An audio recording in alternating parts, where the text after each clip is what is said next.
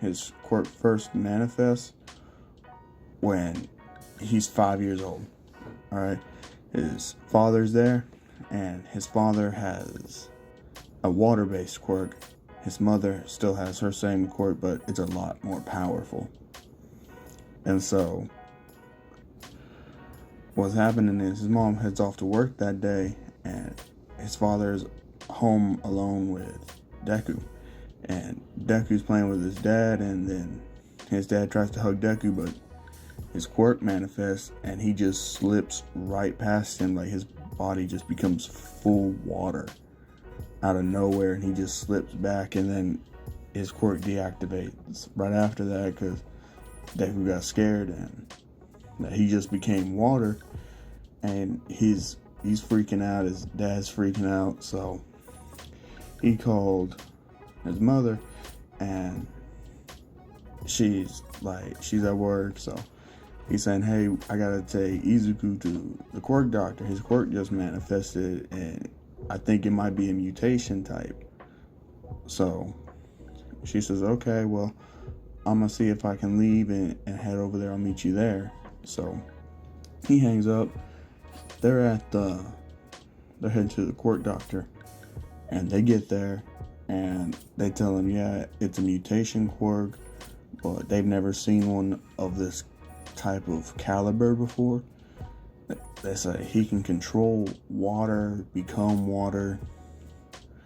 He can be intangible, and he could potentially teleport, but they're pretty sure he has a lot more potential, and as he ages, his quirk might mutate further, giving him even more powerful abilities. And so his father's like, oh wow, that's pretty fucking insane. And so, and the doctor's like, yeah, we want to do some more tests before he goes home. Is that all right with you? His father agrees, and his mother, she's still on the way to the hospital, and on her way there's a villain attack, and this villain is like fighting 3 different heroes, and he picks up a car, and it just so happens to be Deku's mom's car, and she's still in it. Like, she's trying to get out, and he throws the car, and one of the heroes tries to catch it, but he just misses it by a second, and the car just hits the fucking wall, and it crushes her. So she's dead. Deku does not have a mother in this no more. And after that, All Might shows up on the scene just a minute too late, and he one-shots that villain. And he learned that there were civilian casualties, and that completely destroys All Might. So the villain gets taken in, and the police call Deku's dad. And since we don't know his name, I'm just gonna call him Shoya Midoriya. So he gets the phone call while he's over there with Deku, and then he gets this grim look on his face, and Deku sees it, and even though he's young, he's not stupid. He's never seen his father have that facial expression, so he knows something's wrong. Especially when his father tells the doctor, hey, I gotta go right now with my son. We have to go. And the doctor's wanting to know what's wrong, and he just says, I don't have time to mess around right here. I need to get going. So he takes Deku, they run out of the doctor's office, get in the car, and he's speeding to the police station. And as soon as he walks in, All Might's in there, and the chief, the dog looking dude, he's in there. So Midoriya is freaking out because All Might's in there, and All Might's face, as soon as Deku sees it, he knows something went terribly, terribly wrong. And he's just like, why isn't All Might smiling? And the chief said he was a minute too late to stop a villain, and there were civilian casualties in play. And I'm gonna say the hero that was trying to catch Deku's mother's car is Native's in there, and the police chief motions for Native to come over there, and like he says this is the family of the deceased woman that was in that car. And Deku hears deceased, and he's tugging on his father. He's asking, what does deceased mean? And Native gets down, squats down to Deku's level. He says, deceased means that she's dead. Like, I couldn't catch your mother's car in time, or I couldn't stop it. Because we really don't know what Native's quirk really is. So I'm just assuming, like, he could have stopped that car if he wanted, if he could have. But since he missed it by a fraction of time, he couldn't have. And this is when Deku's just like, he's freaking out. Like, he's crying, and his father can tell his quirk is starting to manifest, like, because he's got, and Deku's just like, goes to push Native away, but he shoots out hydro pressurized water, and it just shoots Native all the way across the fucking police station. So Native's hurt, and All Might sees this, and he comes over there, and Deku's father, he's pissed at All Might. Like, he's mad at All Might frame one. And it's just like, yo, where were you? Why did it take you so long to get there?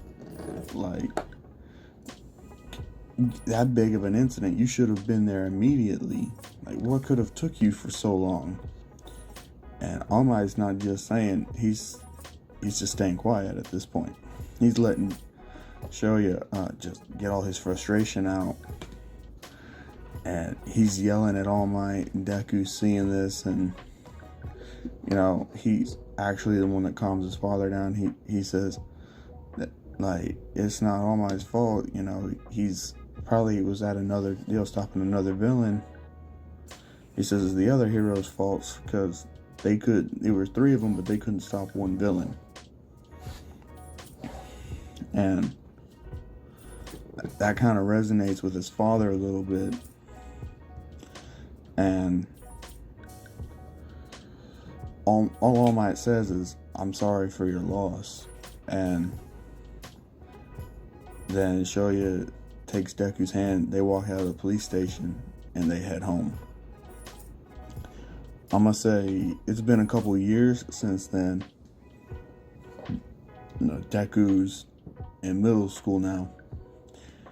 Cause I'm gonna say his elementary school went the same. Like, Bakugo's still being a dick to him, just bullying him out the ass. Like, because he don't know that Deku don't have a mother no more. Like, nobody knows, because Deku just doesn't want to talk about it. The teachers know. The teachers don't say nothing, though. But in middle school, Deku's, like, he's decided he's had enough of Bakugo's shit and everything. So he's telling himself, if Bakugo tries to start anything with me, I'ma fucking hit him. He's like, I went all throughout elementary school, even after losing my mom. And in this version, Deku is not timid at all. He's had a huge confidence boost, because ever since that day, he told his father, like, hey, I'm gonna grow up and be a hero that can save as many people, even more than All Might. No villain, no matter the number, gonna be a match for me. And so ever since he was like 6 years old, his father's been training him to, control his quirk, test the abilities of it. So he's got somewhat of an idea of what his quirk can do, but his father's also been having him do a lot of workouts. Like, he's been running a lot. He's been doing a whole lot of body work, weight workouts, like calisthenics. And he also enrolled him in Muay Thai. So Deku is looking like he's not anywhere near his canon counterpart at this time. And I'm gonna say this is the first year of middle school. So around 6th grade for normal, and they're going in, and Bakugo's, he's full of himself because everyone's just been pampering him like, oh shit, you're a guy. And Deku, he doesn't really show off his quirk because his father says it's better to keep it a secret so people don't know what you can do. And Deku takes that to heart. So he doesn't show off his quirk, and all people know is they got a water quirk. And Bakugo's like, it don't matter what Deku can do, I have explosions. I can just blow them away right here. And so Deku's just, he's letting him think that, but he's had enough at this point. So, and here's where I'm gonna have another little change happen. I'm gonna have it where it's not just Deku and Bakugo who go to the same middle school now. I'm gonna say that, I'm gonna say Kaminari, he goes to this school too. Like, his family moves away from where he's at in canon, and Kaminari is going to this school now. And because of that, there is a classroom change.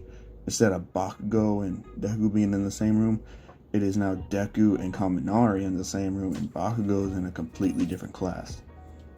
Like, if Deku is in, the room all the way at the end of the left hallway, Bakugo's all the way at the end of the right. So they ain't nowhere near each other. Deku sees this, and Kaminari is over there.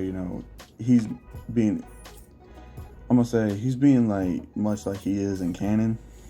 Deku sees this, and Deku, he's still a kind person. He's not growing up to be cold-hearted, none of that, because he says, to be better than All Might, I still gotta be kind, but I also have to be strong. And his father's always taught him, hey, remember what your mother always told you, be kind to people, So that's something that sticks with Deku. He's still kind, but he's not timid, and he's definitely not gonna take no disrespect.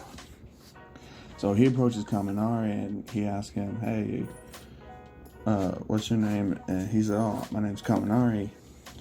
He says, I have this electricity quirk. And Deku's like, oh, that's cool. I have a water quirk. My name is Izuku Midoriya. He's like, and Kaminari's like, oh, all right, cool. He's like, what all can you do? And he's like, okay, well, for starters, I can shoot high pressurized water out of my palms. I can teleport, and I can just create a bubble of water around you, trap you in a bubble of water. And he's like, damn, is that all you can do? He's like, yeah, that's all I know how to do. He's lying, of course, but he ain't gonna show his full hand. And Kaminari is actually impressed by this. And Deku, he's still seen as the nerd because he is extremely smart. One thing his father drilled into him more than combat and exercise is you've got to be smart. If you're going to be the top hero, you got to be smarter than anybody else. So Deku, he's been studying twice as much as he's been working out. And so Kaminari, he's still an idiot. But he sees Deku working so hard on his studies, and he's like, hey, why are you studying so much? And he's like, well, it's something my father always taught me. He's like, if you're gonna be the best you can possibly be, then that means you also have to be smarter than everybody else. And Kaminari's like, oh shit, alright, so that's pretty cool. He's like, that's pretty cool. So just being smarter, what does that actually allow you to do though? Like, what's the point in being smart? He's like, well, say you're in an instance where you can't use your quirk, but there's other things you can do to benefit your situation. If you're smart enough, you'll be able to see all the outlines, and instead of being a victim, you could potentially get away, or you can save somebody else's life if you're smart enough. And Kaminari, he's thinking about that, and he really takes that in. And that's the end of the first day. And a week later, Kaminari comes up to Deku and he's like, hey, can you help me study? Can you help me get smarter?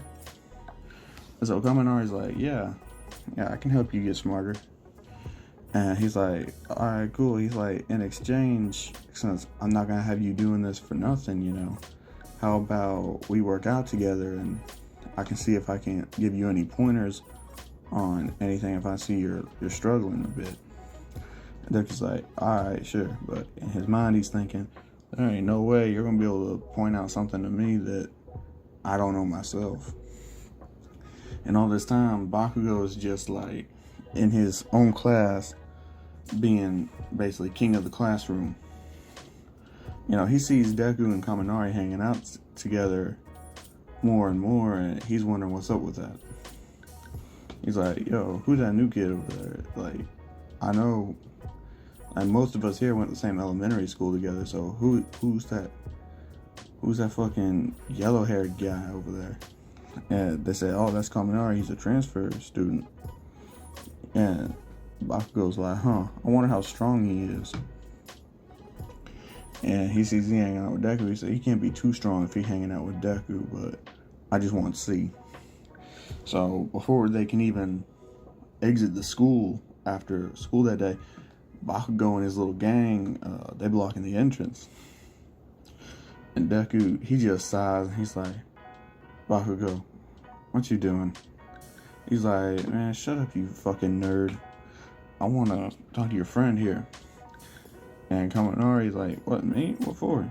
I don't even know you. He's like, yeah, well, you about to know me now.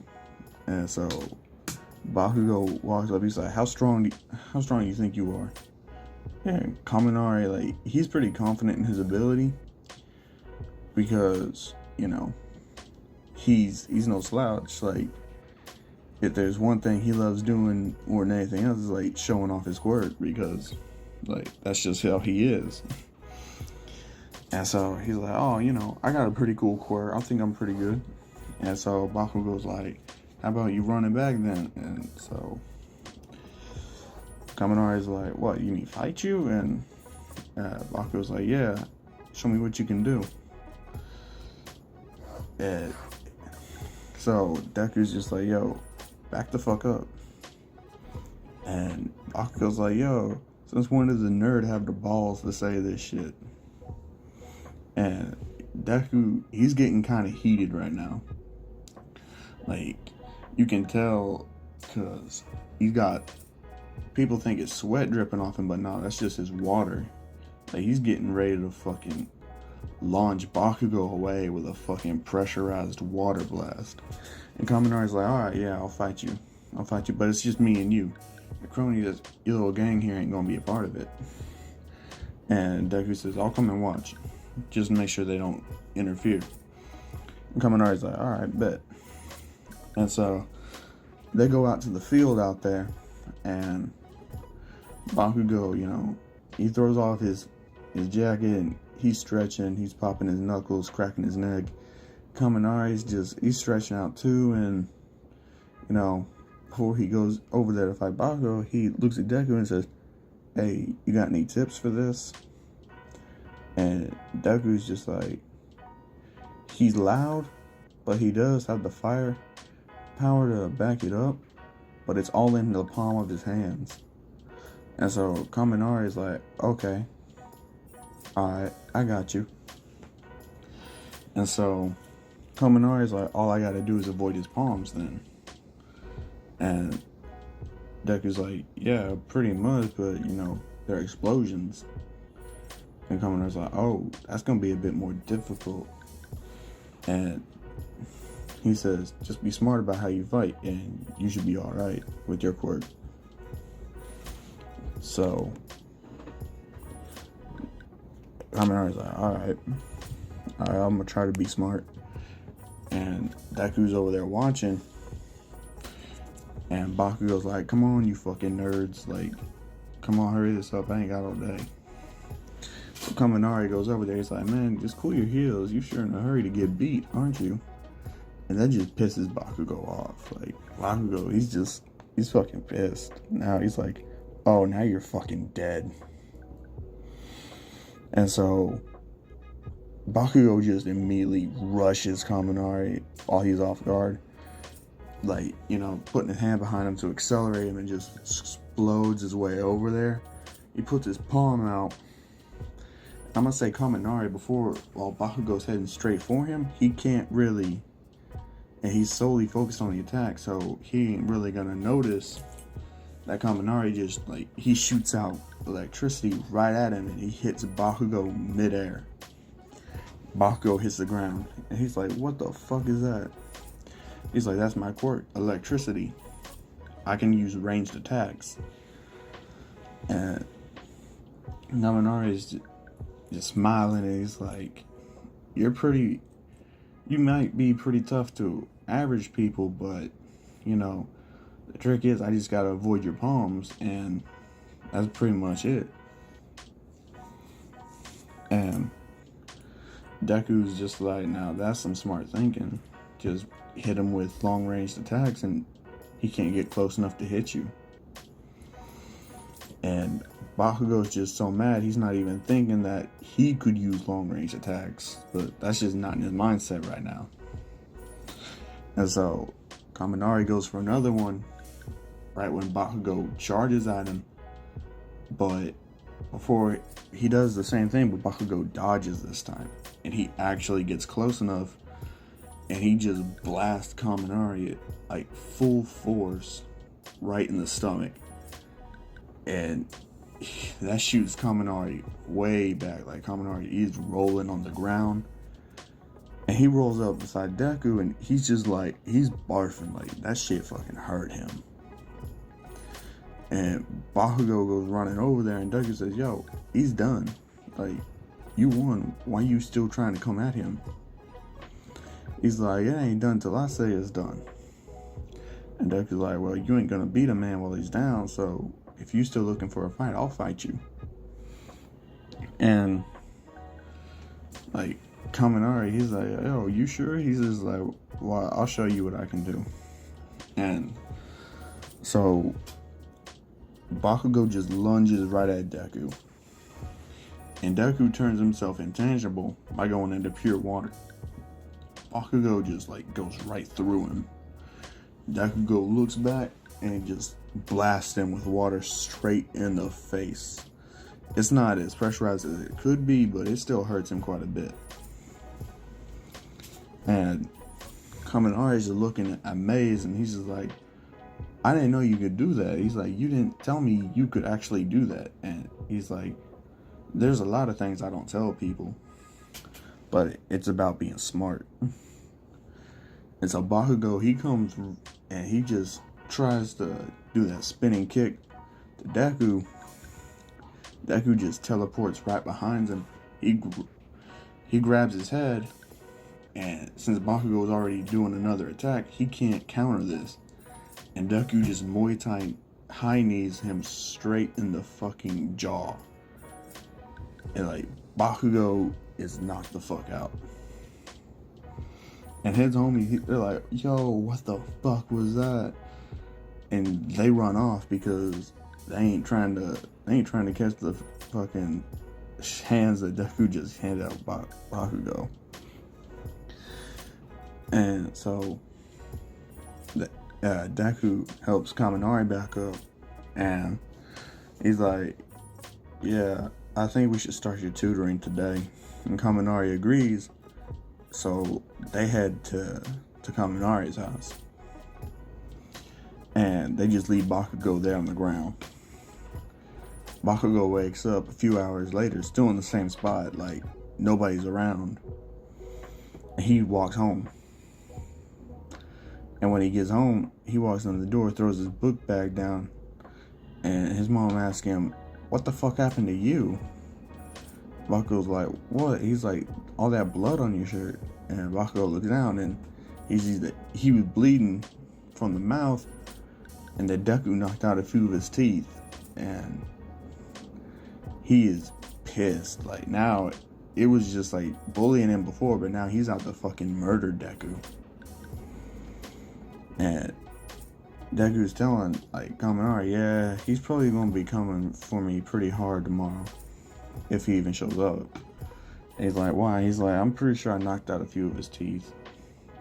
And Kaminari's like, damn, how the hell did you do that? He's like, well, when I went to high Neum, what I did is I used my quirk at the bottom of my feet to propel the knee faster and harder to give it more force. And that's what knocked him out and knocked out his teeth. And he's like, well, you could do that with your quirk? He's like, well, yeah, if you know how your quirk works, you can come up with different ways of using it. He's like, you just gotta know what you can do with your quirk in what areas and how it happens. And Kaminari's like, oh shit, that's pretty dope. And so they're studying together every day from now on, and they're working out together. Like, Deku and Kaminari became the best of fucking friends. And Bakugo, he's playing the long game now. He knows what Deku can do, or what he thinks Deku can do. So he's gonna wait. He's gonna get stronger, and he's gonna hit him again when he's not expecting it. And so I'm gonna skip all the way to the last day of middle school now. And now that it's their last day, you know, Bakugo, Kaminari, and Deku, they're all in the same class now. And the teacher comes in and he's like, all right, it's time to see what y'all want to do with your life. And he's like, just kidding. Throws all the papers up and he's like, I know you all want to be heroes. And he's like, you know, we got 3 people in here that's applied for UA. And Bakugo's immediately up in his chair like, yo, who the fuck applied for UA? They ain't gonna take none of the rest of y'all. I'm the one with the best quirk here. I have the best chance of getting in. I know for a fact I'm getting in. All you other wash-ups are just gonna, you know, be spit out like fodder. And Deku pipes up, he's like, speaking of getting washed up, didn't I dust you in a fight a couple years ago, you know? And ain't you kept your distance from me ever since? So I don't think you should be talking that loudly. And Bakugo's like, what the fuck did you say, nerd? And Kaminari speaks up, he's like, well, you know, you may have got me before, but, you know, I ain't gonna go down like that again. And because over the couple years that's been going on, like Deku and Kaminari, like, they've been training their asses off with each other about their quirks, so they know what they can do and what they can't do. And Kaminari, he's a lot stronger than in canon. Like, he knows his weakness, but he knows how to avoid getting there. Like, he can pinpoint control the voltage that he puts out and how much of it he can put out. Like, for an example, say he goes to send out one shock, like, he can change the voltage of it while it's traveling. So that way he could give it a bigger boost or deduct it if he thinks it's too high. And since Deku has a water quirk, all Deku's got to do is just trap somebody in the bubble and let Kaminari hit him with the electricity, and they're done. Like, because water can carry electricity, and like that's a deadly combination for the two of them. And so Bakugo, he's pretty pissed. He's like, you shouldn't be talking, Spark Boy. I beat your ass. And Kaminari's like, oh, that's so? You wanna try it today? He's like, you wanna have a sparring session today? Watch me wipe the floor with you. And so Bakugo, he's fucking pissed. He's like, let's go, you fucking nerd. And Kaminari, like, he's a lot more confident than in canon. Like, he's like, all right, sure, no fear. He's more scared of Deku than he is of anything else, because he knows all of Deku's abilities now, even the ones that he's never shown anyone, not even his own dad. And so they're out. So Bakugo said, all right, follow me after school today. And school ends. Deku and Kaminari meet Bakugo, and he's like, what's this fucking dweeb doing over here? And Deku says, oh, I'm just gonna be a spectator this time. And he's like, oh, you got that much confidence in your boy, huh? And he's like, well, yeah, I got to, because ain't nobody got any confidence in you. You here all by yourself. And Bakugo, that's just pissing him off even more. He's like, oh, after I beat your friend, your ass next. And Deku said, if you get that far. And so they go over to an alley, and they're about to fight. And as soon as they do, I'm gonna say fucking Eraserhead shows up. And right as Bakugo's about to start up his quirk, Eraserhead erases it. And he plops down. And he's like, hey, what are y'all doing? And they're like, yo, mind your own business. And he's like, no, what the hell y'all doing? Don't y'all know there's a villain on the loose? Y'all should be going straight home, not trying to fight. If y'all have the energy to do that, do it some other time, but y'all need to go straight home. There's a mad villain on the loose. And of course, he's talking about the sludge villain, but they know about it ahead of time because Eraserhead, Aizawa, he's out there looking for him. Same thing with All Might. So I'm gonna say that Deku's gonna head to Kaminari's house and Bakugo's going to his own house. So they don't go towards the tunnel at all. Like, they don't go there at all. So the sludge villain, when it goes, I'm gonna just say All Might captures him pretty easily because he finds him hiding in the tunnel. Because when All Might goes over there, the sludge villain tries to jump out and take control of All Might, but that ain't happening. And All Might captures him, and everything goes on. He's met Deku before, but he doesn't meet him again in that instance.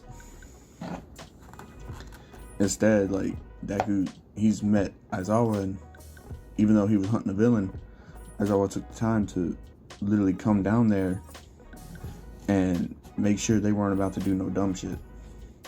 So Bakugo, he's pretty livid that, he was stopped and didn't get to fight, but at the same time, he's like, oh, well, there was a villain, I can't be in a pro's way, wasting their time.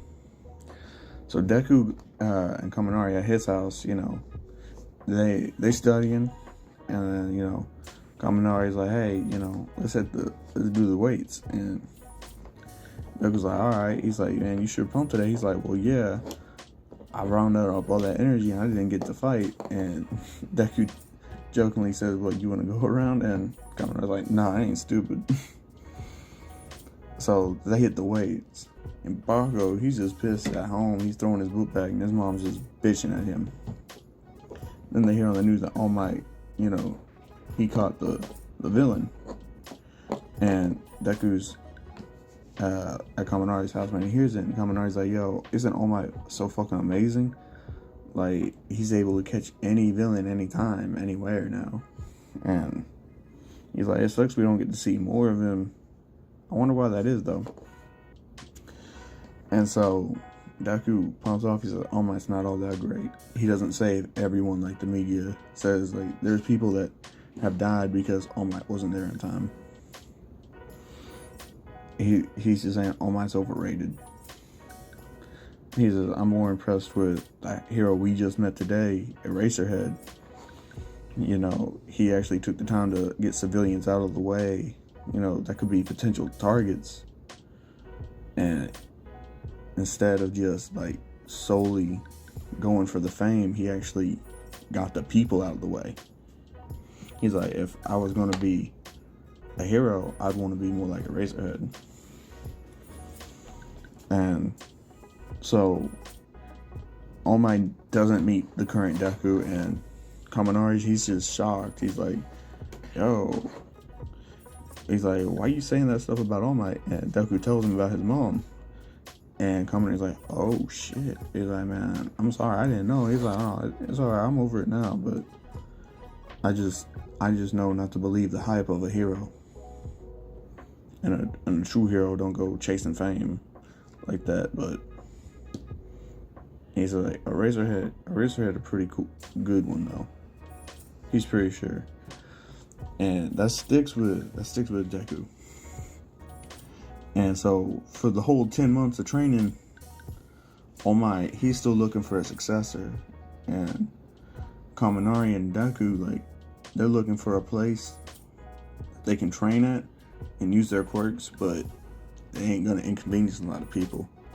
So they still end up going to Dagobah Beach, but this time it's with Kaminari, and they see all the trash and they're like, yo, this would be some good muscle building if we cleared all this out. And he's like, you could even practice your water quirk, seeing how much you could pressurize before you go through something. It's like, so you can know your upper limits. And he's like, yeah, that'd be a good idea to do. And so they spend their whole 10 months. I'm gonna say it don't take them the full 10 months. I'm gonna say it takes them about 2 months, just because they're like really just using the trash as target practice to see what the limits are for their quirks before they become lethal. And so Deku, he knows his abilities, and you know, he's like, all right, that's cool.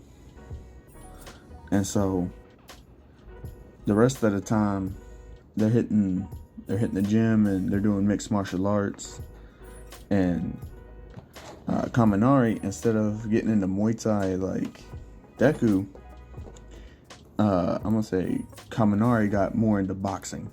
Like he really likes how the fuck with boxing, and especially with his quirk, he said he could really incorporate, you know, just counter punching and striking them with the electricity in his hands, and you know, using that to knock them out. It'll be a knockout punch every time if he connects with their heads and just shoots the electricity into their brain, knocking them out. So while Deku's practicing Muay Thai, you know, Kaminari, he boxing. And Bakugo just in the gym lifting straight weights for the full 10 months. So Bakugo's muscle mass is going to be a lot more than what it is in canon. And of course his quirk, he'd been working that too, because he got pissed that, you know, he wasn't able to show off how great he was to those guys, and that Eraserhead just erased it on the spot. Like, that's what's really getting to him. And so, you know, it's the UA entrance exam time. You know, Deku and Kaminari are there together. And Deku, he's in his head a bit. And, you know, his dad called him. And he tells Kaminari, just go on ahead. And, you know, Deku's dad's there, and he's like, on the phone, he's like, hey, son, you know, I just want to tell you, you know, this is one step closer to getting to your dream of being that ideal hero of yours, you know. Just do your best, and, you know, don't show off too much. only do what's absolutely necessary, but during the physical exam. But I know you got the written part down. And, you know, he thanks his dad. He's like, all right, cool. And he's just thinking back about across the years, like what's happened, like what actually got him started on this. And he's just, because Deku, he still don't know the villain's name that killed his mom. Like he still doesn't know. And so he's walking, and I'm gonna say he almost trips just because he's in his head trying to think who that villain could be. And Uraraka, she still saves him from tripping, and he's like, yo, why am I floating? And Uraraka says, oh, I'm sorry, it looked like you were about to trip. And he's like, oh, I actually was, so thank you for stopping me. That would have been embarrassing. He's like, yeah, it would have. So their interaction goes like much like canon. And I'm gonna say that Deku catches back up with Kaminari, but Ida's on the lookout. Like Bakugo got there a little bit first, and he's being loud with Kaminari right up there, and Deku about to step in, but then Ida pops up and he's like, yo, what's your problem? Like, why are you so loud, and why are you ragging on this guy? You know, that's very disrespectful. And he's just pissing Bakugo off, and like, the louder Bakugo gets, the louder Ida gets.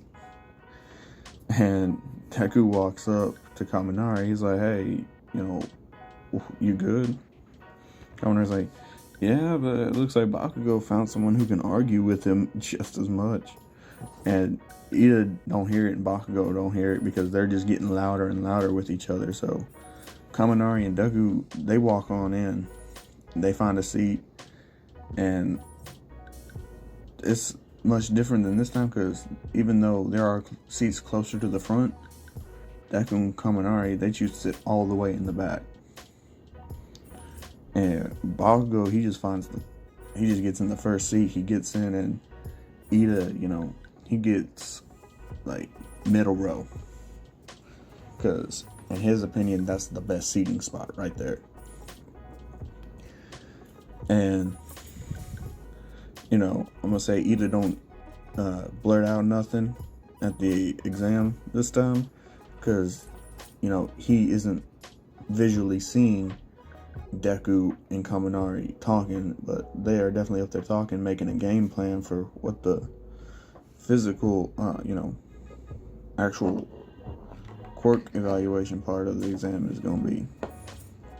They're like, yeah, we got to keep, you know, property damage to a minimum, like, and if we got to treat this real. And he's like, yeah.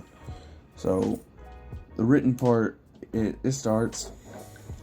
Deku passes easily, gets highest score, because, like I said, he's the smartest kid there. Like, he's the smartest out there. He studies more than what he practices at work. And I'm gonna say Kaminari, he doesn't get second, but he still passes like way better than what his grades would actually be. Like, he's in the top 10%, but he's still a long way off, because he does practice more of his quirk. And so we go over there to the actual robot fighting part, and, you know, Deku and Kaminari, they walking up to the front. They want to be first ones out the gate, and sitting in the back, let them be the first ones at the gate, because they were that much closer to the door, and they could just leave. And so Deku, you know, he's rocking a purple shirt with black pants on, and I'm gonna say it's a purple muscle shirt, and he's ripped. No, he's got a lean body. And Kaminari, he's wearing just a jacket, pants, you know, his usual attire. And, you know, they just chilling up there at the front. And Ida sees Kaminari, and he goes up there and he wants to ask, like if what his deal is with that loudmouth guy from earlier. And he's like, "Oh, that's Bakugo? Yeah, he used to try and bully us in middle school." And so Ida hears that, and he's just like, "Yo, I ain't having that. Like, if he a bully, okay, I know his type now." He's like, "That guy's just a delinquent then." And Deku, he just starts laughing at this. He's just laughing. And Bakugo, I'm gonna say he at the back of the line because he just don't want to go up there near Deku at this point. He's just like, he's just trying to focus himself on what's about to happen. He's like, "I'm gonna murder them in points with the disadvantage of being in the back just to prove I'm superior." That's what he's thinking. And when Uraraka, she's coming up there, she sees Deku and she's like, "So how you think you did on the written part?" And Deku's like, "Oh, I know I passed." Kaminari is saying, "Oh, I'm pretty confident, but who are you?" And Deku says, "Oh yeah, this is the girl that she saved me from tripping. From when after we split up, I was walking, I almost tripped, and she used her quirk to help me out a bit." Ida hear this, and he's like, "You shouldn't be using your quirk, without permission. But you did help someone else. But just know, like, don't use your quirk just all out there like that." And she's just like, "Wow, oh, okay." And Deku's like, "Yo, I know rules are important, but they're not everything." He's like, "Yo, what you mean?" And he's like, "Well, she actually helped somebody. I feel like if it's to help somebody and you have to use your quirk, I feel like you shouldn't even think twice about using it. I think, her by doing that, she's actually got what it takes to be a hero, because she's going to do what's right no matter the consequences just from that." And Uraraka's just like, she blushing. Her face is red, and she's just like, I'll see you later." And Kaminari's just like, damn, dude. Like, you trying to flirt with her or what? And he's like, "No, I'm just speaking the truth. Like, yeah, rules important, but saving people's what actually matters if you're going to be a hero." Ida thinks about that, and he says, he's quiet, but he's thinking. He's thinking on those words. And so the gate opens, and Kaminari and Deku, they just go straight on in. Deku's using his water quirk to just like bubble them all up, and Kaminari's just zapping them, just exploding them. Deku's teleporting around, blasting holes all up in them, going intangible when he's about to get hit. And All Might sees Deku, and he's actually really impressed with what he's doing up there. He's like, "Wow, this man, he really out here just showing off. Like, he's keeping property damage to a minimum. He's treating this like a real situation, and he's not even getting hit. He's taking down all these robots so quickly, and he's even setting them up for his partner to take them down too. Like, he's setting one up and taking another one down while his partner finishes it off." And I'm gonna say the principal sees it, and he's just like, this kid has an amazing quirk and amazing control over the pressure that he's putting into his water blast. And I'm gonna say he's really impressed with this, and he's thinking to himself, yeah, he's gonna be 1A material. He's definitely going in 1A. And I'm gonna say they see Bakugo over there just blowing the hell out of all the robots he can get his hands on. And the principal is just like, yo, that kid clearly got some issues. He's acting more like a villain than an actual hero. But he do got potential if he's treated the right way. And so he's taken an interest in Deku and Bakugo, but for completely different reasons. He's impressed with Deku because of his control and his awareness of his surroundings, but he's impressed with Bakugo for his potential and his destructive power. And I'm gonna say that one of the pros that's there sees Kaminari, and they see him doing ranged and close up blasts, but he's got tightly knit punches for his close range, and for his long range he's actually setting them up to take out multiple at once at the long range distance, so he's not just using his power for nothing.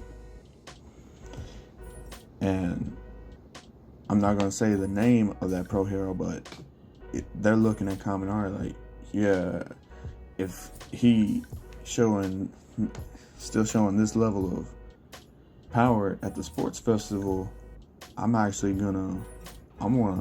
him to intern with me. And so I'm gonna say it's getting close to that time, time's running out, and Deku, he's just took out a robot, and he see Kaminari just running, and he see all these other people running right behind him, and he looks back and he just sees the 0-pointer just marching. And I'm gonna say Deku, like, he's not scared of it. He's actually excited to challenge it. But he also he can hear a familiar voice, and he looks over there. He sees Uraraka just trapped underneath the rubble, and the 0-pointer marching right at her. So he literally just teleports right on over to her.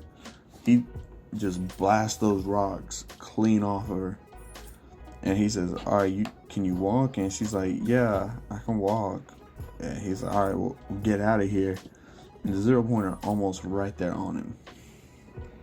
And so Deku's just like, well, shit, looks like I'm gonna have to use it. And she's like, what are you talking about? And Deku, like, the sky just starts getting real dark. Real dark. And as soon as Deku just like motions his hands down, a fucking purple lightning bolt just drops right on the 0-pointer, completely destroying it. I mean, it fucking obliterated the 0-pointer. And everybody's just looking like, yo, what the fuck just happened? And the principal, like, he can use lightning and weather manipulation. He's like, what type of quirk is this? And they're looking through his file, and, the name of his quirk, it's blacked out. So they don't know what the name of his quirk actually is.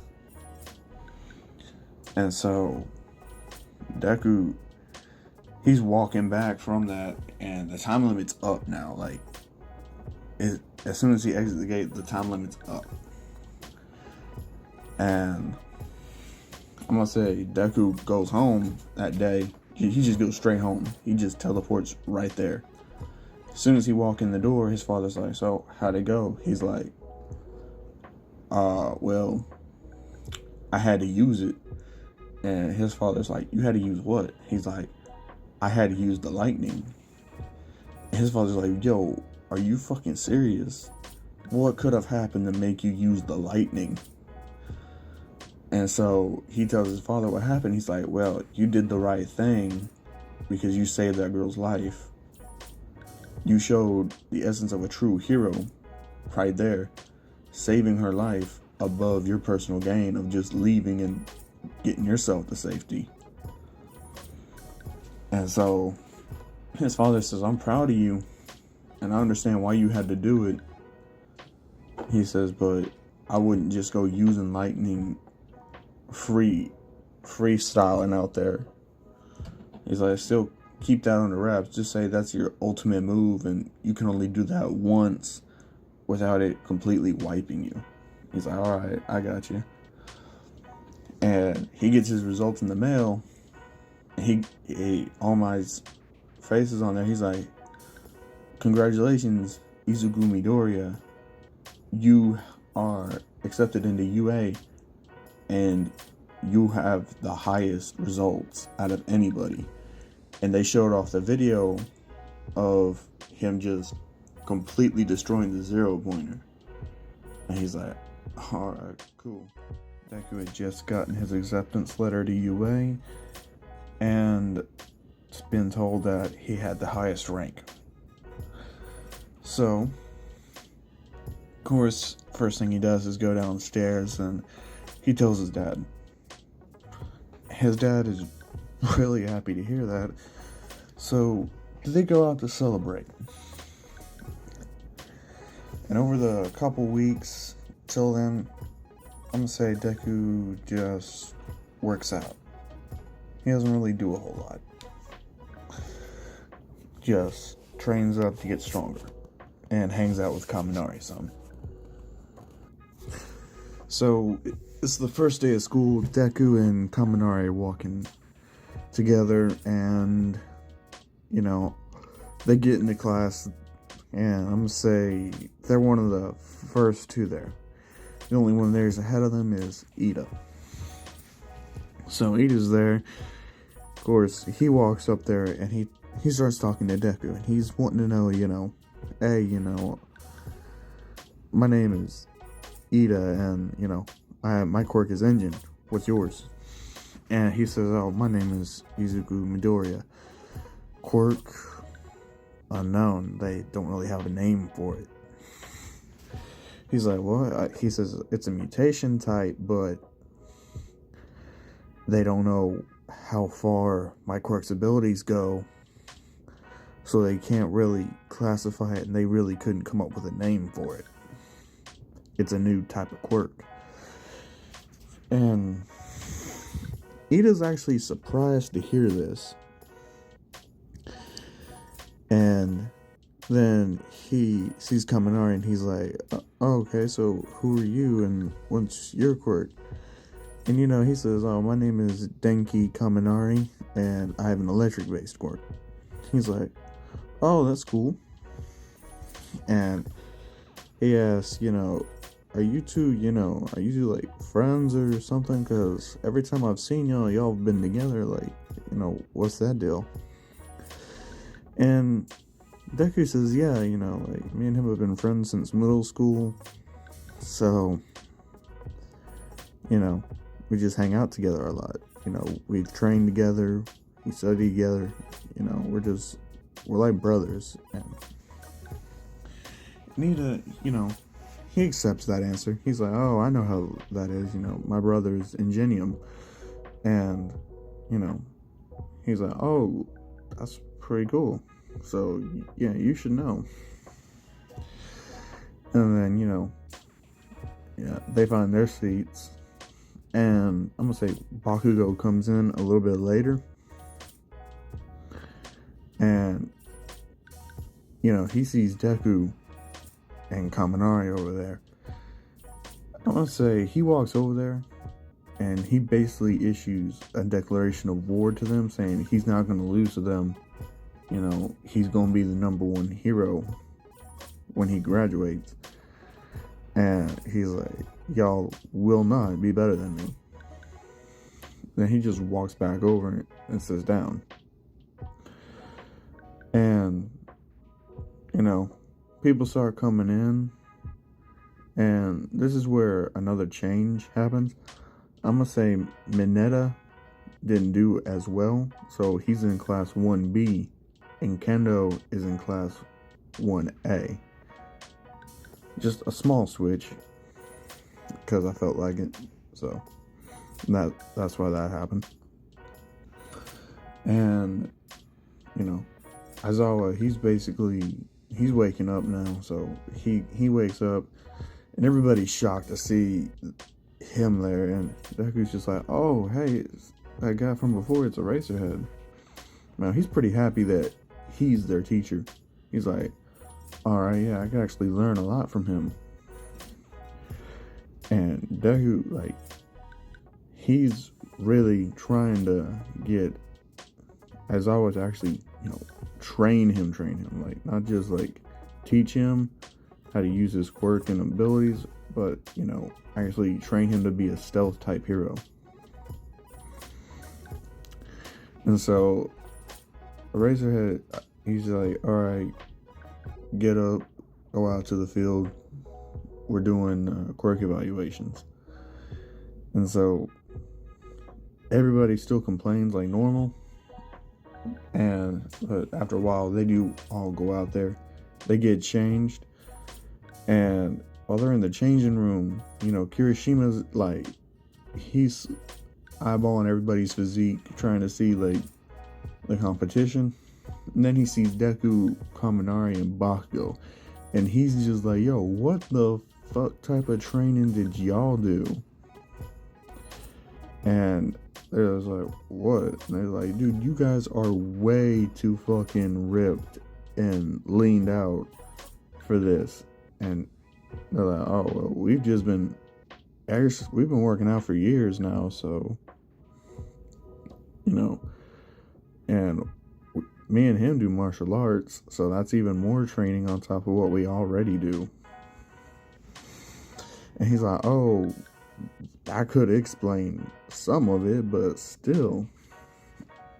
And he's just, Deku, he's just like, don't worry about it. It's not that big of a deal. And, so they go out there, and Aizawa, he's explaining everything, and, he calls Deku up there, and he's like, alright, here, throw this. So, Deku, he's like, I just throw it as hard as I can. He's like, yeah, but you gotta use your quirk.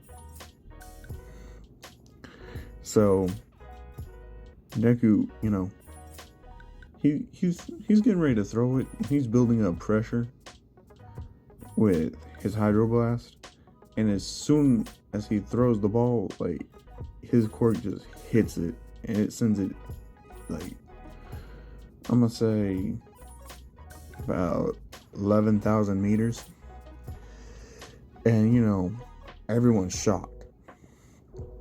So then Bakugo comes up, because Bakugo did get the second highest, and Bakugo goes to throw it. I must say Bakugo gets 9,000, because he's really pissed, and after that declaration, he really wanted to go all out, like, just, so he did he's kind of taking what Deku's been doing, because he knows how Deku likes to use his quirk, and he's been thinking if he could do that. So he does kind of like an AP shot, but not fully, to throw the ball. And he's like, damn, still didn't get as far. But in his head, he's like, I am improving on it though. So Kaminari's up next. He only gets 5,000. And I'm gonna say Uraraka, she takes the overall win here, because she still gets infinity. Like, there's no way around that. She's just always gonna get infinity. So for the rest of them, I'm gonna say Deku takes them, and Bakugo gets second place, and Kaminari, he gets third place. And Bakugo, he has a rivalry with Deku, like, he's declared that. But after this, Kaminari, he declares war on Bakugo. He's like, I'm not gonna lose to you. From now on, I'm in competition with you, even though you're in competition with Deku. But I'm a competition on you, so you're gonna take me seriously too. Because spending a lot of time around Deku, it's kind of rubbed off on him. So he is confident in making that assertion. And after that, Aizawa, he's like, all right, that's it, class dismissed for the day. So that's day one. Day two happens. All Might's in charge today. And today it's like the quirk battles. And I'm still going to have everybody be in the same teams. And basically, you know, the fight with Deku and Bakugo, it goes way different. You know, so Bakugo, he still lunges at Deku, and you know, Deku's in his new uniform, you know, which is basically Rain's outfit from Mortal Kombat 9, or the one in the picture. So he still blows up Deku's mask. Like, the mask is still gonna get blown off. So Deku sees him and he's like, alright. And Bakugo, he doesn't say a word. He just goes straight at him to try and make him fight up close. But Bakugo, he's not dumb. He's not going to play the ground game with Deku. Like, he's going to try and stay in the air as much as possible to hit him, to put him at a disadvantage. But he also knows he's got to find a way to get around that intangibility that he's got, because that sneak attack, it pissed Deku off. Like, it really pissed him off, like, knowing that Bakugo actually got a hit in on him. And so Deku, he sees Bakugo and he just waits. And when Bakugo goes to land his attack, Deku teleports a little bit above him and grabs his head and does a side knee kick into his head, knocking him to the ground. And after that, you know, Bakugo, he gets back up and he tries to lunge, and Deku just puts him in the bubble. He just makes a full-on water bubble around Bakugo, and, you know, Bakugo can't really breathe, but Deku slams him on the ground and then ties him up with the capture rope. So Bakugo's been captured. And Uraraka, she's over there, she's waiting on Deku, and Deku, he just kind of like teleports up there to her. And Deku sees it, and he's like, alright. So he teleports right on in there and just touches the Doomsday device, and that's it. You know, he doesn't even know he's in there until All Might comes over and says, Hero Team wins. And he's just like, wow, okay. And the reason why Deku could teleport to Uraraka is because, you know, they do have headsets in, so they can hear each other.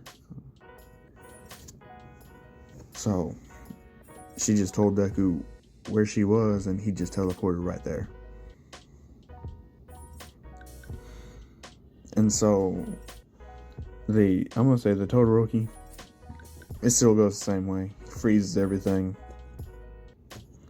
But only difference between the rest of the results is Kaminari wins his match.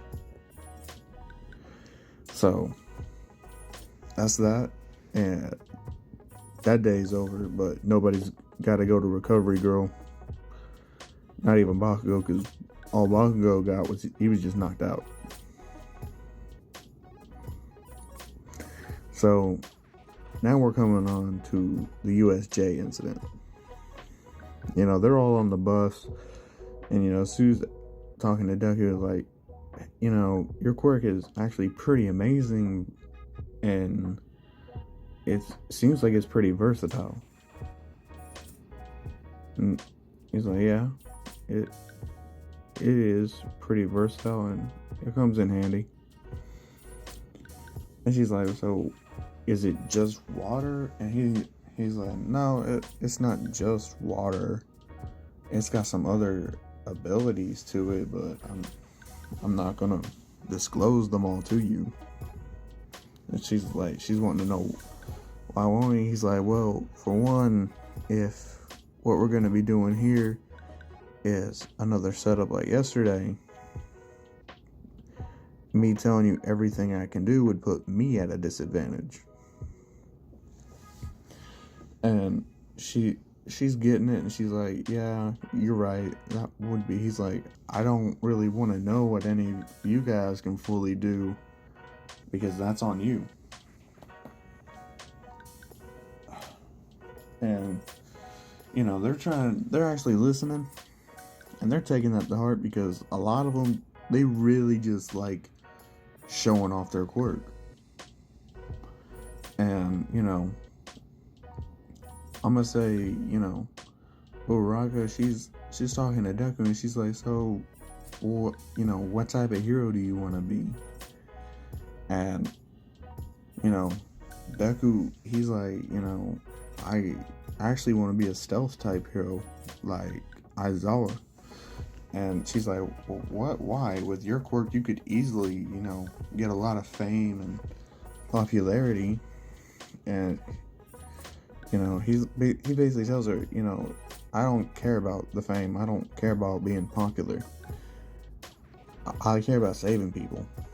He's like, my mom died when I was young, so I want to be able to save people and stop that from happening. That's why I'm here. I really don't care about anything else but becoming a good enough hero to save a whole lot of people. And if the villains don't see you coming, they can't put anybody in danger. And she's thinking, she's like, wow. And, Ida, he hears that. And, he's wanting to ask Deku, like, who he lost, but he's kind of reading the emotions on Deku's face, and he's like, yeah, now would not be a good time to ask him that. So, and Bakugo, he can pretty much tell who Deku lost as a kid, but he's not gonna let on that he knows exactly who it is. But Kaminari knows, and he tells everybody, yeah, just don't ask. But on that trip, Jiro asked Kaminari, like, hey, how did you get so strong? And Kaminari's like, well, I practiced a whole lot with my quirk, raising my resistance, and it's really just thanks to Deku, that I've been able to do that. And she's like, Deku? Who's Deku? And he's like, oh, yeah, that's Izuku, whenever I first met him, people were just calling him Deku, so that's what I've always kind of called him. And, now the question gets raised up, like, hey, why do they call you Deku? And Deku says, Bakugo called me that when we were in elementary school, basically just a way to call me useless. And, people are looking at Bakugo like, wow, you are a dick. And he's just like, hey, I didn't know his quirk was like that till middle school. He barely ever uses his quirk. And they're like, still, though, you can't just judge somebody's worth on their quirk. So Bakugo, he's seen as an asshole in the class, even earlier than what he actually was. And of course, they finally arrive, and Jiro's like, hey, can we pick this conversation up later? And he's like, and Kaminari's like, oh yeah, sure. So they enter and they meet number 13, and they're going over, explaining everything, explaining all the rules and stuff. So, and Deku can kind of feel this chill in the air, and that the water's something's not right in the water. There's something there. And he asks number 13, he's like, hey, is there supposed to be people in the water? And she's like, what? Excuse me? What? And he's like, I have a water-based quirk, and it allows me full control over water, and I can sense when something's in water hiding. And he says there's quite a lot of those people in the water area over there. And that's when Kirigiri teleports Nomu and Shigaraki and the rest of them that weren't already there hiding into the USJ, and they declare themselves. And so Kirigiri, he still makes his move on up there, and number 13, she is ready, and she's already got the black hole open, and she's like, stand back, like, I don't want you guys getting affected by my quirk.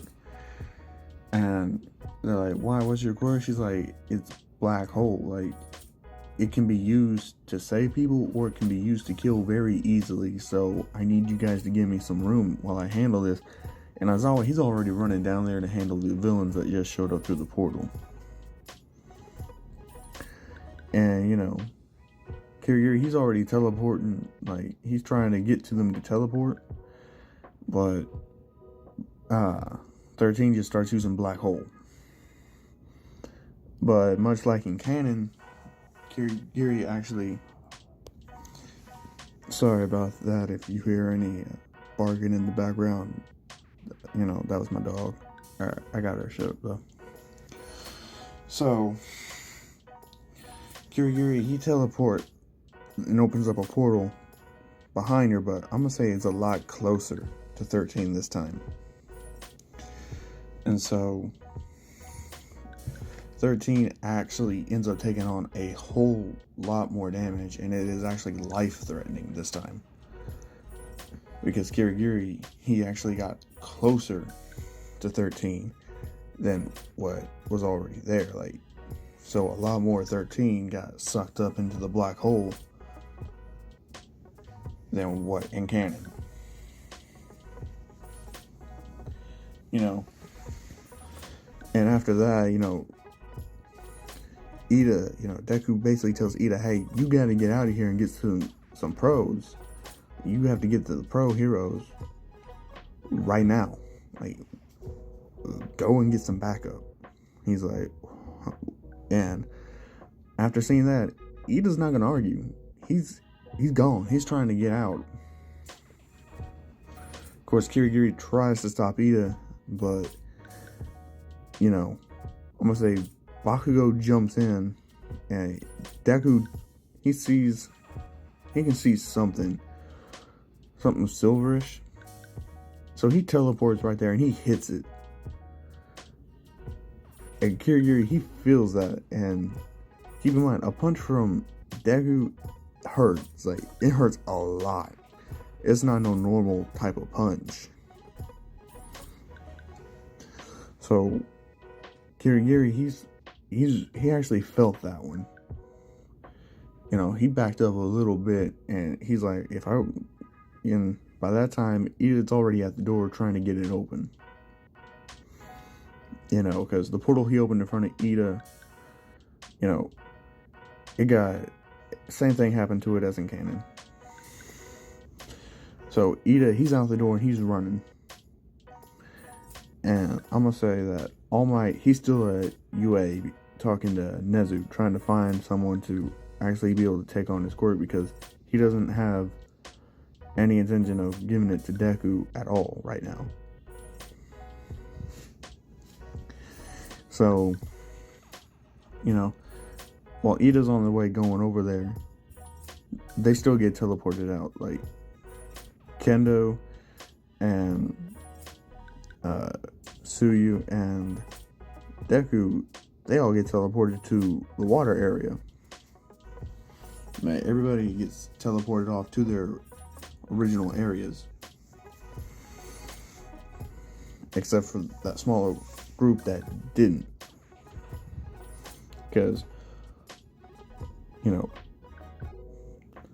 just 13 is still alive, so she did try to interfere somewhat. Like, as long as 13 is still able to breathe, 13 ain't gonna give up. on trying to protect the ones that she can protect. And Aizawa, he's still doing just like in canon. Like, he's wiping through them. I'm gonna say Shigaraki, he's not playing around. Like, he's wanting All Might, and he's wanting All Might dead, and he wants All Might dead now.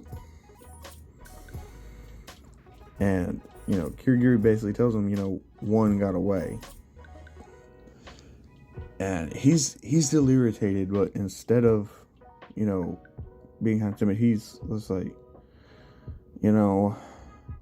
when the pros get here, we're not going to have a chance at winning. But we can at least leave them broken. And he tells Nomu, kill Eraserhead. And Shigaraki, he's just going to stand back and watch this time. Like, he's not going to try and fight Eraserhead right up, because he knows his quirk, and he doesn't know his timing yet.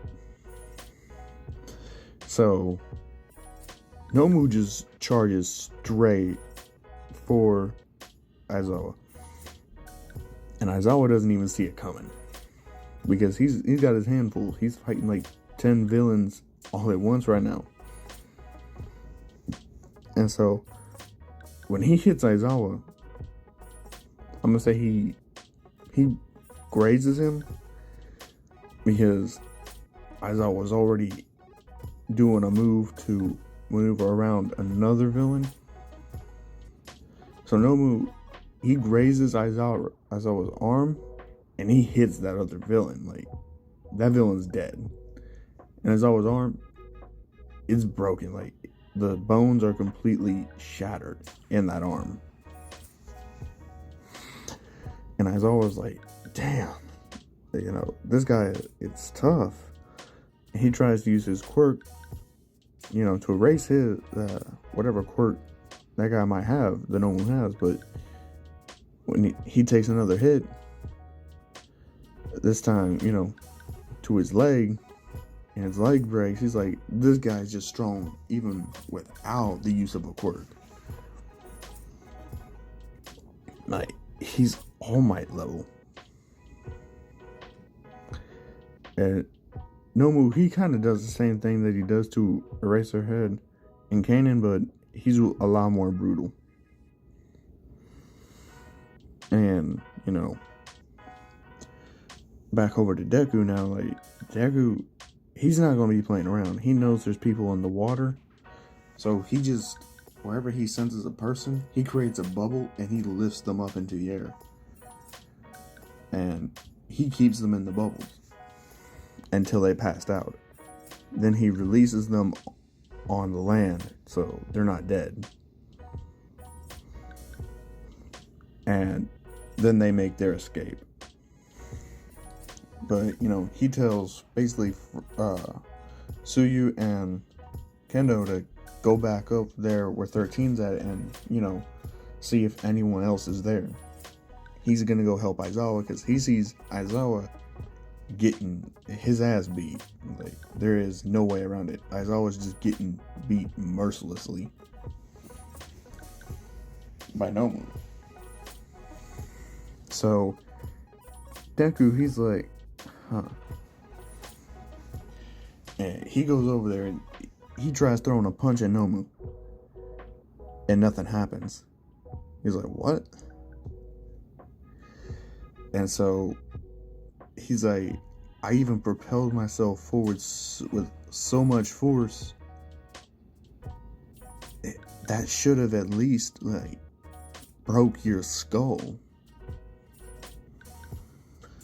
And then Shigaraki, he chimes in, he's fucking just taunting. He's like, he's got shock absorption and instant regeneration. There's nothing you can do to beat him. He is strong enough to kill All Might. He is going to be the one to kill All Might. And so Deku's like, he was built to kill All Might? And Shigaraki's like, yes, what is so hard to understand about that.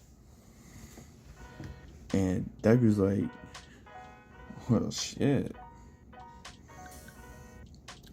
All Might ain't gonna go down as easy as you think.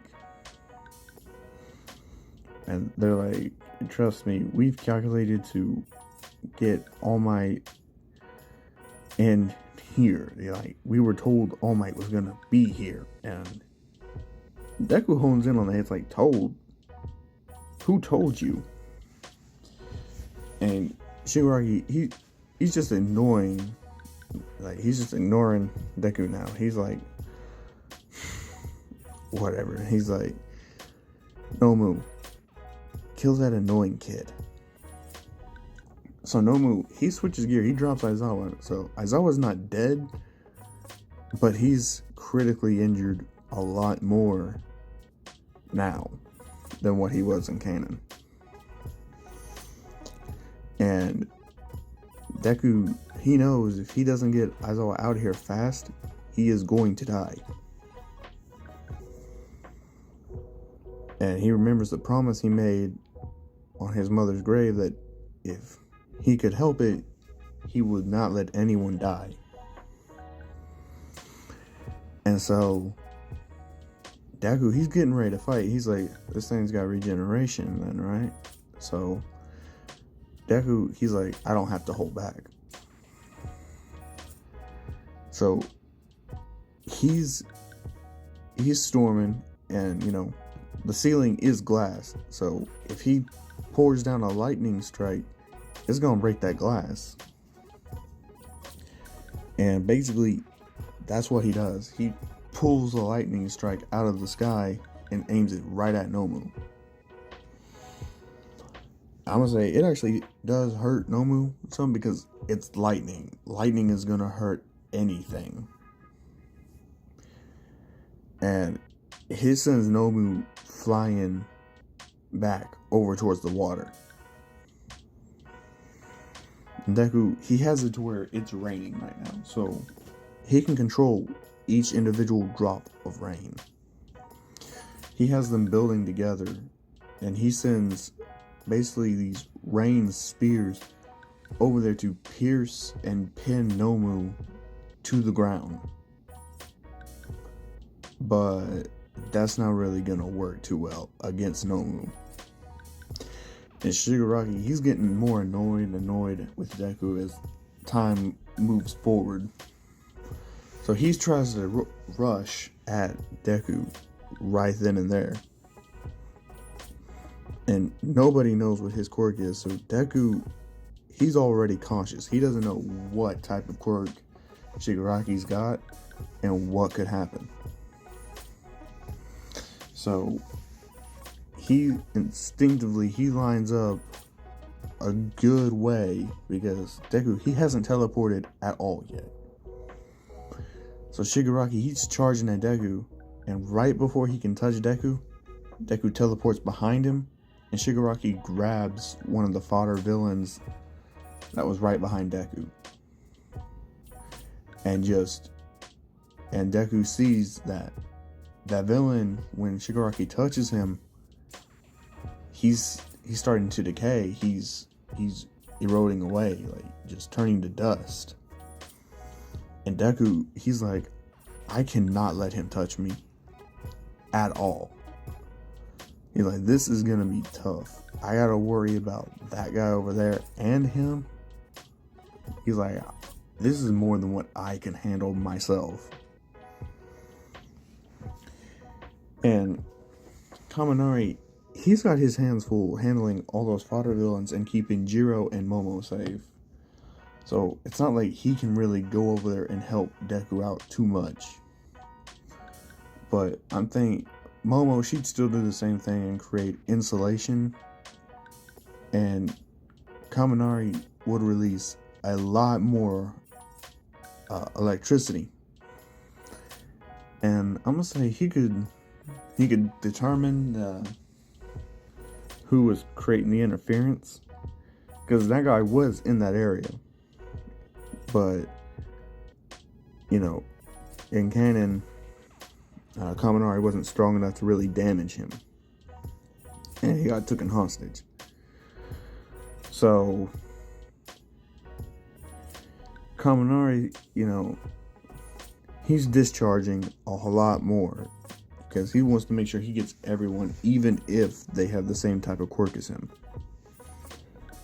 And, I'm gonna say he discharges so much that he actually does go stupid. Even though his tolerance is raised, he still ends up in the same condition.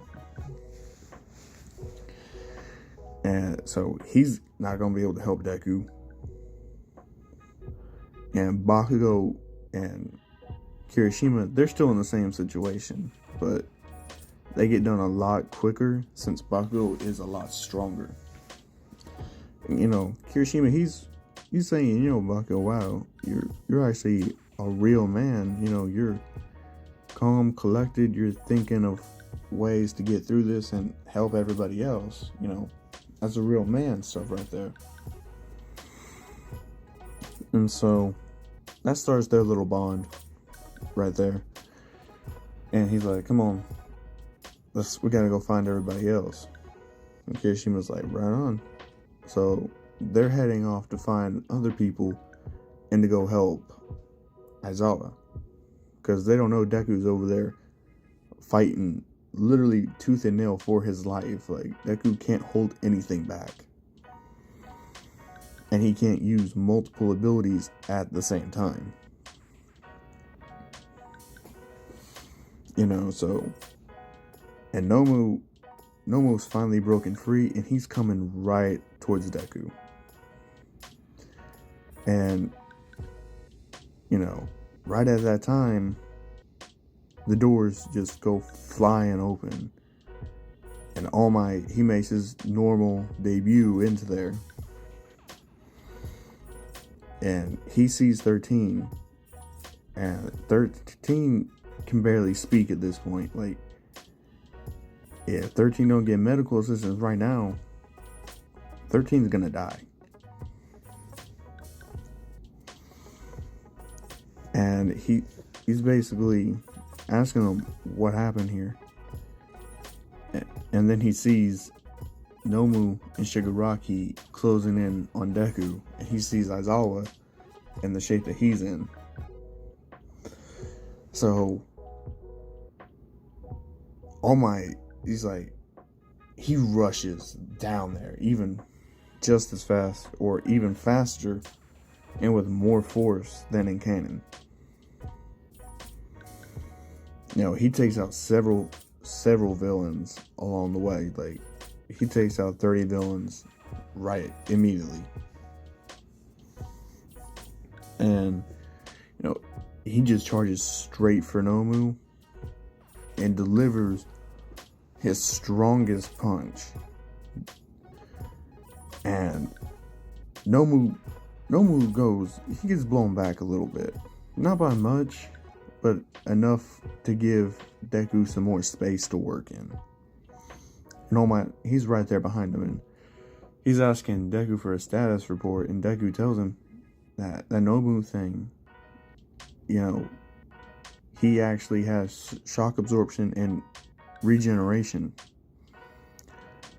And that Shigaraki, he's got a quirk that'll decay away anybody he touches. And All Might's like, well, looks like we got our hands full with these two then. And Deku asks if any other pros are going to be there. And he's like, they're on their way. I was just able to get here faster. He's like, they should be here within a matter of minutes. So Deku's like, okay. He's like, I'm not pretty sure how much longer I can keep my quirk up for. This is the longest I've ever had to use it, and I'm getting worn out really quickly right now. He's like, it's been a constant fight just to stay alive right now. And All Might's like, well, don't push yourself too hard, but I am going to need you to help me, keep that guy off my back while I deal with this guy. And Deku's like, okay. So All Might and Nomu, they're fighting, and that pretty much goes like in canon until the point where All Might, he's getting stabbed in the side where his injury is by Nomu. And I'm gonna say Shigaraki, he's backed off of Deku for right now. And Deku, he's just been using that time to recuperate and gain his strength back. And Todoroki, he arrives and he freezes, But as soon as the Nomu gets back and regenerates, he charging straight towards Kirigiri.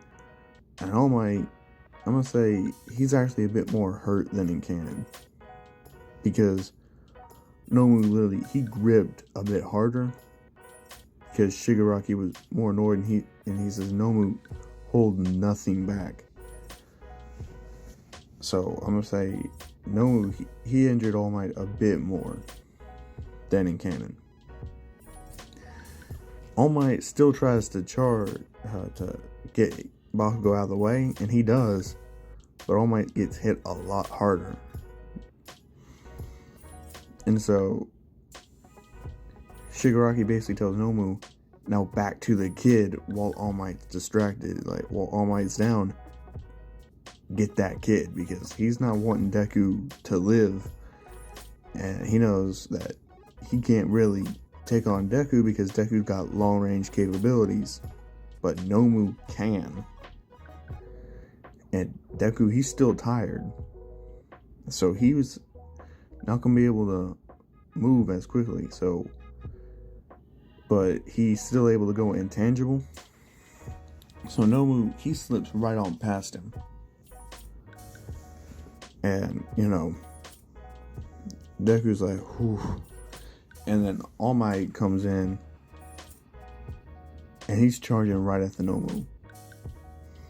And Deku teleports right behind Nomu, and with the last bit of his power, he sends the biggest lightning bolt he can right from his hand into Nomu to shoot him forward a bit, and drop his guard so All Might can get a clean hit in.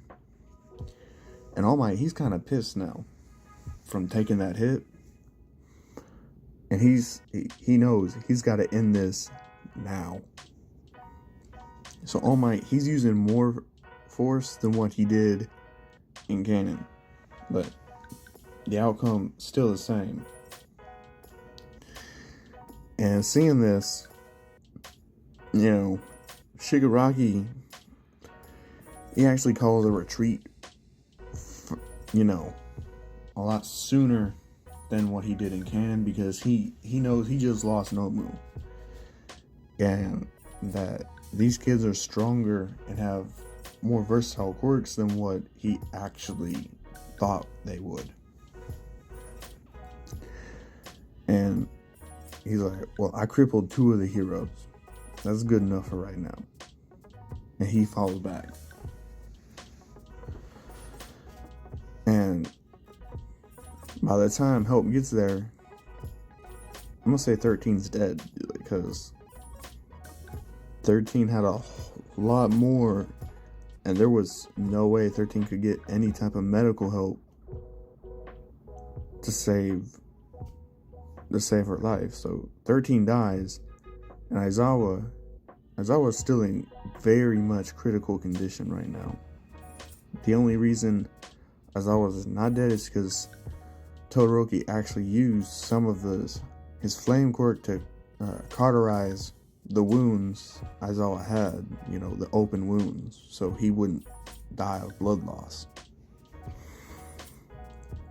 And so Aizawa, he has to have surgery now because he's got, punctured organs and several shattered broken bones. So Aizawa's not going to be able to teach for a long time now.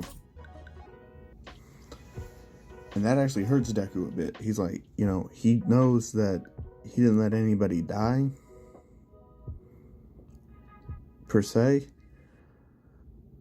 but someone did end up dying when he could have potentially stopped it if he was stronger. Not only that, but his teacher and his role model, who he looked up to, is in critical condition and still could die. He's like, I'm not even a hero yet, and I've already failed. I'm gonna say, oh my, he hears that.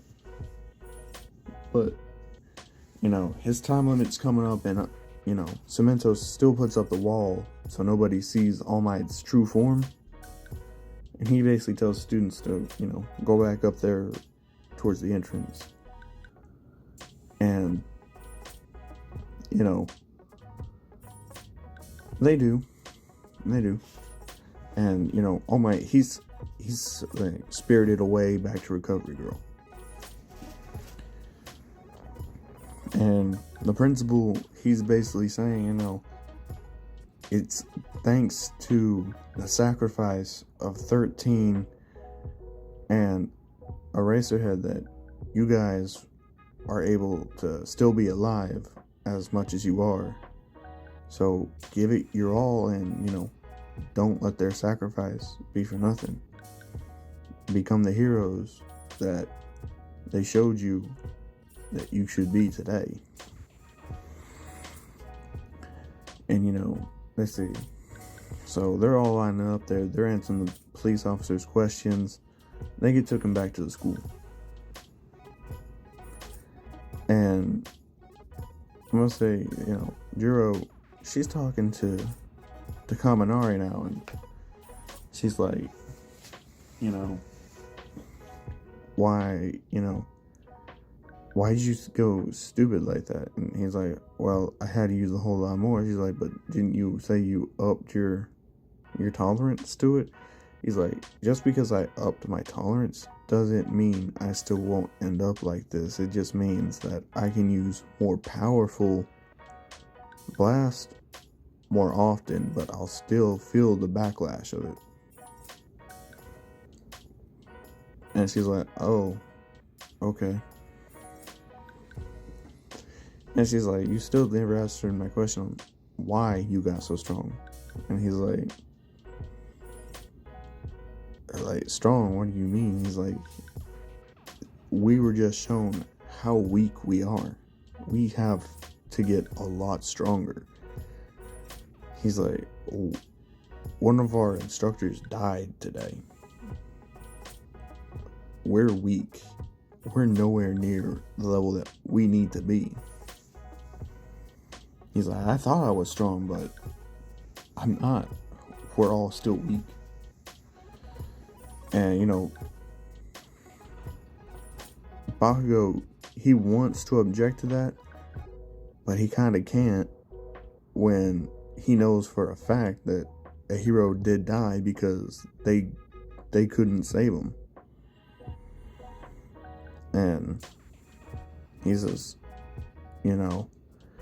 and Deku's in his head. He's like, he thought he was a lot stronger than what he was. And by not using his quirk, it would only make him stronger. But turns out it was actually a big weakness. Because his stamina for using his quirk isn't as much as it should be. He's like, 2 big attacks, like, they left me completely gassed, and all I could do was basic defense and counterattack. He's like, I've got to get a lot stronger than this. And so, that's where their mind is at right now. And, basically, Nezu visits All Might, and they're like, so,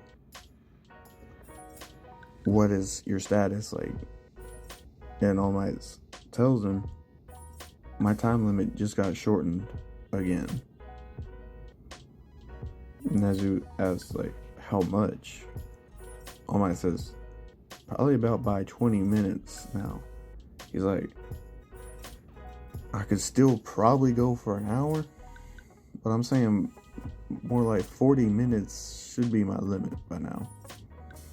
He's like, I took on a lot more damage than I thought I did, especially with him hitting my weak spot like they did. And, you know, this is basically like, well, have you found a successor? You think any of those students that you saved today could be your successor? And he says, well, Izuku Midoriya shows promise, but I don't know if he would actually accept it. He's like, I would like to actually have a meeting with him. He's like, I failed that kid once before, so I wanted to make sure that I wouldn't fail again, but still, even though I got there in time, 13 still died. And, you know, like, even if the kids would have taken 13 back to the school, they would not have made it in time. Like, 13's injuries were just too severe. He's like, but Aizawa still has a chance to pull through this. And he's like, it's because of the actions of one of those students, you know, Shoto Todoroki, for cauterizing the wound so he wouldn't bleed out and die. And so he's basically saying, you know, if Deku doesn't work out, then, you know, Todoroki might be someone you want to look at. And, you know, All Might, he thinks about it. And he's like, alright, but who is this other kid you wanted me to, you know, take a look at? You know, I hear he's, you know, pretty strong. He's like, yeah, his name is Mirio. And All Might, he's like, after I have a talk with Deku, I'll have a sit down with the other two. And so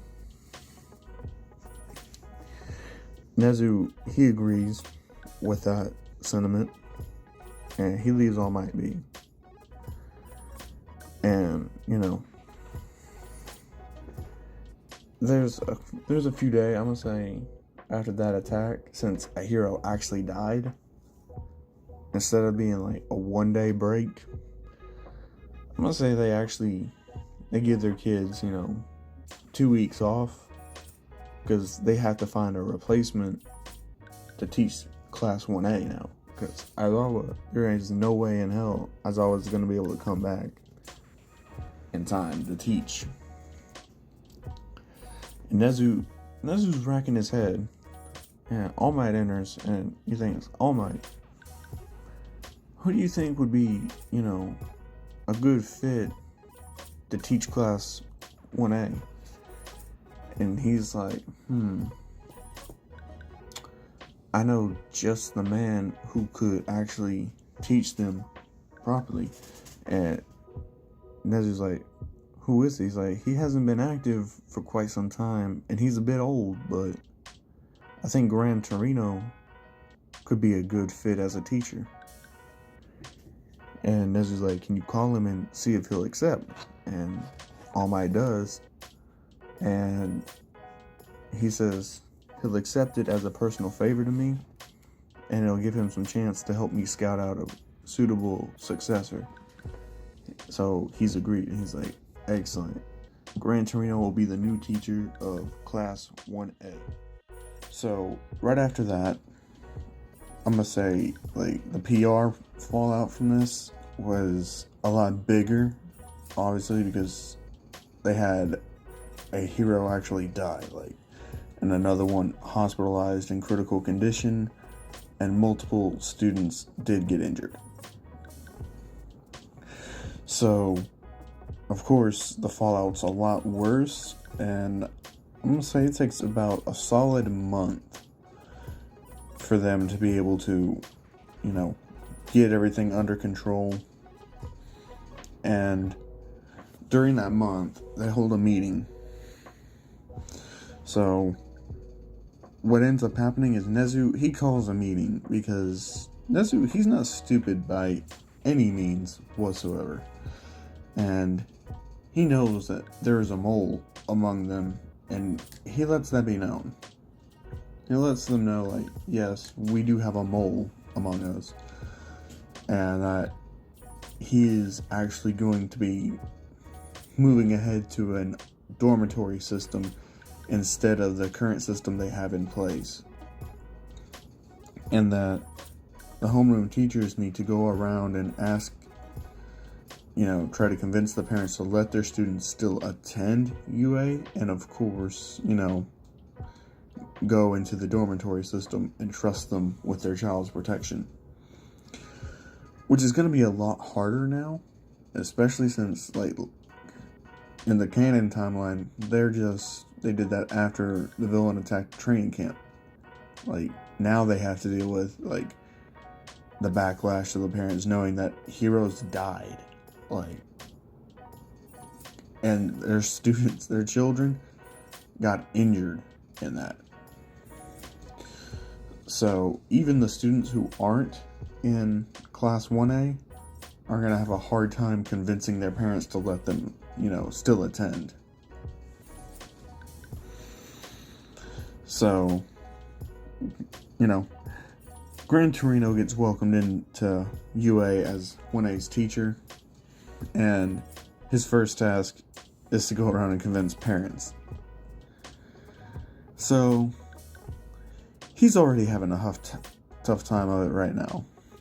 He just got in, and he's already having to, try and convince parents to, let their kids attend school still. And so, I'm gonna say he does convince a majority of them. Like, 90% of them are convinced until he gets to Deku's father. And that's where the real trouble begins. Because Deku's father is firmly against Deku going back to UA. He's like, no, I really can't trust them, your teacher is in critical condition, and a hero died right in front of you. And not only that, but they actually let villains manage to sneak into that facility. Like, how can they even try to fix that? If they did it once, they can do it again. So Gran Torino's gonna have a pretty hard time convincing, Deku's dad. And,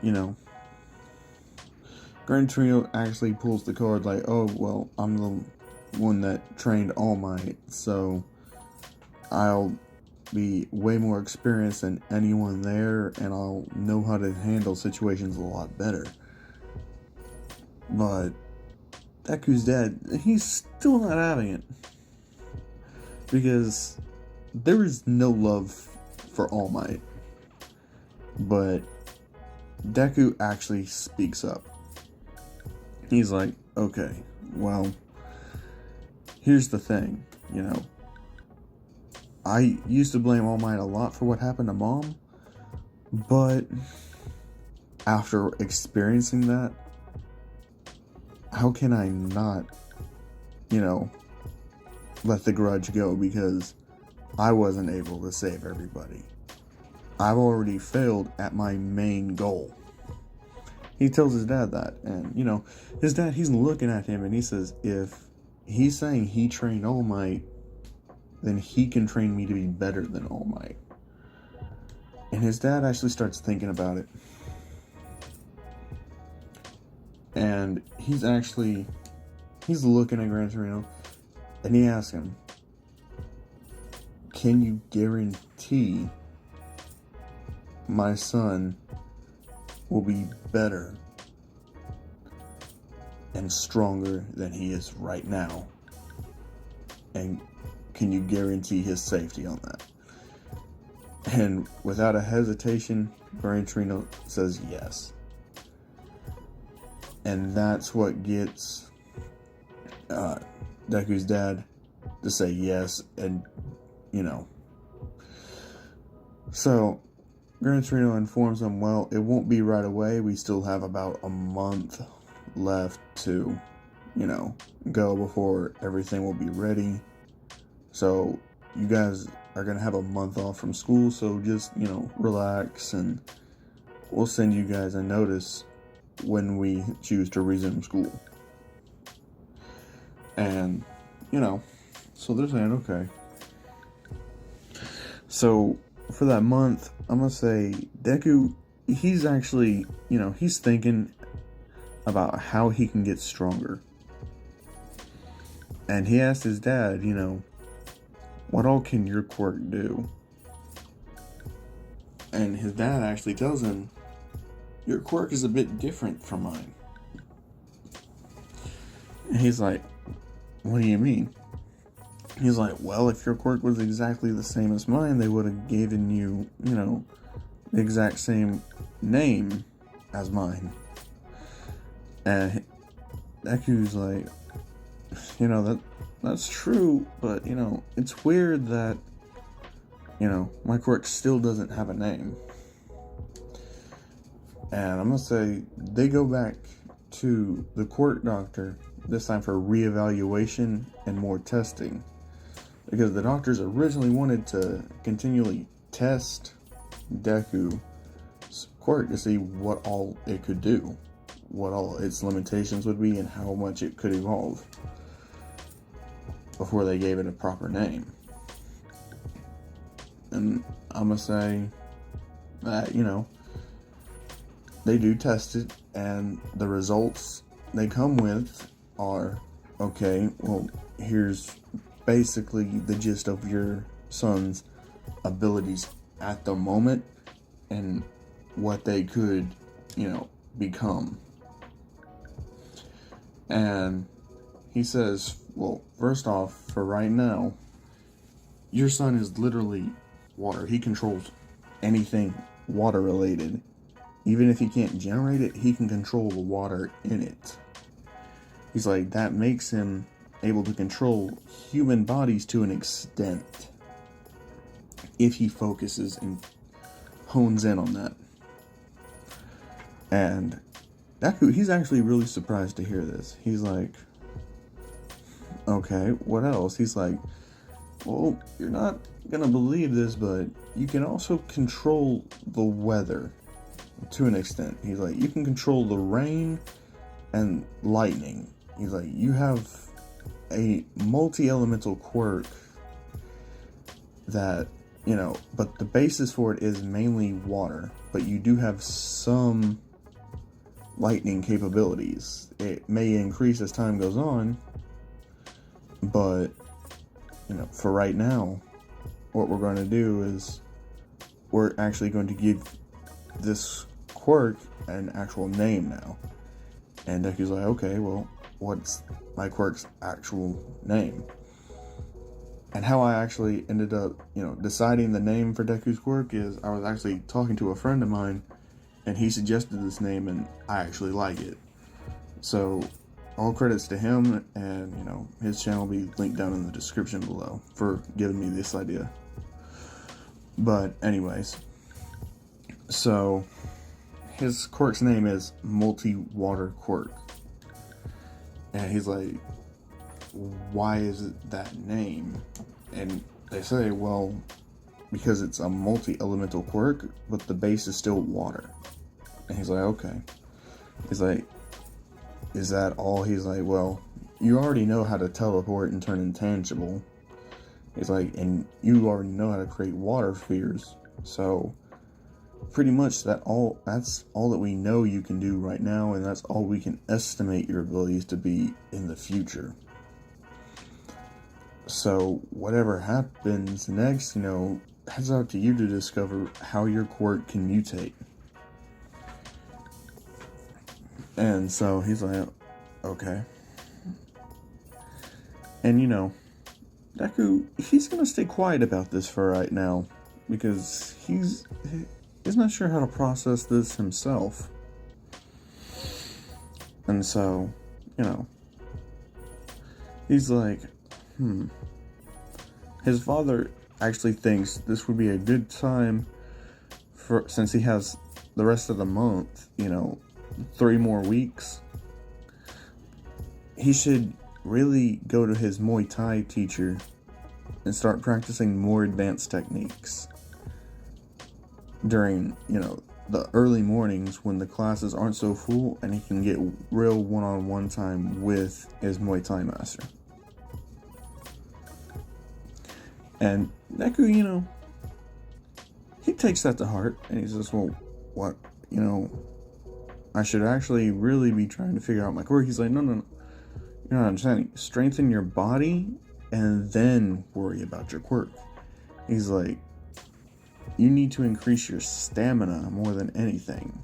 He's like, huh? And he's telling Deku that he doesn't know this because he hasn't really used his quirk too much, but his stamina amount is directly, responsible for how much and how often he can use his quirk and how powerful of an attack he can use his quirk. He's like, your stamina is what's going to let you last longer. So the more stamina you can do and, increase, the longer you're going to be able to use your quirk and the more powerful attacks you'll be able to use without getting tired. He's like, plus, no need in testing your quirk and injuring your body even further. He's like, for right now, we just need to get your body as strong as possible. So Deku does. He spends the rest of the month, really just like honing in on his Muay Thai skills and doing bodybuilding workouts. Lifting weights, running, and Muay Thai, So that's Deku's month. But I'm not gonna just jump back right into the school time. No, I'm gonna talk about what Kaminari is actually doing over the month. So after Kaminari was accepted, he doesn't, he realizes he's been relying on Deku to get him stronger, except for, the fact that even all that Deku did for him didn't get him as strong as he needed to be. So he's got to really focus and hone in on his self and discover what his quirk can do and the full extent of his quirk. He's like, all I've really been doing is just using it for long ranged and enhancing my body's, capabilities with it. He's like, but what else could I do with it? So he actually, he practices with his quirk for a good majority of the month on top of, honing in his boxing. But I'm going to say he doesn't just go with normal boxing anymore. I'm going to say he actually does kickboxing now. So he can actually get in some use with his legs instead of always using his arms. He's like, my legs have a lot more power in them, so why don't I incorporate that? So Kaminari is actually going to switch up from boxing and go to kickboxing now. And that's his whole month. And what Bakugo has been doing for the month is he's training, He realizes just how outmatched he was and that the villains have something as crazy as Nomu on their side. And he needs to be able to beat that in order to call himself the #1 hero someday. So he's actually going to go crazy, weightlifting and using his explosions. And use them more frequently and higher amount of blasts. So that's what Bakugo's working on. Now, Todoroki, I'm going to say Todoroki is actually, after seeing what happened, and he's seen that one of the pro heroes actually died, and that Aizawa was put into intensive care. I actually think that he would be talking to his siblings about what he could do to increase his power as much as he can. And his siblings are actually going to start talking to him about using his fire side. Actually accepting that power is a part of him and use it. And I'm going to say he's still going to, resist using it, but he is giving it more thought now. And he's on top of his training, he's going to be going to see his mother, who's in the hospital. And that he's actually going to be, visiting his mother more and talking to her and seeing what she thinks he should do. He still blames his father for putting his mother in that hospital, which, Endeavor did do. But I'm going to say that she's all this time with Todoroki and seeing how lost her child is actually, doing her some good, and it's actually making her, think about what she can do to help, Shoto. And I want to say she actually tries to tell him to use his other half. She's not going to say the word flame, she's just going to say other half, because it's still a bit hard for her. But, she's getting there. One baby step at a time. And I'm going to say he's practicing with it a little bit now, after his mother has told him to. And that's pretty much going to wrap up his month. So, after the month, the dormitories are finished, and the students are now moving in. And they all are called to an assembly, and they're introducing Gran Torino as Class 1A's new teacher. And I'm going to say that, he wasn't the one that went around to everyone's house. He just went to a few of them. Because All Might, in canon, All Might did go to some of them too. So I'm going to say him and All Might split up to, cut the cost of time that they'd have to do it in half. So, not everyone in Class 1A knows who Gran Torino is. So he's introducing himself, and, he said that he doesn't really like to be active as much anymore since he's older, So he says once he heard the news and that they offered him this position to teach, people how to use their quirks and, use them effectively, that he just couldn't turn it down. Especially since, that hero he trained turned out so well. And that gets everyone thinking, like, what hero did he train before? Because Gran Torino, he's not one to really gloat or, brag about anything. So, after he gets done introducing himself, Nezu comes on and, he's saying how things are going to be different now, that there's going to be more strict rules put into place and security is going to be severely tightened up, and that they've actually taken to hiring more pro heroes to be on security and, do rounds around the campus now. And that there will be a strict curfew put in place and strict punishments against anyone breaking curfew. And since Bakugo is not really, feeling that Deku just jumped past him out of nowhere, like in canon, he's not really going to try and force Deku into a fight in the middle of the night. So, that incident isn't gonna happen. You know, even though it happened in season 3, I'm gonna say it's not gonna happen, just because of the fact that Deku doesn't have one for all. You know, All Might has not chosen a successor yet. And this time he's actually weighing 3 options.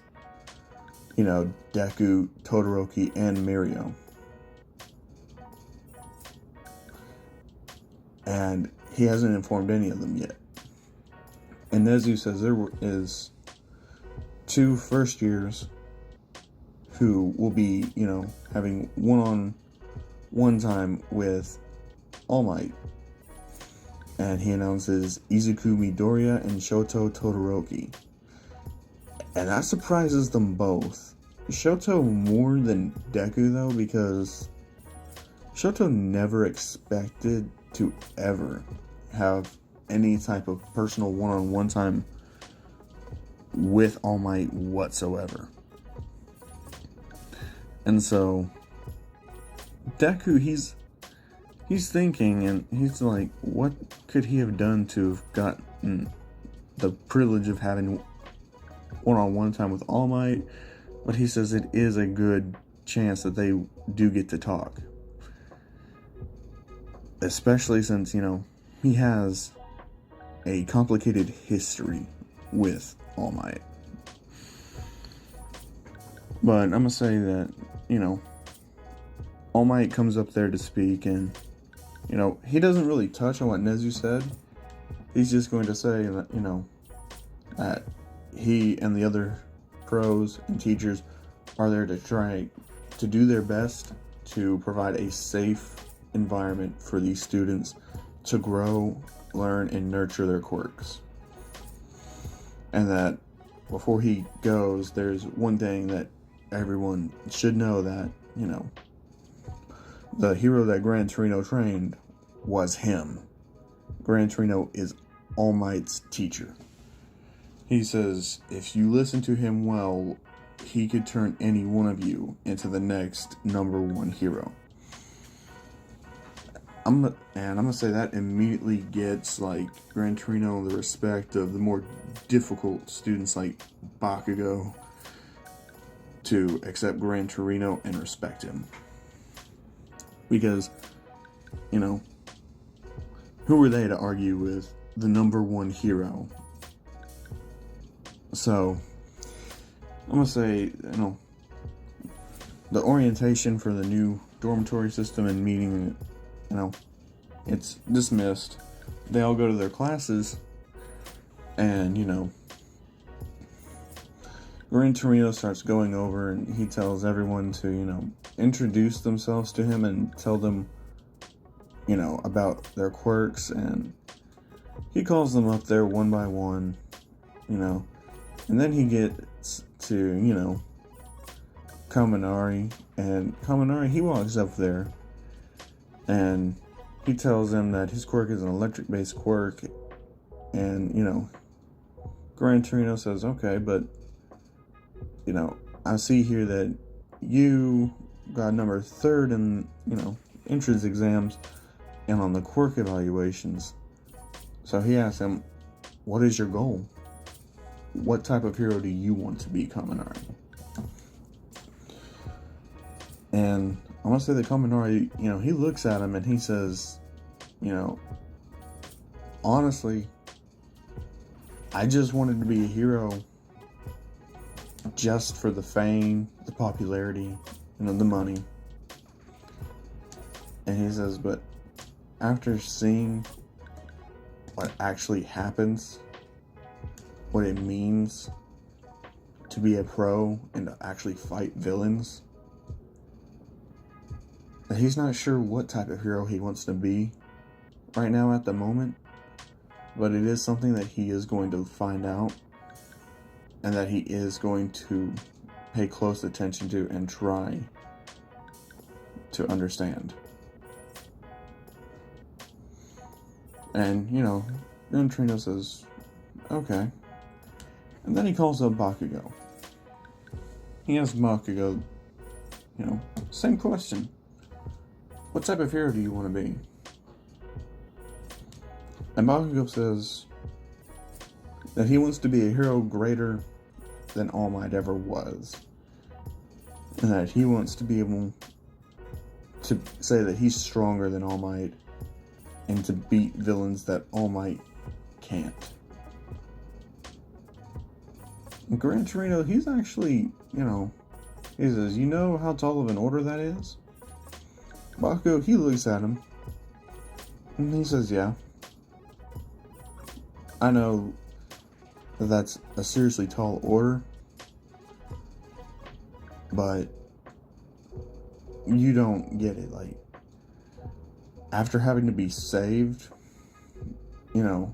by All Might and having him take damage because he had to save me because I was too weak, he's like, I just can't say that I'm not going to try to be better than him now.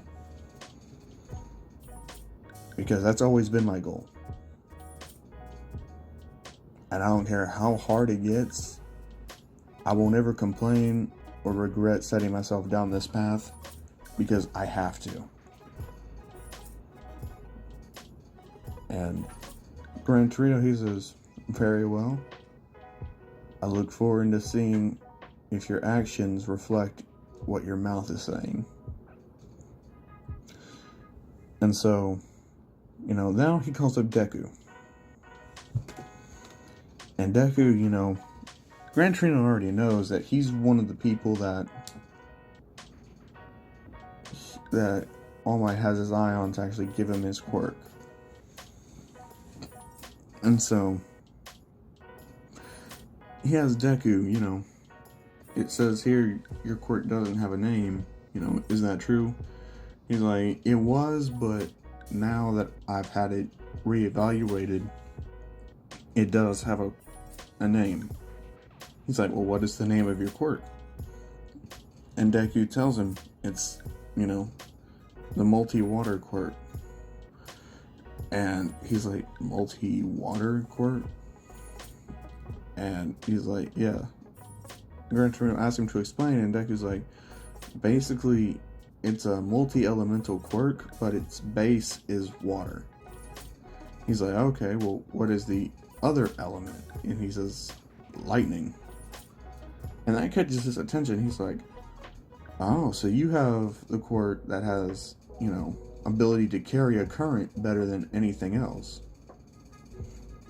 And he's like, yeah. And Gran Torino's like, have you ever thought about combining those two elements into one attack? And Deku's actually stunned, and he's like, no, I actually haven't. And Gran Torino, he says, that's a shame. Maybe you would have been strong enough to save your teachers if you had. And that strikes a nerve with Deku. And he asks Deku, what type of hero do you want to become? And Deku tells him, I wanted to be a hero that could save anyone. No matter how many villains, I wouldn't let anyone die. And, Gran Torino says, well, what about now? And Deku says, now that I know what it actually means to fight villains, he's like, my goal, it still has not changed. I still don't want to be able to, say that it's alright to accept that some people are going to die in a fight. But I'm still going to be a hero that can fight any number of villains and save as many people as I can. And my goal for success is not letting a single person die. And Gran Torino tells him that's a very naive way of looking at things. He's like, villains, they don't care about collateral damage. They don't care about other people's lives. If by holding someone hostage, they can put you at a disadvantage, they're going to do it. And he says there are some crazy and psychological villains out there that are just completely insane and have no concept of morality or the value of a human life. If it means that they can kill you or put you in a bad spot by holding a person hostage, they'll do it in a heartbeat. They will kill as many people as it takes to draw you out and make you fight them on their terms. There's no room for that level of naivety in this world. And Deku, he's actually thinking hard about this now. And he's like, well, even if that's the case, I still don't want to give up on that dream. And Gran Torino, he's like, alright, I guess experience is going to be the only thing that can truly teach you. And I'm going to say, he calls up Todoroki next. And yeah, it's Todoroki. The same question he's asked the other three. And he's very interested to hear Todoroki's answer. And Todoroki's answer is that he wants to be a hero that's better than both Endeavor and All Might, and to prove to his father that he doesn't have to just, be what his father made him, that he can be his own person, his own type of hero, and be better than him. And that he's going to be a better hero than All Might, who can save people, but that won't take a whole lot of damage back. So he can save people for longer periods of time. And, Gran Torino, he accepts that answer. He says that's a fine, way to go about it. And I'm gonna say, he dismisses class after he tells them that, the sports festival's coming up. That even though, the villains did attack, and it did leave a lot of them injured, the sports festival is going to be coming up, and it's just been moved back by 2 months to give every student time to heal up and train.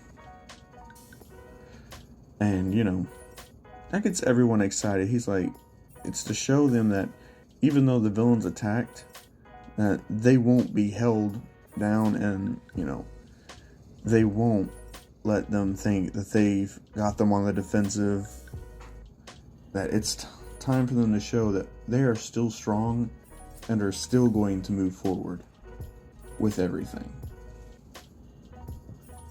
And that from today forward, it's training time, and every student in class 1A is going to be going to a mandatory training camp at the school with Gran Torino.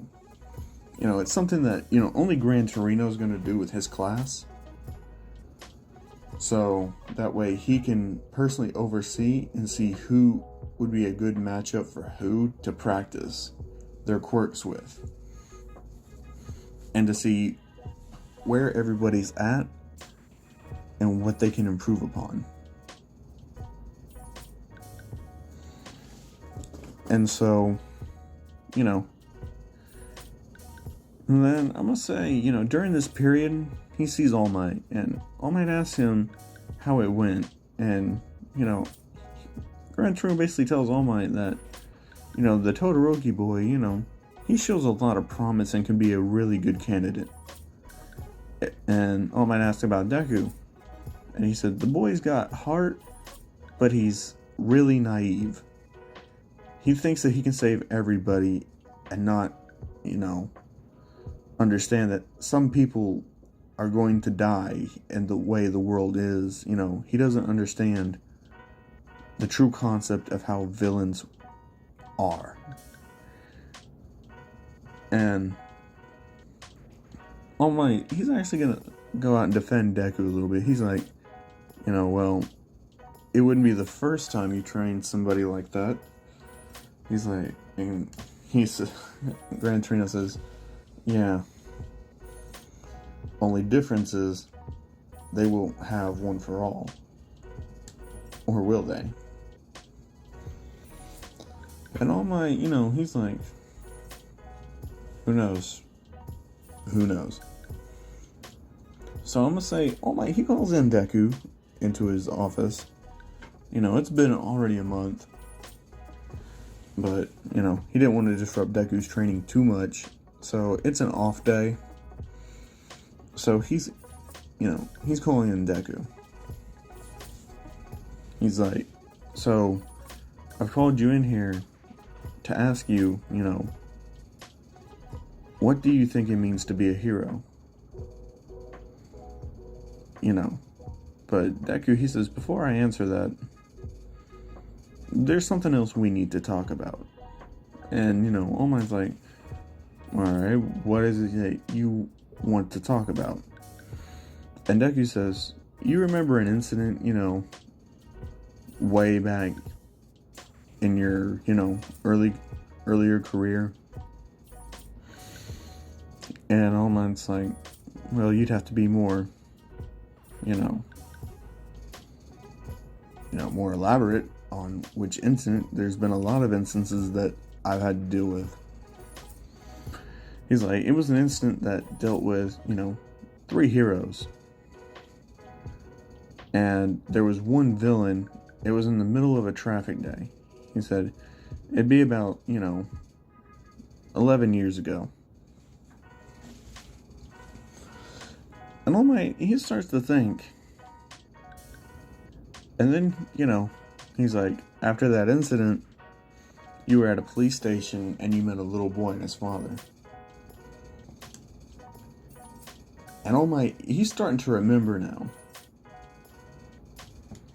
And Deku says, well, I was that little boy. And I've blamed you and those other heroes for what happened to my mother. But mainly you. He's like, because I get it. Those other heroes, they were nowhere near the top charts.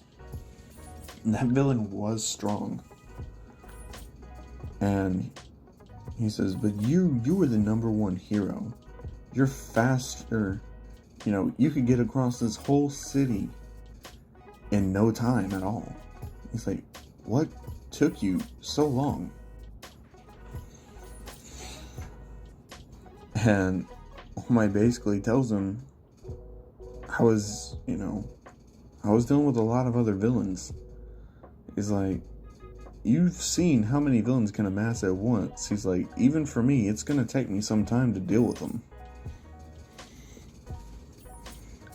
And he says, I'm not as strong as I used to be. My body can't handle my own power very well anymore. He's like, that's actually one of the reasons why I wanted to call you in here. And, Deku says, okay. He says, but first, tell me what type of hero you want to be. And so, Deku, he tells him, I want to be a hero that can save everyone and not let there be a casualty, no matter how many villains are there. And this strikes a chord, with All Might, because that was very similar to what All Might wanted to do. All Might became a hero because he wanted to be the symbol of peace that could beat any villain and save everyone. And he sees that, he sees Deku as a more brash and, you know, younger version of himself. That's just, you know, more brutal. But if taught the right way and guided, he could be a very good successor for One for All. And, you know, he tells him all about All for One and, you know, what happened to him. And then he says, you know, if I were to choose you, would you accept my quirk? And, you know, Deku, he says, well, yeah, it would get me one step closer to my dream. And Deku, he's already figured out why he wants to see Todoroki as well. He's like, you're gonna be asking Todoroki the same thing, aren't you? And he's like, well, yeah, pretty much. I do plan on asking him. He's like, but there's also one more. He's like, oh, who's that? And he says, it's an upperclassman of yours called Mirio. My sidekick has been, you know, training him, and he says he's got what it takes to be my successor. And I've already talked to him, and, you know, I can see where, you know, my sidekick, Night-Eye, he's coming from. And Deku's like, well, whenever you make your decision, let me know. But until then, I'm going to be training, and I'll get a lot stronger than anyone. He's like, I'll prove to you that I am the one who deserves to be your successor. And so, you know, he tells him, okay, I'll see. At the sports festival. After the sports festival, I'll make my choice. And, you know, for the rest of the month that, you know, leading up to the sports festival, you know, they were training and discovering new attacks and abilities. I'm gonna say Deku and Kaminari, you know, they didn't really talk as much. And it's not that, you know, they're not friends anymore. It's just that, you know, they want to be able to get stronger before they confront each other again. And Bakugo, I'm gonna say, you know, he's not really on Deku anymore. You know, he's trying to focus on getting stronger before he starts anything. We pick up here, you know, it's the day right before, you know, the sports festival. And, you know, Class 1A is actually going back to their actual classes this time. And, you know, that's when, you know, all of the support course and fucking 1B students are there, you know, looking at them. And, you know, that's when Monoma, you know, he's running his mouth, talking all that shit.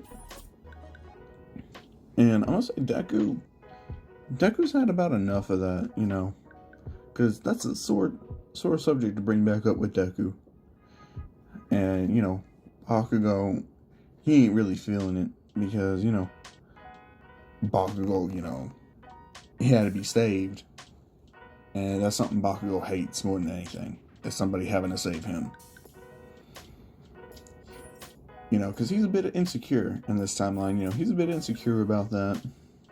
And that insecurity, you know, it's feeding into something, you know, it's festering inside of him. And, you know, first chance he gets, he's gonna let it blow up. So, I'm gonna say Bakugo, he still confronts them all.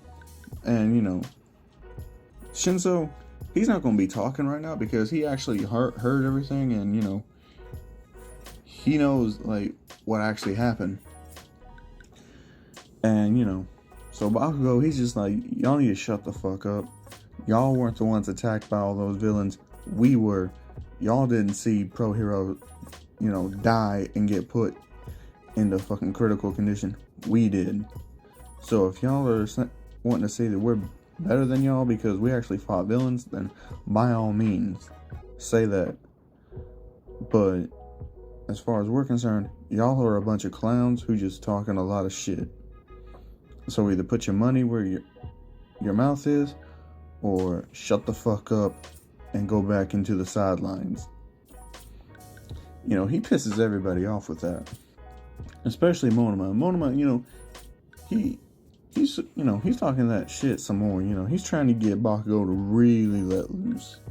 And that's where Deku, you know, Deku steps up to Monoma and says, bro, why the fuck you still here talking? He's like, you're the only one here trying to talk that shit. Now you can either go back to your class, or you can get your ass beat. And Monoma, you know, he's trying to gauge Deku, but Deku, he's not a fool. He's not gonna give him anything to gauge off of. So I'm gonna say Monoma, you know, after Kendo gets there, and Kendo, she ain't about to talk all that shit with Monoma. She just slaps him across the face and tells him to get on to his own class. And, you know, he does after she bitch slapped the fuck out of him. So, you know, he walks off running, and then, you know, Kendo, she's asking Deku if she can talk to him after class. Deku says yes. But that don't go unnoticed because the whole class is wondering, yo, what those two gonna be talking about? Yeah, like, are they the thing, you know? Like, what's happening here? And, you know, that shit happens.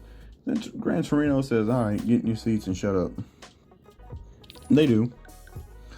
And so, Gran Torino says, alright, tomorrow afternoon is where the sports festival's gonna be held. You know, all I'm gonna say is, don't train no more, just rest, let your bodies recover a bit, and be here on time tomorrow. He's like, because, you know, things are gonna be a little bit differently than how it is, because with all this extra security, and they're bringing in even more security. So I don't want none of y'all, you know, fucking off and, you know, getting in the way of the pros. So make sure you're here early, and, you know, just don't be late. And that's all he has, you know. So their day goes about like a normal day. You know, at the end of the day, they're all walking back to their dorms, and Kendo, she's just waiting outside for Deku. Deku just teleports right up there to her and says, I'm here, what you want to talk about? And Kendo says, oh no, just take a walk with me. I don't want to talk here where everybody can hear us. And so, you know, Deku, he says, okay. So they walk over there, and after they get a good bit away, you know, Kendo asks, so what was that meeting with All Might about? She says, you seem to be more motivated after talking to All Might, you know. What was that about? And Deku, you know, he's like, it was nothing, you know, mind your own business. Doesn't involve you, so why you worried about it?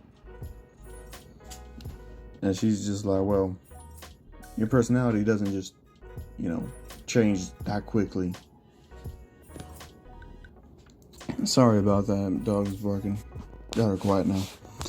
But anyway, so, you know, he's like, just don't worry about it, you know. It's got nothing to do with you. And so he teleports out. And that just makes her more curious. So now she's going to really be going hard on questioning Deku until she gets an answer. So, it's the day of the sports festival. And you know, Todoroki, he goes up to Deku before Bakugo does this time.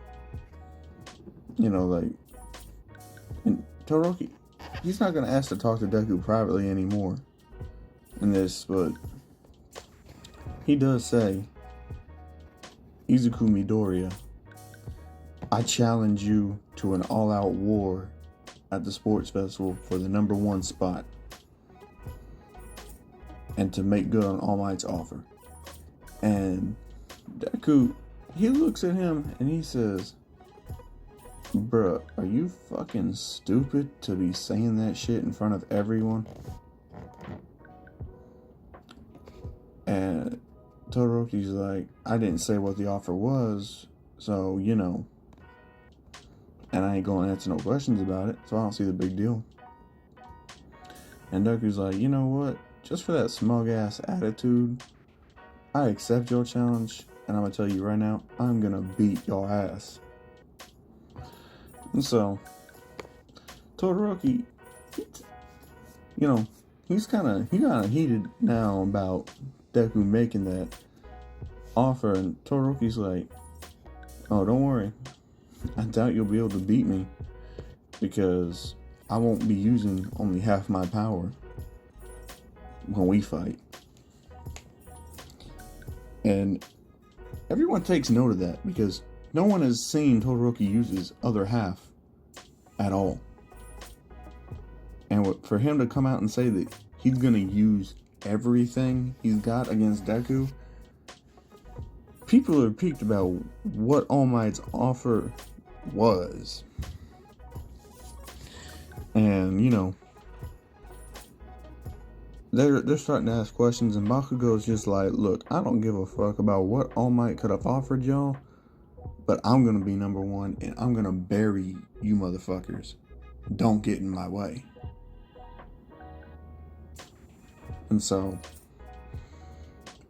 the three of them look, and then, you know, Kaminari, he walks up there and he declares his own war on all three of them.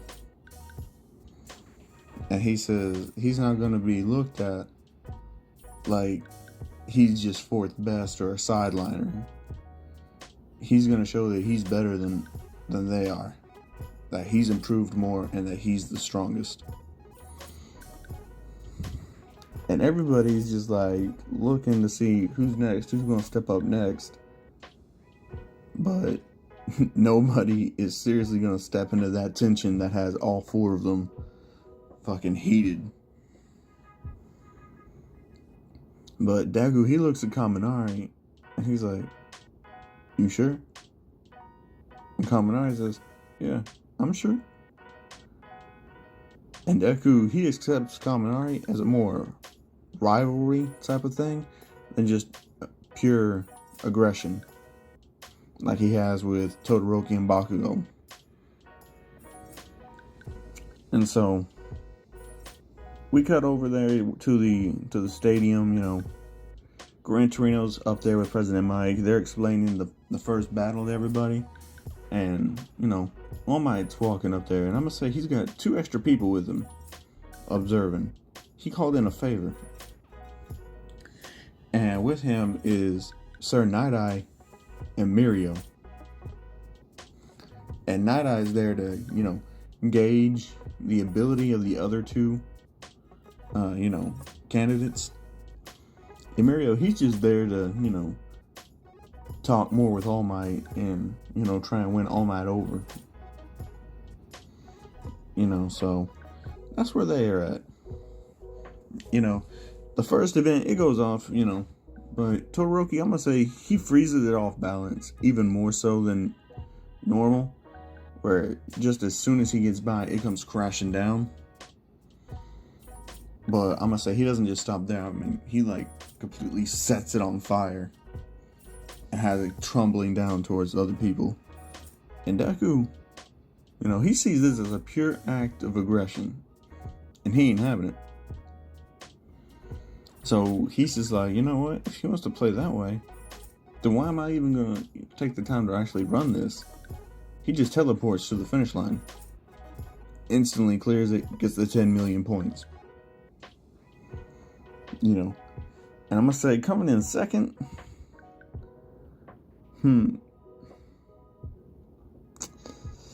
Coming in second, I'm gonna say it still would be, you know, Todoroki. I'm gonna say because Bakugo and, you know, Kaminari, they were more like fighting amongst themselves more than they were with Todoroki.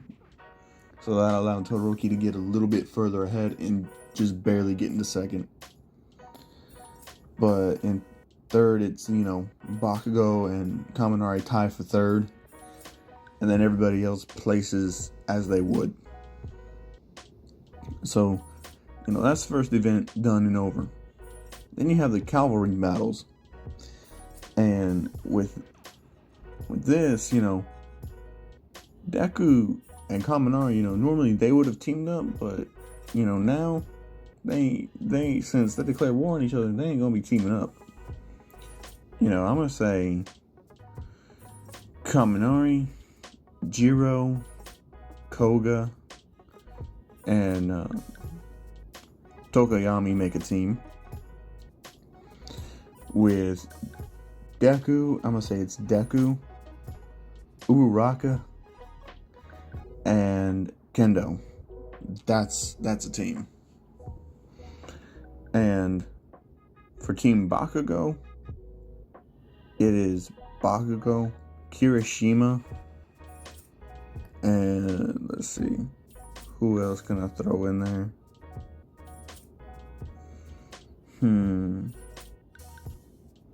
Sugar Rush is gonna be on there, of course. And I'm gonna say that's gonna be a team for him. Now Todoroki is gonna be, he knows the people and class, 1A all too well. But I'm gonna say he's gonna try a different strategy. He's gonna have, Todoroki is gonna have Invisible Girl and on his team, and then the Vine Girl from class 1B on his team as well, and then Hatsumi from the support course. That's gonna be his team. And how he's gonna work is he's gonna have Invisible Girl be the horse and have her take off her gloves, just get to where it's not as as inconspicuous as it can be. So, it starts, so I'm gonna say the first person that Bakugo charges for is Kaminari. They're gonna be fighting it down, just straight up and down. I'm gonna say Monoma's gonna charge right at Deku. And Deku, he was prepared for this. And, since Deku isn't the rider, and Kendo is, and him and Uraraka are down there, Uraraka's gonna make them float for a while. And Kendo, since she can expand her arm and, stretch it out some, she's just gonna reach down there and snatch up that headband. And, Monoma's just gonna, he's looking one minute and then he feels that hand just rip it right off his head. So that's their strategy, Have Deku propel them up in the air with his water. Have Uraraka keep them floating in the air. And have Kendo just snatching headbands. And, Todoroki, he's going to see that and he's going to counter it by blasting fire. And Deku's going to be blasting water. And that's just going to have the whole arena enveloped in steam. And I think what Kaminari is going to do is he's just going to electrocute the ground. And anybody who is on the ground is getting electrocuted. Not a high dose, but enough to make them freeze and tense up a bit from the shock. And, he's going to run around and snatch as many headbands as he can in that time frame for his team. Bakugo is just going to, do what he normally did. And I'm going to say, Shinso, he still does the same shit in canon. So, he's still going to make it through. But at the end of it, it's kind of like canon. Only difference is that, a lot less people made it in. So, that whole Tetsu versus Kirishima fight, it's not going to happen because he was on Monoma's team, and Monoma, he didn't get any points. Because as soon as he tried to get some, I'm going to just say Kendo just snatched from my back, because Deku was after that man to make sure he lost. And so, instead, I'm gonna mix up the matches here a little bit. So now that we're getting to the fighting match, the match against Kirishima is gonna be,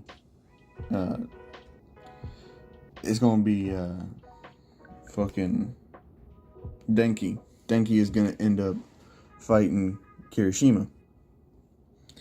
And so, the fight starts, and Kirishima's just gonna rush straight at him. And, Kamara, he's not dumb. So he's gonna, use his electricity to, back up, create some space to him.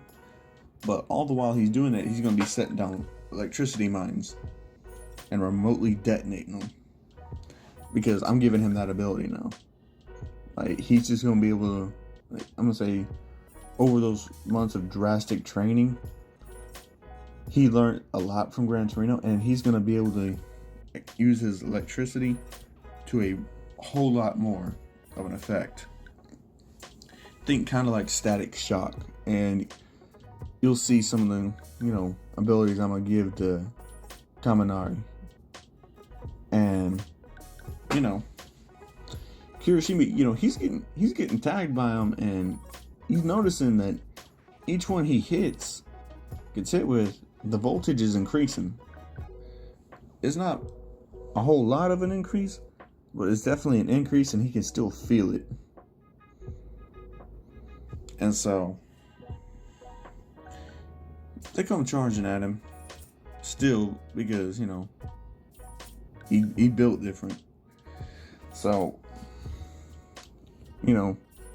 Kaminari, he's like, alright, I've had enough of this. And he uses his electricity to enhance his body's movements. And he puts himself right on the edge of the line, and as soon as Kirishima lunges for a punch, he spins around and hits him with about 1,000 volts, knocking him clean out of the ring. And he wins with a ring out. And he moves on. And then I'm gonna say,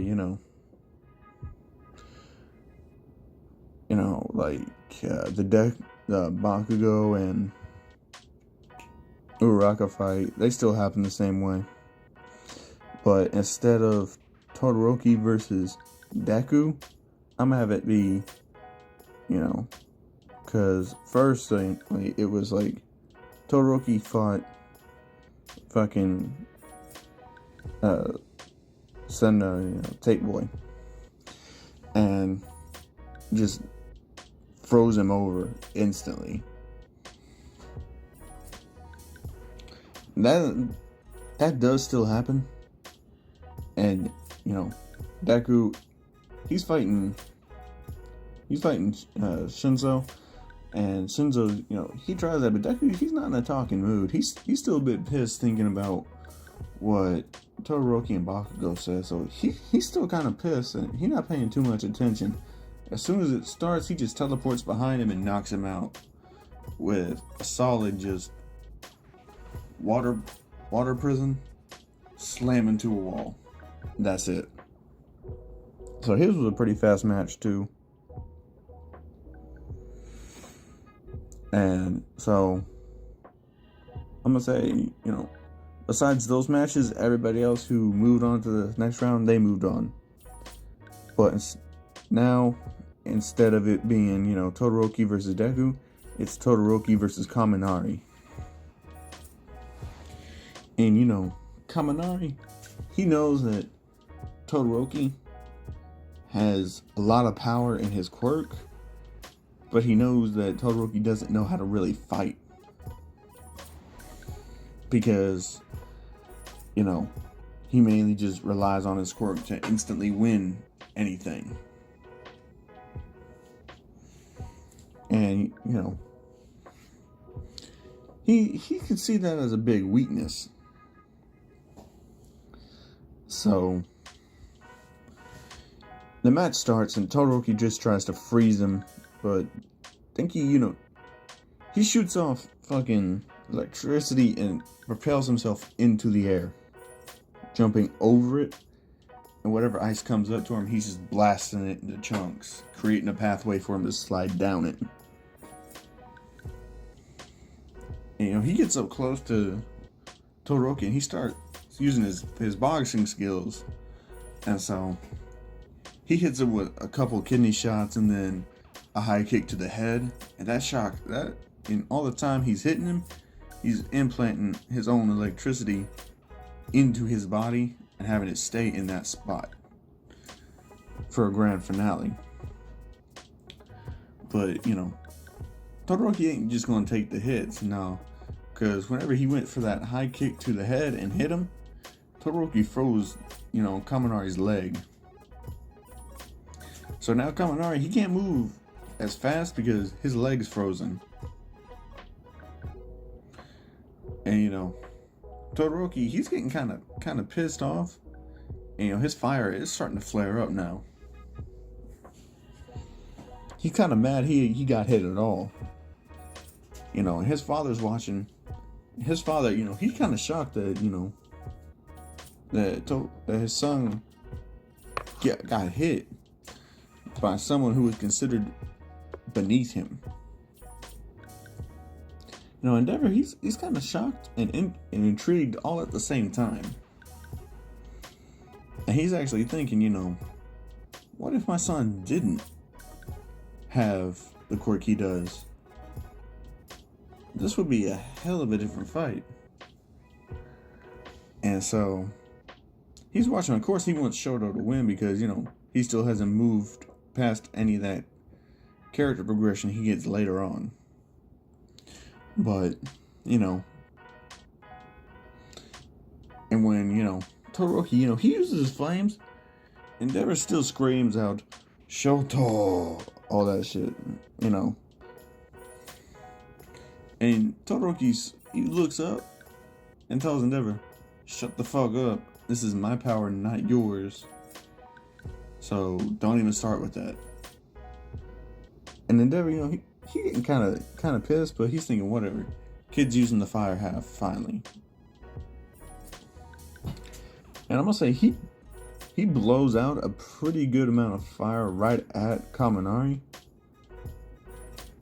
And he's got a light burns on him now.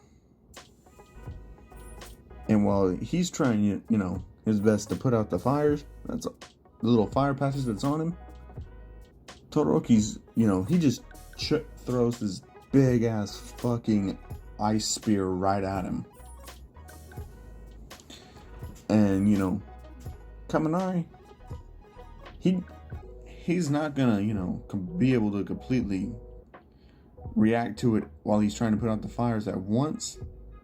So what he does is he just puts up an electric barrier around him to break the ice as soon as it touches the barrier. Just shatter it and create a smoke screen for him. So that does that. And, since that fire hit him, it melted the ice that was on his leg, so he could use his leg again, but it's still a bit stiff. And along with the burns, he's taking some pretty serious damage. And he knows he's got to end this now. So he's charging up and,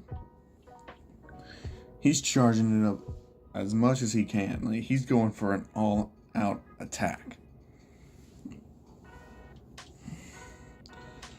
He throws it. He's like...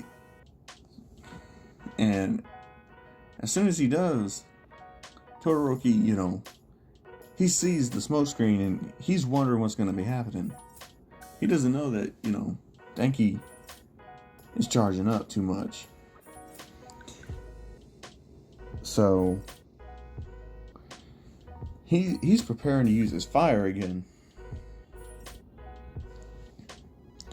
And all that while, Kaminari, he's charging up a huge lightning bolt that's, made completely out of electricity, and he's about ready to throw that bitch right at Todoroki. And I'm gonna say they fire their attacks right at the same time.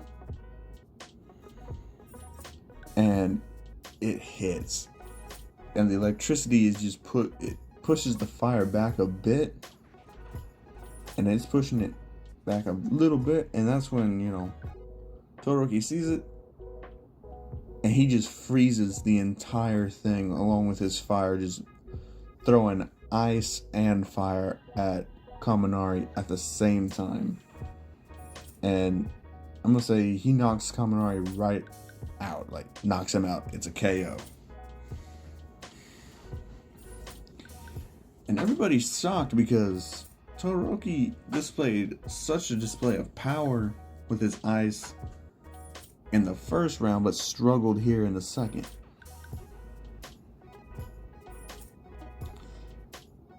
And that wasn't something that, was seen before. So, they're wondering, like, how could he have, pushed him back so far? Night Eye's looking at Kaminari, and he's just like, he has a lot of power, and he does have tactician, but against an opponent with a better quirk, he's still lacking something. So Night Eye, he's taking an interest in Kaminari, just a little bit. And now it's Bakugo versus Deku. A match Bakugo has been long time waiting for. And people, they're getting pretty hyped. They're like, oh shit, it's a water user versus an explosion type user. I wonder who is gonna win this. And Deku, he's pissed and Bakugo's pissed. And, this is when Bakugo tries to taunt Deku. He's like, oh shit. He's like, I noticed you're still using that nickname Deku. So, is that your way of saying that you're still completely fucking useless? And, Deku, he's thinking, this motherfucker really trying to get under my skin that badly. Well, I'm gonna give him what he came for. And, Midnight, she's looking at him. And she can tell Deku's about to blow up as soon as she starts the match. She's looking at Bakugo, and she can see the same thing in his eyes while he's yelling out shit, just shit talking Deku. And this is when Bakugo, he starts to cross a line here. He's like, oh, so what? You and that kendo whore, what's the deal there? He's like, you trying to flaunt your shit or something? Like, I guess you just couldn't, go out and get yourself an actual woman, so you just had to go to the first piece of meat that came your way, huh? That's actually making Kendo feel a bit insecure about herself. And Deku, his father, taught him to never disrespect a lady like that. So Deku actually opens up his mouth and he says, you better shut the fuck up. But Bakugo, he keeps talking. He's like, or what? He's like, you say you want to be a hero that protects everyone and can save everyone from dying. But the fact of the matter is, you let 13 down just like All Might let you down when your mother died. He's like, you ain't some grand hero. You've already failed at your goal, and your mother be rolling in her grave knowing that you are this much of a failure. And that's it, that's all it took. Deku says, you better call the match right here and now. And Kaminari, he's just like, oh shit. He's running to try and get the mediators to stop that match because he knows what's about to happen. Like, he knows what Deku's about to do to Bakugo. And he's trying to get down there as fast as he can, and Midnight starts the match. And Deku immediately just teleports, and just as soon as he teleports and gets there, he already has a fucking lightning punch charged straight up. And he hauls off and he hits Bakugo straight in the fucking jaw. I'm gonna say he dislocates Bakugo's jaw right there with that punch. He teleports behind Bakugo and kicks him straight in the back, knocking him back towards the middle of the ring. And he's just like, you're not getting off easy this time. And the stadium is open. And Deku's just like, you know what? It's about time I try that out. He puts his hands up and he starts pulling them closer together. And people notice the sky is getting darker. Clouds are a more blackish gray color rolling in, collide until the sky is completely covered. And it starts to rain. And, Deku is just like, I've had enough of your fucking mouth. If you're not gonna shut it, I'ma shut it for you. And Bakugo's jaw, it's fractured and dislocated. He can't talk right now. But even though he's in pain, he's not gonna, just stand there and take an ass beating. So as soon as Deku gets close, Bakugo, he does an AP shot, point blank range, right against Deku. And Deku doesn't have enough time to turn intangible, so he takes the full brunt of that and he gets sent back a little bit. But it ain't enough. And Bakugo, he's setting off explosions, and Deku's just using the rain. And he's, forming chains around Bakugo's wrists. And he sends the rain to connect chains into the ground. And they're holding up Bakugo's arms behind him now. And Bakugo, he's trying to blow it up. But he can't blow it up before Deku gets there, and he starts beating the shit out of Bakugo. And Deku, he's not saying shit anymore. He's just beating that man. Highly pressurized water blast straight to the face of Bakugo. And I'm gonna say that actually tears Bakugo's skin some and leaves a scar. It's gonna leave a scar right across his face, not on his eye, but right to the side of it. And to finish Bakugo off, Deku, he holds Bakugo's head and then just does a jumping knee straight to his jaw and blasts a bolt of lightning right there against him. And that's it for Bakugo. Bakugo is knocked the fuck out. Everybody is seeing that and they're thinking, whoa. And Kaminari, he's just like, shit.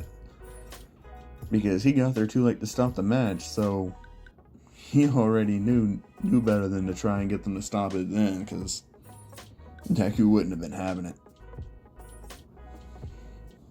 And all in all, the damage Bakugo sustained was 3 broken ribs, a completely shattered jaw and chin, a fracture to the top left of his skull, and a broken leg and dislocated shoulder.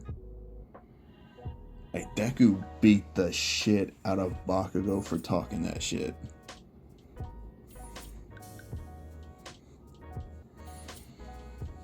And, Midnight calls it as Deku's win. And he's walking off, and Night Eye says, that guy was a bit too brutal with this,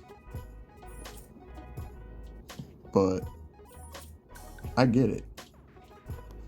Sorry again if you heard my dog. She's just not being quiet. But anyway, and so Mirio, he chimes in on this one. He says, hold on. Sorry about that dog once again. Incredibly sorry if you hear barking in the background of this. I'll do what I can to edit it out.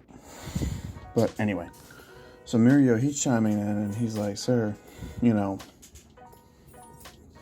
but wasn't that too brutal for the next All Might? And All Might, he chimes in, he's like, look, I'm not trying to find the next All Might. I'm trying to find the next guy who can keep the world safe. He's like, I'm nothing like my successors before, my master.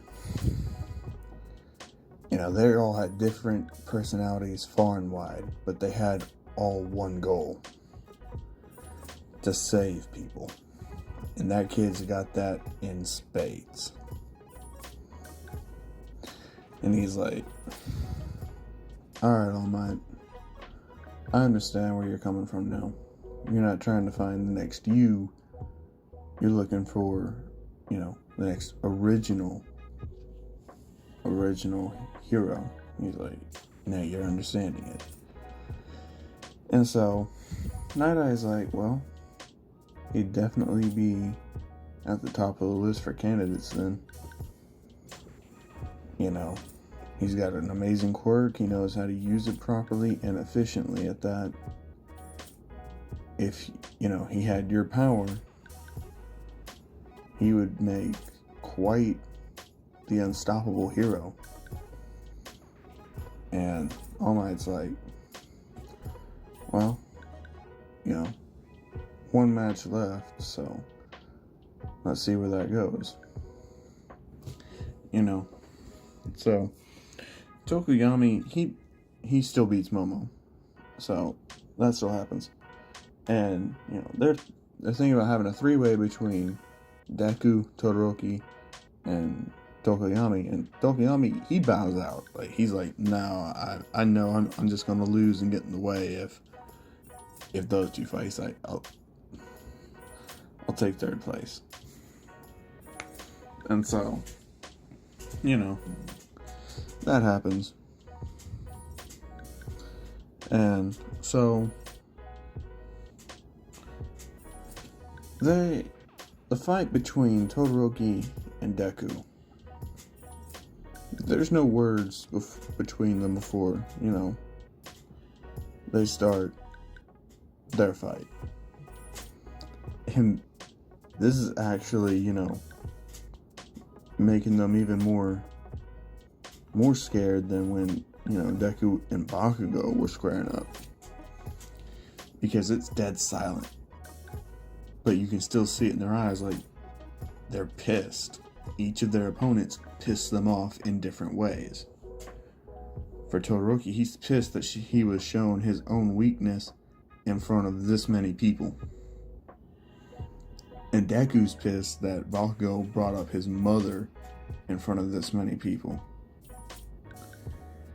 And, Midnight, she's like, this fight is not gonna be over quickly.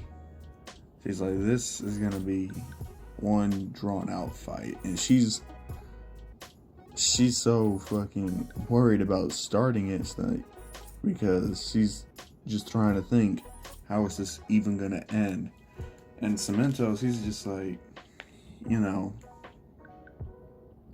if they go too far, I'll put my cement up there and, separate them. And we'll call it a draw.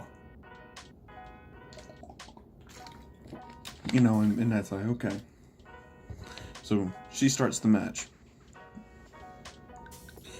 And Todoroki immediately goes right for his ice and fire frame one, trying to blow it right at Deku. And Deku, he teleports right behind him.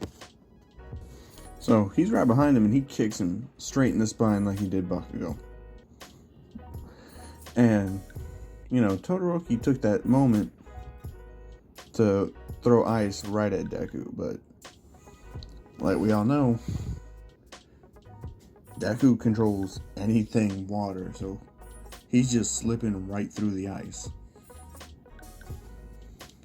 And Todoroki, he's like, fuck, I forgot that. And so he tries to throw fire at Deku. Well, Deku, he blocks it with one hand with water, and he's just throwing out as much water as he can, while Todoroki's throwing out as much fire as he can. And so Deku, he charges up a fucking lightning blast, and he just throws his arm out, and lightning just strikes out and hits Todoroki right in the chest. And Deku, he's not doing too good at holding back right now. So Todoroki, he goes flying out of it.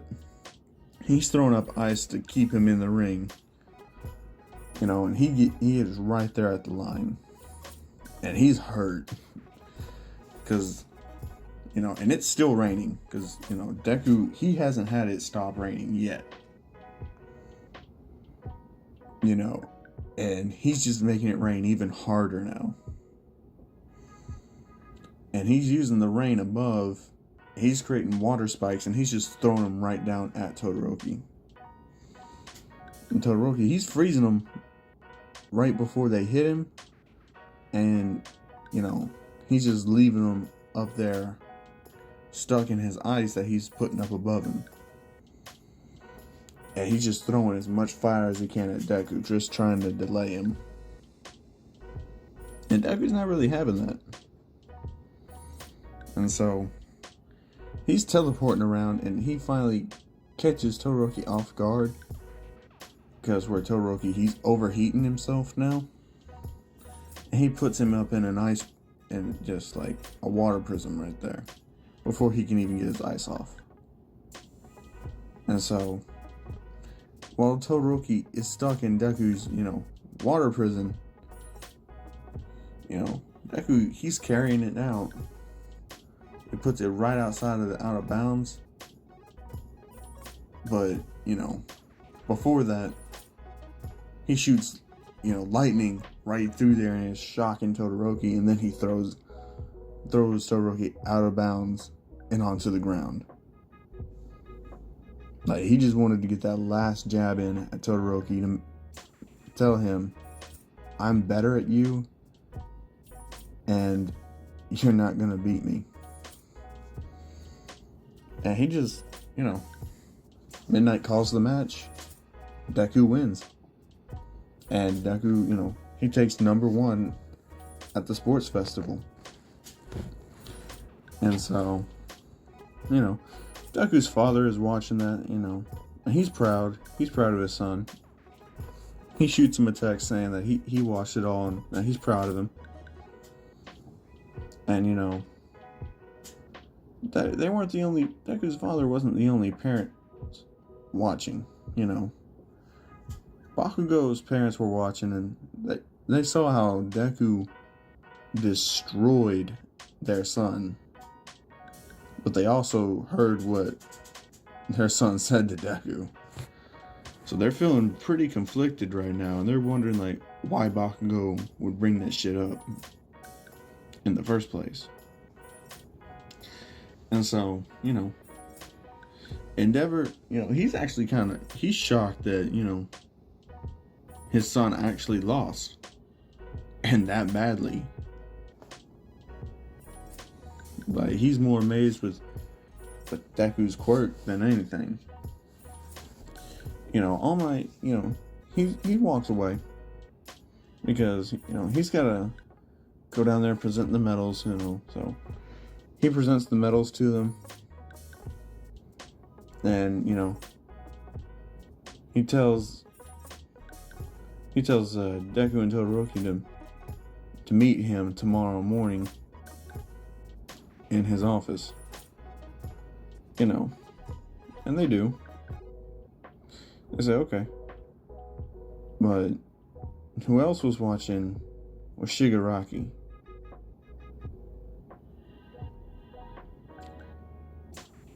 And Shigaraki he's thinking. He sees Deku's display of brutality and power, but he's not interested in trying to recruit Deku. He sees Bakugo getting embarrassed like that and shouting that shit off. And, he's like, that kid's got potential. He's like, and he's just like, Kirigiri, you think he could be turned? And Kirigiri, he says, honestly, after an ass whooping like that, if you, taunt him with, the idea of power, he might join up. But, we're going to need someone, and we're going to need someone strong. That kid, even though he got his ass beat, he's strong. He's displayed amazing powers with his quirk. If we could somehow convince him to join, that could turn things in our favor. And Shigaraki, he asks, but how could we get him to join? And Kirigiri's like, well, I'm pretty sure he's got parents. Be a shame if something happened to him because he said no. And that gives Shigaraki an idea. He's like, that just might do. After all, he's at a dorm. He doesn't really go home anyway. And so, they're putting a plan into motion. And, it's the next day.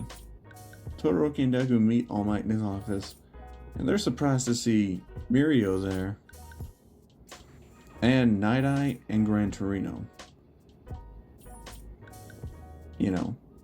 All Might tells them, have a seat next to Mirio. He's fixing them tea, he pours all three of them tea. Night Eye, he's standing there. He's looking at them. He has papers in his hand, and then Gran Torino's on the other side of All Might. He's got another stack of papers in his hands. And so All Might says, alright, well, I'm guessing you guys know why I called you here. And Deku's like, it's about your quirk, right? All Might says, yes, it is about my quirk. And so, Todoroki, he asks, well, who are you going to choose?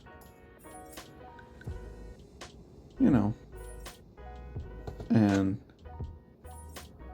Mirio, he's like, I didn't really get to show you what I could really do. He's like, before you make a decision, I would like the opportunity, to attempt to show you what I can do. And,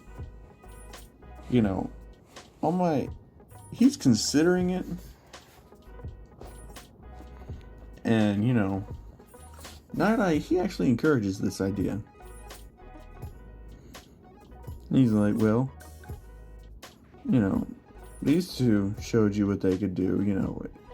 It wouldn't be fair to let Mirio go through evaluation without displaying his abilities. And Gran Torino chimes in. He's like, well, that is an excellent point. If you're going solely based on ability, then you should at least see what the boy Mirio can do. And he's like, alright, that's fine. And so he tells Todoroki, I'm just, the way you presented yourself in the sports festival, I'm not going to choose you. And he's like, you have a huge flaw in your personality. Like, you don't know who you are, and sometimes you even hesitate to use all of your power just because who it belongs to.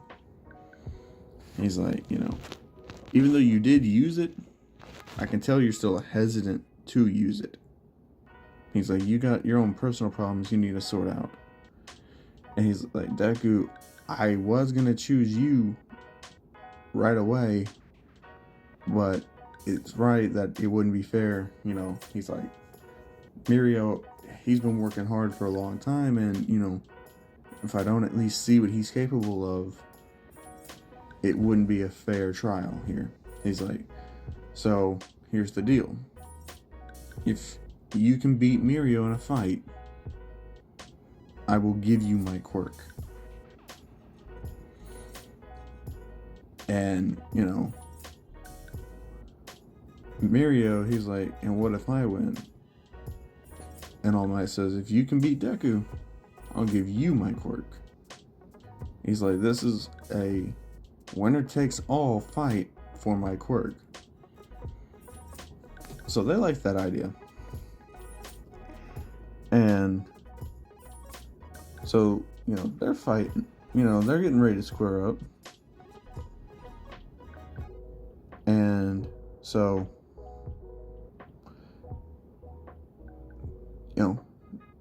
they start, and Mirio, he immediately goes into the ground.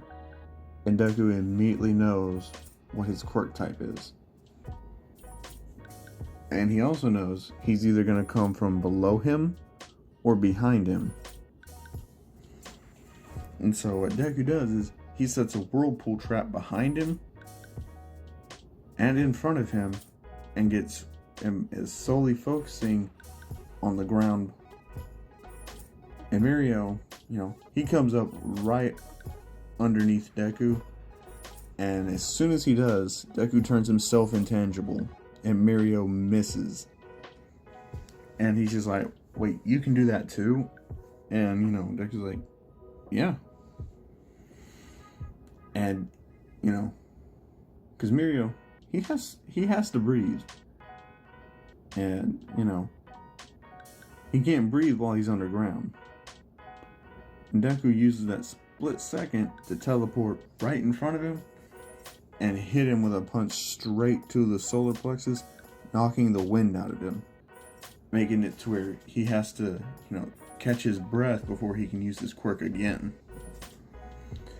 And so he takes the time that he's winded Mirio to wail on him. He puts him in a water prison, depriving him of even more air.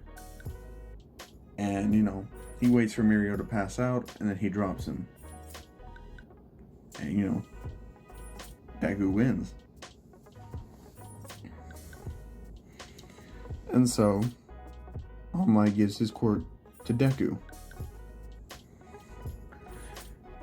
After that, they talk more about how to properly use One For All, and Edenian steps in and says that he'll be keeping an eye on Deku, and that he's actually going to be submitting, an offer for an internship with him to Deku. And that if he really wants to know the best way to use his power properly, that he should accept his internship. And, he leaves. They dismiss for the day. Todoroki, he's kind of pissed he wasn't chosen, but at the end of the day, he understands why he wasn't chosen. He's starting to progress more into the normal Todoroki. Around that time, Ida, he gets the news that, his brother is in the hospital and was attacked by the hero killer Stain. And, Deku, he sees about this online, like in a newspaper online. And, he checks up with Ida, and he's like, yo, you're not thinking about doing anything stupid, are you? And Ida knows Deku's past now, so, you know, he knows that Deku knows how it feels. And he asks Deku the question, if your mother's killer was right in front of you, wouldn't you want vengeance if you knew who killed your mother and was able to, you know, potentially find her?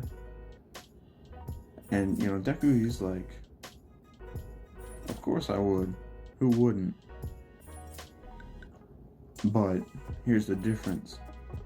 My mother is dead. Your brother's still alive. Your brother can still teach you things. You can still talk to your brother. You can still, you know, have lunch with your brother, eat breakfast with your brother, you know, hang out with your brother, talk to him. I can't. My mother's dead. She didn't get a second chance at life after a villain attack. Your brother did. So that puts us in two completely different situations. So don't think just because your brother was attacked that you can relate perfectly to mine. But even if my mother's killer was in front of me, I wouldn't do something so stupid that could potentially risk him getting freed because my own actions were against the law. He's like, look, you're always preaching about rules this, rules that. So maybe, you know, don't try breaking them just when it suits you. Or else, what kind of legacy is that for your brother? You know, he kind of blows this off and is kind of pissed, thinking, oh, you're just preaching to me now, huh?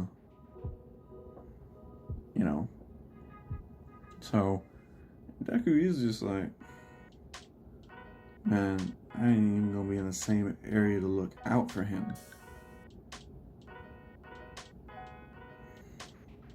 You know, so they get to class and they go over their offers.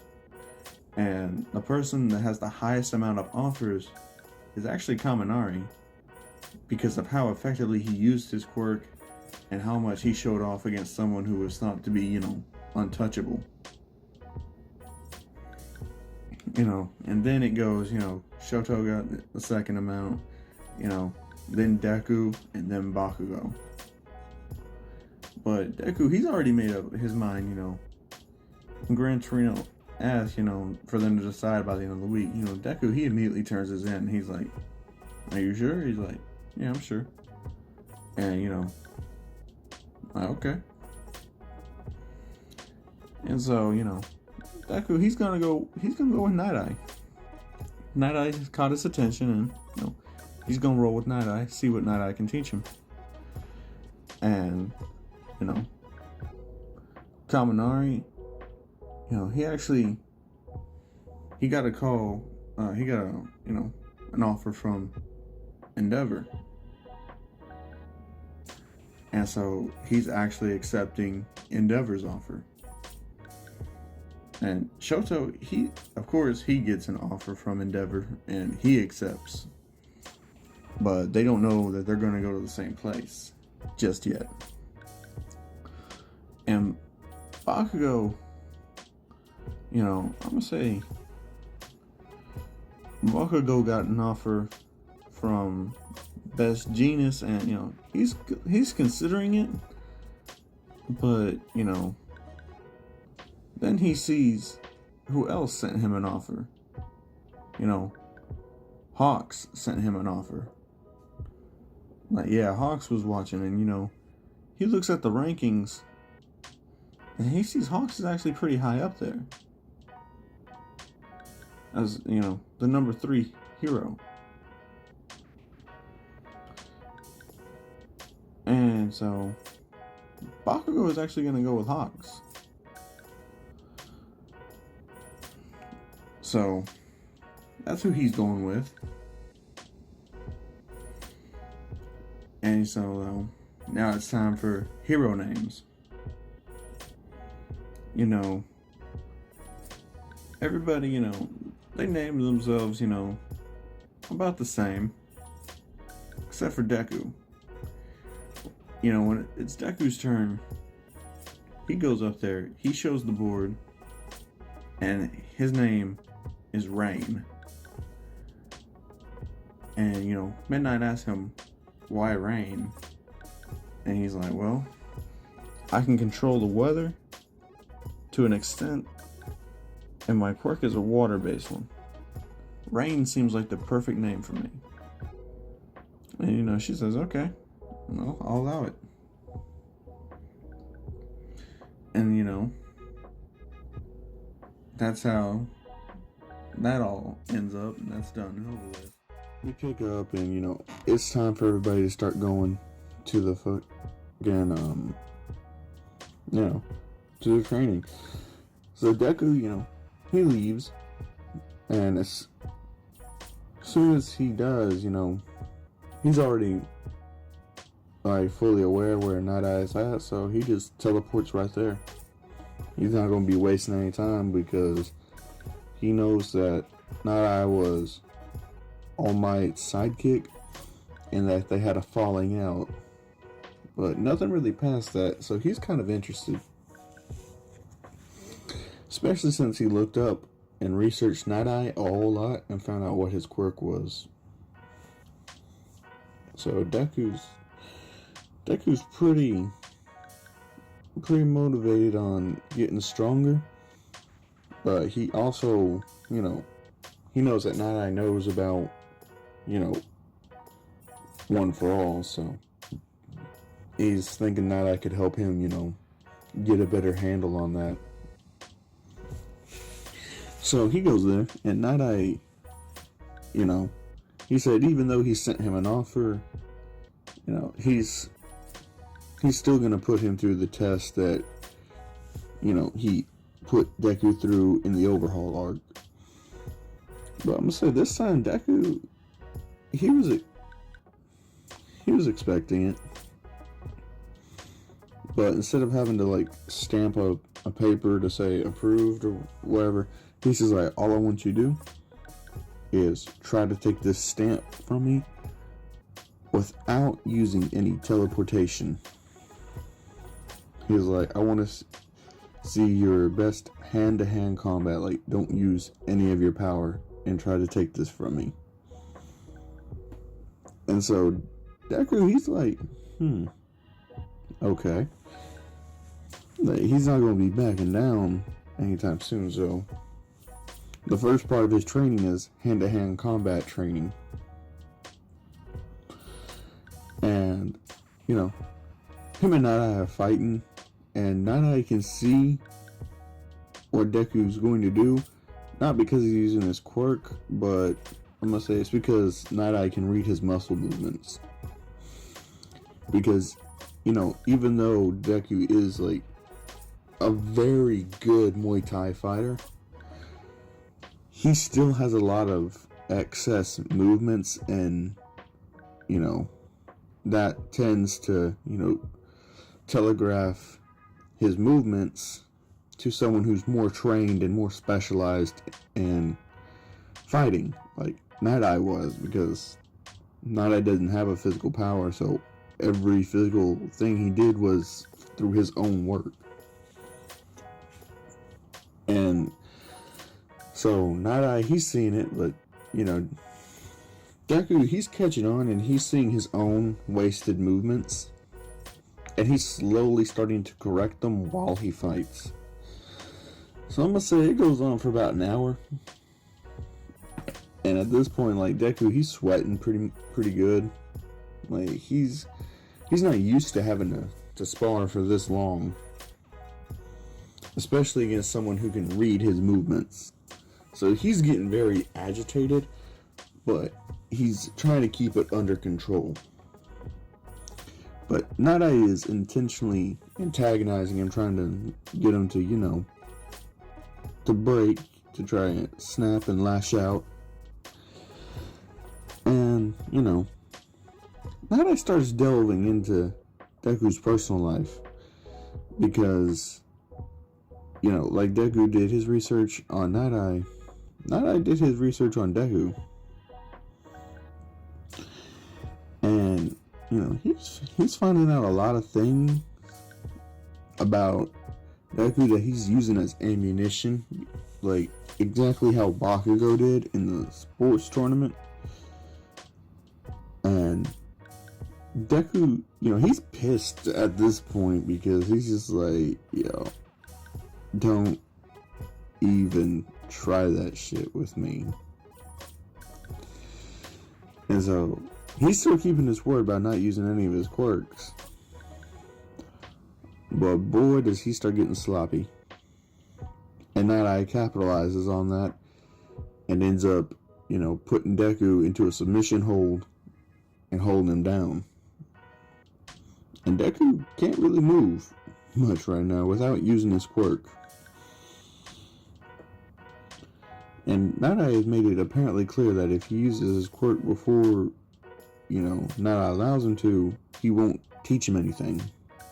So, and Deku needs to learn. So, Deku is just stuck. It is actually the first time someone has actually beaten him in hand-to-hand combat that wasn't his master.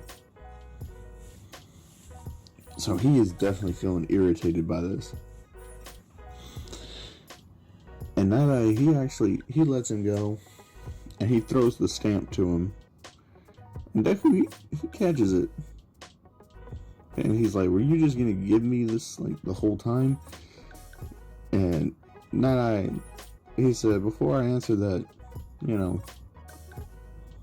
why don't you answer some of my questions? Did you learn anything? And, Deku told him, yeah, I learned some things. I learned that, you've done your research on me. And I know that you were able to somehow read my movements and that I had a lot of wasted movements, but that's about it. And Night Eye says, well, you didn't get a perfect score, but you did pass the first test. And Night Eye, it explains to him, you get angry every time someone tries to bring up something about your past. You get way too angry and you lose control. And he says, as you can see, if you didn't have a powerful quirk, you would be getting yourself into a lot of trouble. You relied too much on your quirk, and it's left you narrow-minded. It's left you a slave to your anger. Because wherever your mind goes, your body is going to follow. So if you do things out of anger and all that, it's not going to end well for you. He's like, I know you have a water-based quirk, so let me tell you, water is able to form to anything, you put it into a cup, it'll become the cup, you need to be more like the water that your quirk is made of. Anger, it's not a good emotion to use in a fight because all it does is tricks your brain into thinking you're working harder when you're really just burning your body out. And that's going to leave you open. And as soon as you got pissed, your form just went to shit. You had way too many openings. And anybody who, is, not blind could have easily have taken you out. So, your first lesson is going to be controlling your anger and breaking free of the chains that are binding you to it. And Deku, he's just he's starting to actually think about it, and he's realized that Nai's right. His anger has just been controlling him this whole entire time. And so Deku's like, okay, so what? You gonna be my shrink or something? And Nai says, oh no. I'm just gonna keep making you mad until you're able to control yourself from getting mad.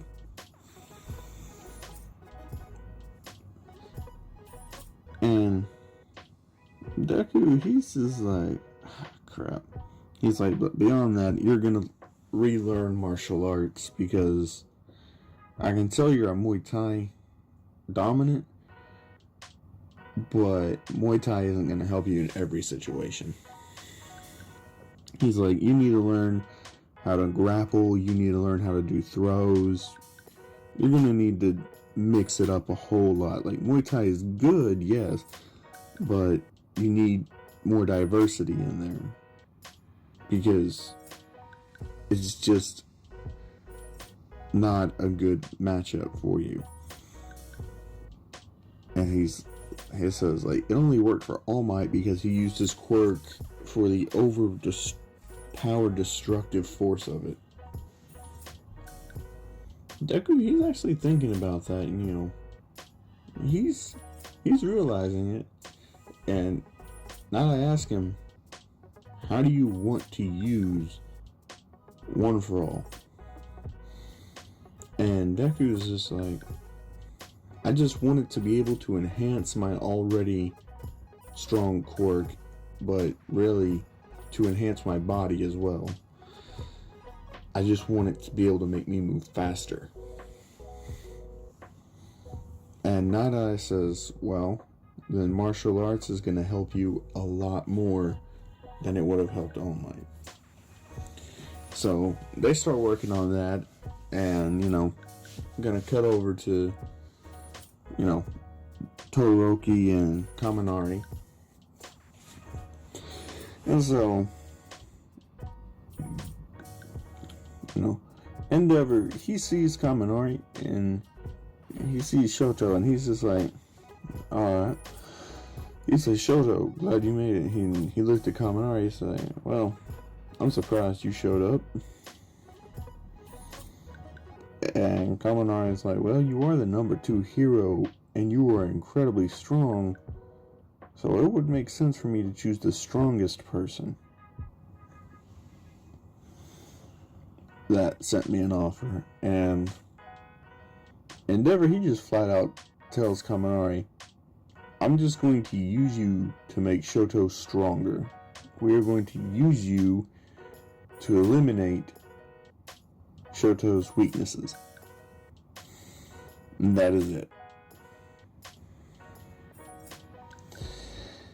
And with Kaminari, he's just like, you think that's all you're going to have me here for, but by you using me to, you know, eliminate his weaknesses, you're actually going to be helping me eliminate my weaknesses as well, because you're going to need to be exploiting my weaknesses in order to, you know, fix his, which is going to be helping both of us instead of one.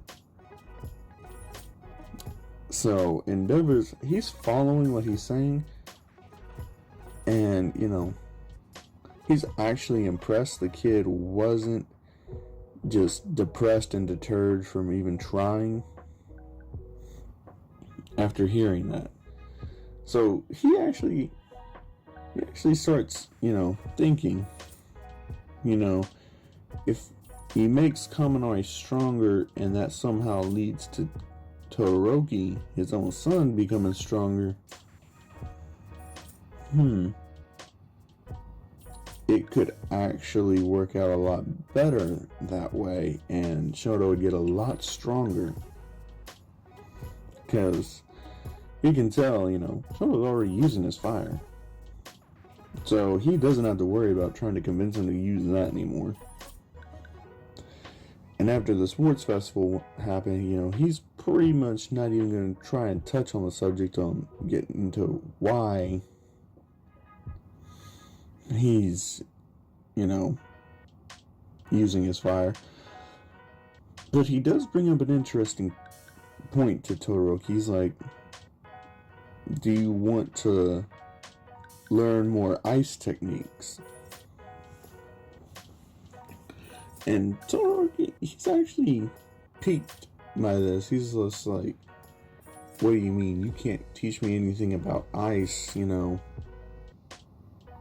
You're just fire. You're not ice. And he's like, well, if you'll agree to training, I could potentially have your mother be released and brought to live with you and your siblings, and she could teach you everything about ice. And this is actually surprising to Todoroki by a lot, because Endeavor is actually willing to release his mother. He knows that it's a bribe and that he'll be forced to endure hellish training again, but he'd have to submit to it willingly. But still, he would get to see his mother, and it would go a long way towards helping him. And he says he agrees. And Endeavor says, alright, but you have to pass my test for this entire mentoring program. And Todoroki, he's kind of pissed about that, but he's not gonna say anything that might fuck up getting his mother released. He knows his mom's still gonna be damaged as fuck and gonna have to have a hospital staff at the home, but at least, his mother's gonna be home. So, Kaminari, he's like, alright, so what's first? Like, what's the first type of training? And, the first type of training they actually do is going to be sparring. And Kaminari is actually kind of surprised that they're going to be jumping right into sparring. Even Shoto's a bit surprised. And Kaminari actually asks, why are they immediately going to sparring? And he says, you've probably got the wrong idea of who you're going to be fighting. And they look at each other and, they're pretty much thinking they're going to fight each other, but no. Not this time. Endeavor has a very wide and evil grin, and he says since Shoto agreed to his terms, he's changing the training program and he's going to be making both of them stronger. And to do that, they're going to be fighting Endeavor every day through the entirety of the mentoring program. And when they're not fighting, they're going to go out on patrol and they're going to increase their street smarts about what activity goes down on the streets and what they're actually going to be doing. And he says, don't think patrolling is going to be a walk in the park either, though. And Kaminari's like, he's thinking to himself, what the hell did I get myself wrapped up in? But he's thinking, oh well, if this can help me close the gap to Deku, I'm all for it. He's like, consequences be damned. And, they're doing it. Like, the fight, it starts off, Endeavor, he's just standing there with his arms crossed. And, he tells them, what are you waiting for? Come at me. And I was like, they're both going to try and use long-range attacks on him because they're not wanting to get anywhere near up close and personal with Endeavor at all. And this is where I'm actually going to give Kaminari a new ability, kinda.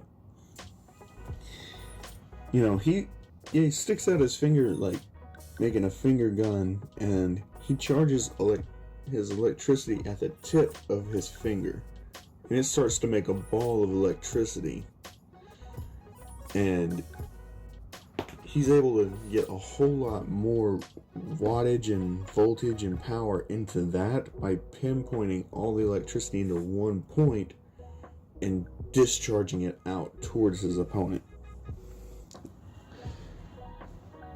And he's gonna end up, best thing he's thinking of is, overcharged bullet. And he shoots it Endeavor is actually very impressed that this kid who is, just a loser came up with such an effective way to increase his power in one go. But it's not really doing nothing to Endeavor. He just smacks it away. Because Endeavor was able to fucking roast Anomu's head with his bare hand. So, at this point in time, Kaminari is not gonna do any type of damage to Endeavor.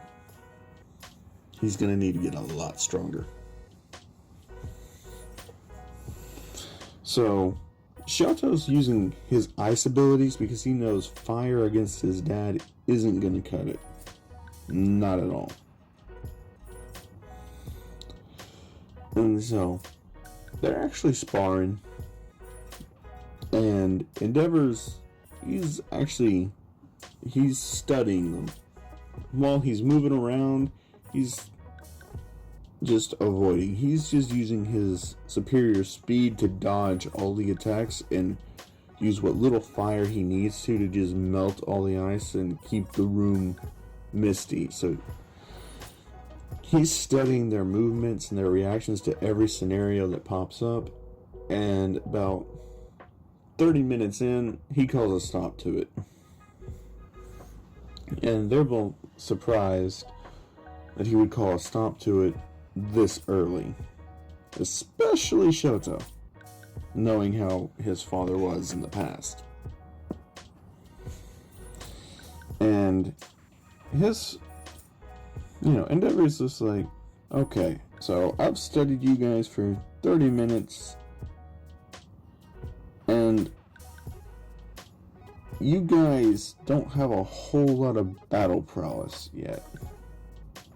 He's like, your opponent vanishes into smoke where you cannot see him,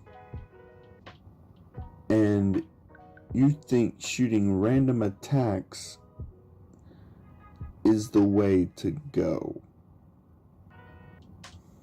That's just wasting your energy. The best move would have been is to partner up, cover each other's blind spots, and move in closer. It's 2v1. You guys are acting like it's a 1v1 when it's not. You have each other to use each other. You cover for each other's weaknesses so they can find out what each other's weaknesses are, and then you can improve upon them. He's like, if this was a real battle scenario, you both would have been dead already. He's like, you're not always going to be able to choose who you have to team up with, so it's best for you two at your level right now to become very, very well acquainted with teamwork, especially against someone who is way stronger than you. And he's like, strength is important, yes, but technique and timing are the key to overpowering someone who is stronger than you individually. And he says, we're going to go again from the top, but this time I won't just be dodging. You make a mistake, you're gonna get hit, and you're gonna get hit hard. I'll hold back, but I can't promise it's not gonna hurt like hell. So, after doing that for about an hour, after that, they stop. Endeavor tells them to hit the showers and then get ready for patrol. And, that's pretty much what they have to do now. So, they shower, they get ready to go on patrol, and as they're out patrolling, Endeavor's just constantly pop quizzing them over what you would do here, what you would do there, what's the best scenario in case of this, what's the best scenario in case of that. And, you know, they're just having a really hard time trying to get used to Endeavor's teaching style. So, now we switch over to Bakugo. Since he went with Hawks, I'm going to say he meets Hawks in an undisclosed location. You know, he's not going to be in the same city as Deku or Ida or, you know, Kaminari and Todoroki. He's just not going to be in that area. He's going to be on the far outskirts, you know, somewhere around in there where there's not a whole lot of heroes. And what heroes are, they're very low tier. And Hawks is, you know, he's actually talking to Bakugo. He's wanting to know how Bakugo feels after losing, you know, especially humiliatingly bad to Deku. And he wants to know if Bakugo learned anything from that. And Bakugo, he's actually going to be straight up honest with him. He's like, honestly, all that I really feel right now is just hatred towards him. Like, he clearly had me beaten, but he didn't stop. He just kept beating me and beating me and beating me, just relentlessly. He's like, I know what I said was messed up, but it was a very, you know, accurate plan for what I had in mind. I thought he would have gotten sloppy. I didn't think he'd just go all serious. And Hawks points out, well, that's one of your flaws right there. If you didn't think of the worst case scenario and the best case scenario before you decided to think if it's worth the risk.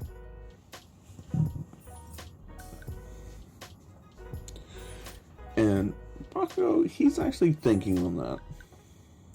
But Hawks asks him, what does he hope to gain from working with him? And Bakugo straight up tells him, power. I want power more than anything. And Hawks asks why. He's like, I want to be so powerful that Deku will never be able to even touch me again. And Hawks he's catching on that, you know, Bakugo is really only motivated right now just to get so much stronger than Deku that it would be a one-sided massacre, but on the reverse the next time they come to blows. And Hawks tells him, look, my quirk is not a physically strong or powerful quirk. I can use my wings, feathers to, you know, get people out of the way, or I can use them as blades, but it doesn't increase my overall strength. He's like, that's just not how my quirk works. And Bakugo asks him, then how are you the third topped hero? And Hawks tells him, strategy. I use my strategy to overcome everything. And Bakugo just asks him, like, who is your favorite hero then? Like, you've had to have a favorite hero growing up. Who was it? And, you know, Hawks tells him straight up, it was Endeavor. And this actually blows Bakugo's mind. He's like, Endeavor? Why Endeavor instead of All Might? And Hawk says, look, we're not getting into that right now. What we're going to get into is how I'm going to train you. I'm not going to increase your physical strength, but I will increase your mental strength. He's like, I'm going to make a tactician out of you, and this is all that's going to be going on. This is why I chose this location to do this, is because there's not a whole lot of activity here, and it's perfect for increasing your tactical prowess. And Baka, he's understanding. And of course, Stain's still around. He's still killing heroes. And he is not giving up. Like, he isn't giving up on people. And, Deku, he remembers that, and he brings it to Night Eye's attention. And of course, Night Eye, knowing that there is a huge risk going on, he does let Manuel know about what Ida could potentially try to do. But Manuel, he's kind of blowing it off, saying, no, Ida would never do something like that. And Night Eye's like, you do know that was his brother, right? And this is where Manuel, he starts to take offense. He's like, of course I know. Of course. He's like, well, why do you think he's there to mentor under you? He's like, well, his brother worked with me. I worked with his brother. Maybe he figured I was the only pro hero that could make him more like his brother. But Manuel, he's in denial at this point. He's just pushing that out of his head. And he hangs up on Night Eye. And him and Ida are going out on patrol. Meeting with Shigaraki and Stain still happens like normal. Nothing really changing there. And so, I'm gonna say he still comes along with against Stain, but this time Manuel, he's trying to keep a closer eye on Ida, but the Nomus are starting to attack now.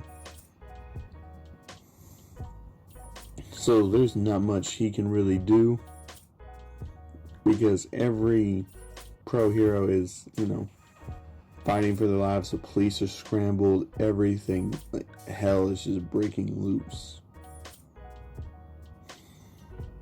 And, Ida, he confronts Stain, same thing, but this time there's no one to help him. Nobody's coming to his rescue. And I'm gonna say Stain attempts to kill him, much like he did his brother, but Stain's just gonna change his mind. On the flip side, he's killed Native like he said he was going to, and since Ida's not actually like a full-blown hero, just like one in training, he's not gonna go as far as to kill him. But he does make sure Ida can never become a hero again by severing his spine. Like, he just stabs into Ida's back and does a little slash across his spinal cord, and he cuts it in half, severing every nerve ending in there, and paralyzes Ida from the neck down. So Ida's even in worse condition than his brother. And Stain says, "This is the mercy I will show you. For your selfish desires, I will ruin your life, but allow you to live as a mercy, since you were not a hero."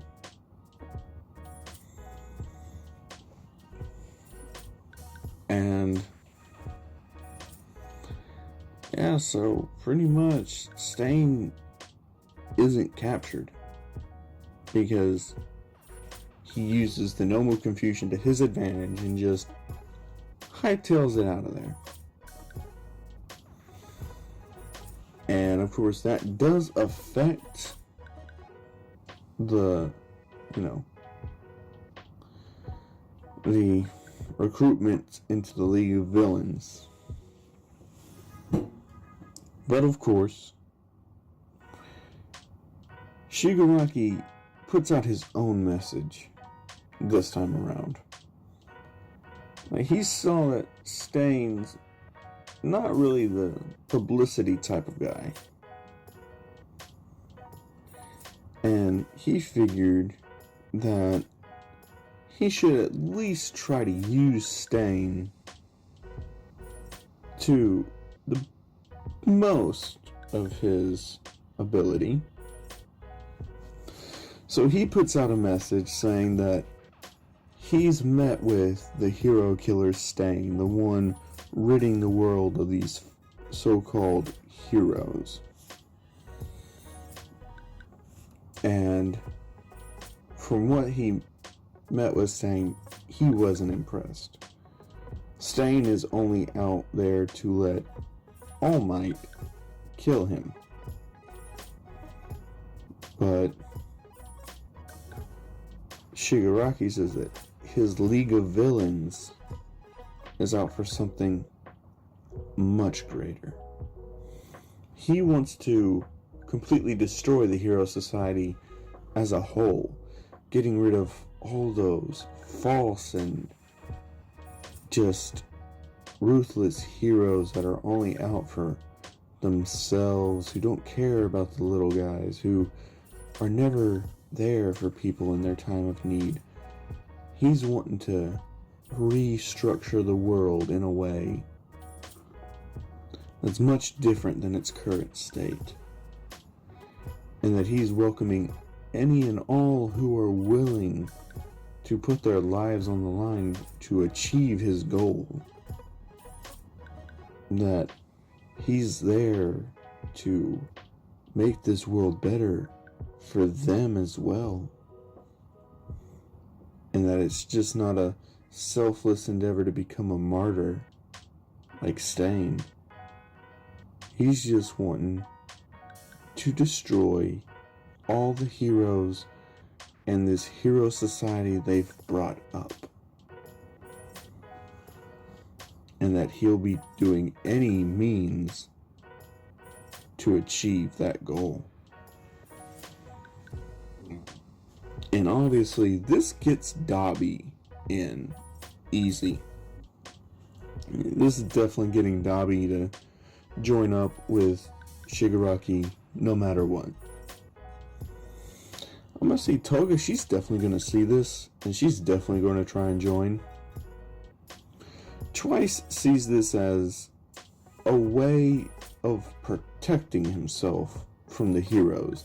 If they know he's with the League, they'll think twice before coming after him. So he still joins up. But Spinner, he's not really buying it,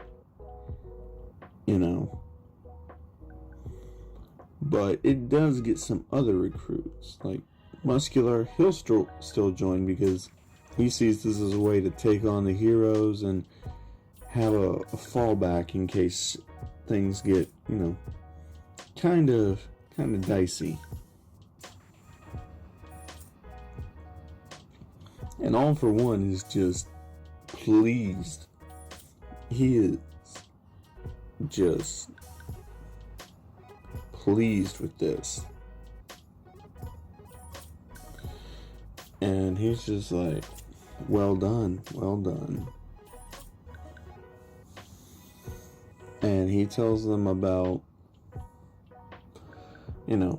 some people that might be of value, and he tells them about some potential rivals who might try and step in at this point.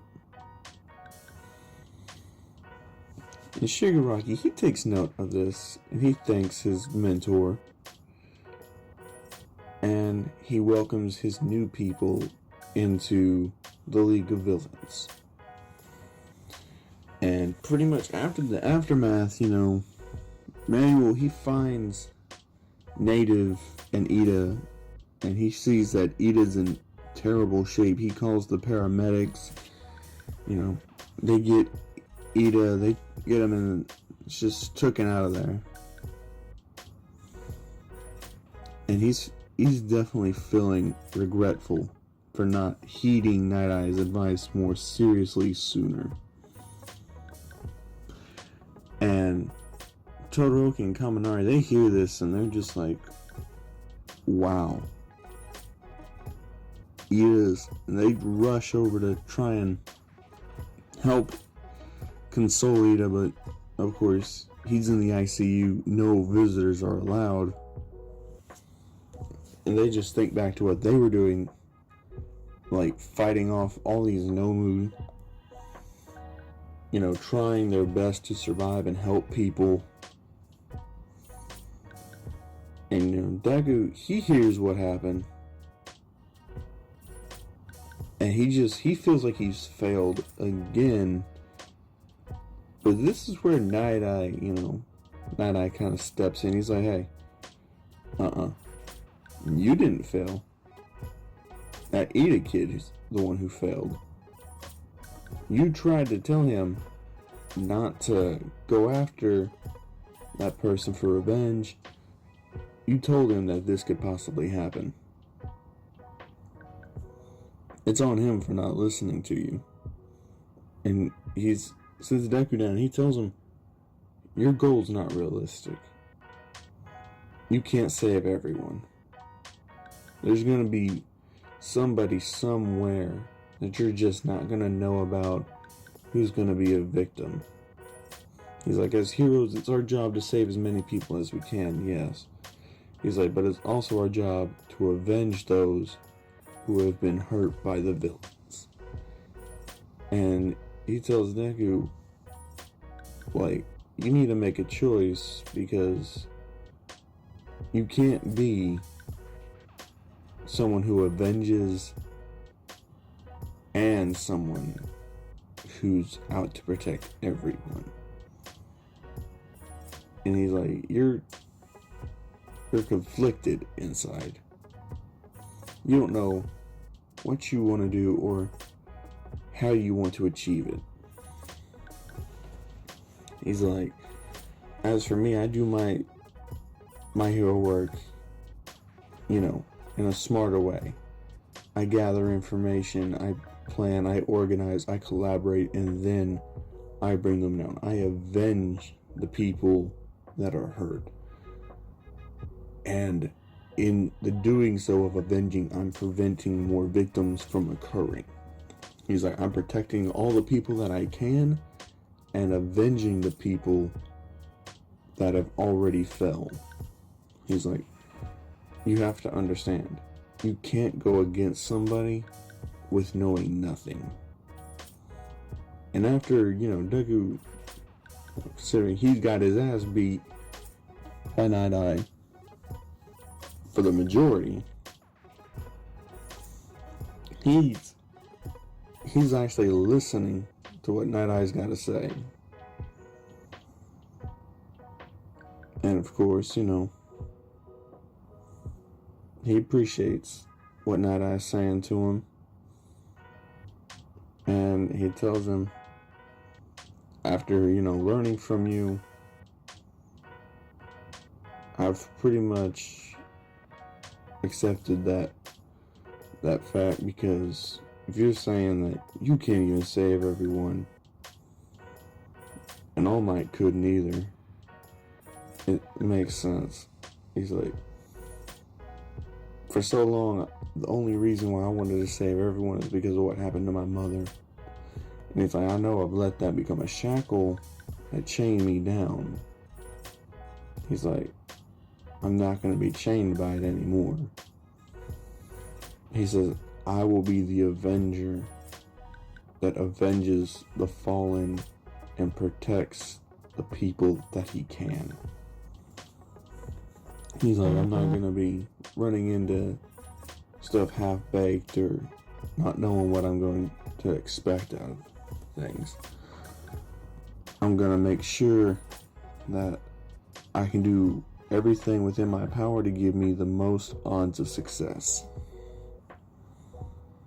And Night Eye says, you have grown a lot in such a short period of time. And that he's proud of him, and whenever the time comes to, have a mentor again or a hero program, that he's always open to accepting Deku. And so Deku says that he's definitely going to be sticking with Night Eye. So, that's done. Everybody goes back to school. They all learn about what happened to Ida. And shit. I'll have to cut that out. But anyway. And they're just like, wow.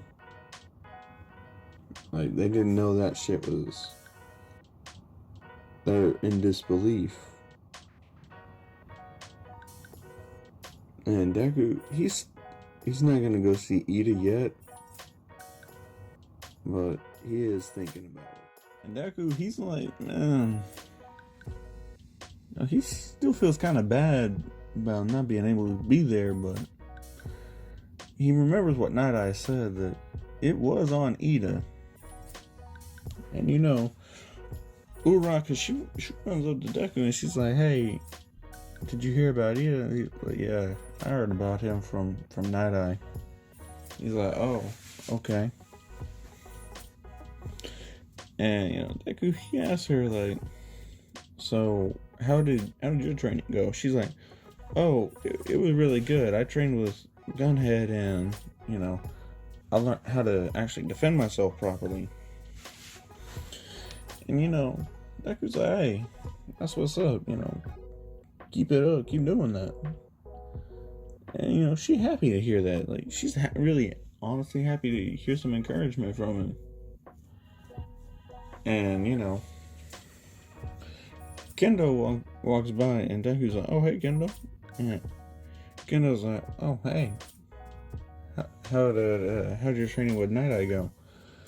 And he tells her, I learned a lot. He's like, what about you? She's like, well, I was on TV. And he was like, oh, well, it's part of being a pro, I guess. She's like, yeah, I'd rather not talk about it. And Momo, she's over here and she's like, yeah, don't ask me about mine either. Then you have Bakugo walking in. He's got some kind of confidence, and he can hear what everybody is chattering on about, but he's not even about to talk to Deku. Like, he just shoulder bumps into him real hard and walks on. And Deku's like, you could say, excuse me. Act like you got some manners, you fucking caveman. And Bakugo, he's just not even he's just gonna let that slide. Like, he ain't even feeling it. Because in his mind, he didn't get any fucking stronger. Like, he could tell that Deku got stronger. And, like, he's hearing about how everybody else got stronger, but he don't feel like he's gotten any stronger. All Hawks did was teach him about strategy. And have him, do a lot of running. Or using his quirk to make him go faster in the air. Stuff that Bakugo could have taught himself. He's like, that was a complete waste of my time. And then you have Todoroki and Kaminari walking in, they're actually a lot more friendlier. Everybody noticed that. Especially Jiro. She noticed that, Kaminari, he's got a bit more confidence to him this time around. And so she's asking him, yo, like, well, what's up? Like, you seem like you've gotten a lot more confident. Like, what happened? And he's just like, well, when you spar with Endeavor, every day throughout the whole training, you tend to be pretty confident in your abilities at this point. Having not died or gotten seriously burned. And she's like, oh, can you go into details over it? And he just flinches at the thought of trying to remember everything Endeavor did to him. And he's like, no, maybe next time, but no, not right now. And, Todoroki's just like, it's something that, we don't really want to talk about. So they go to their seats now, because now they're in a sullen mood. And Jiro's just like, well, damn, that wasn't my intention at all, but wow.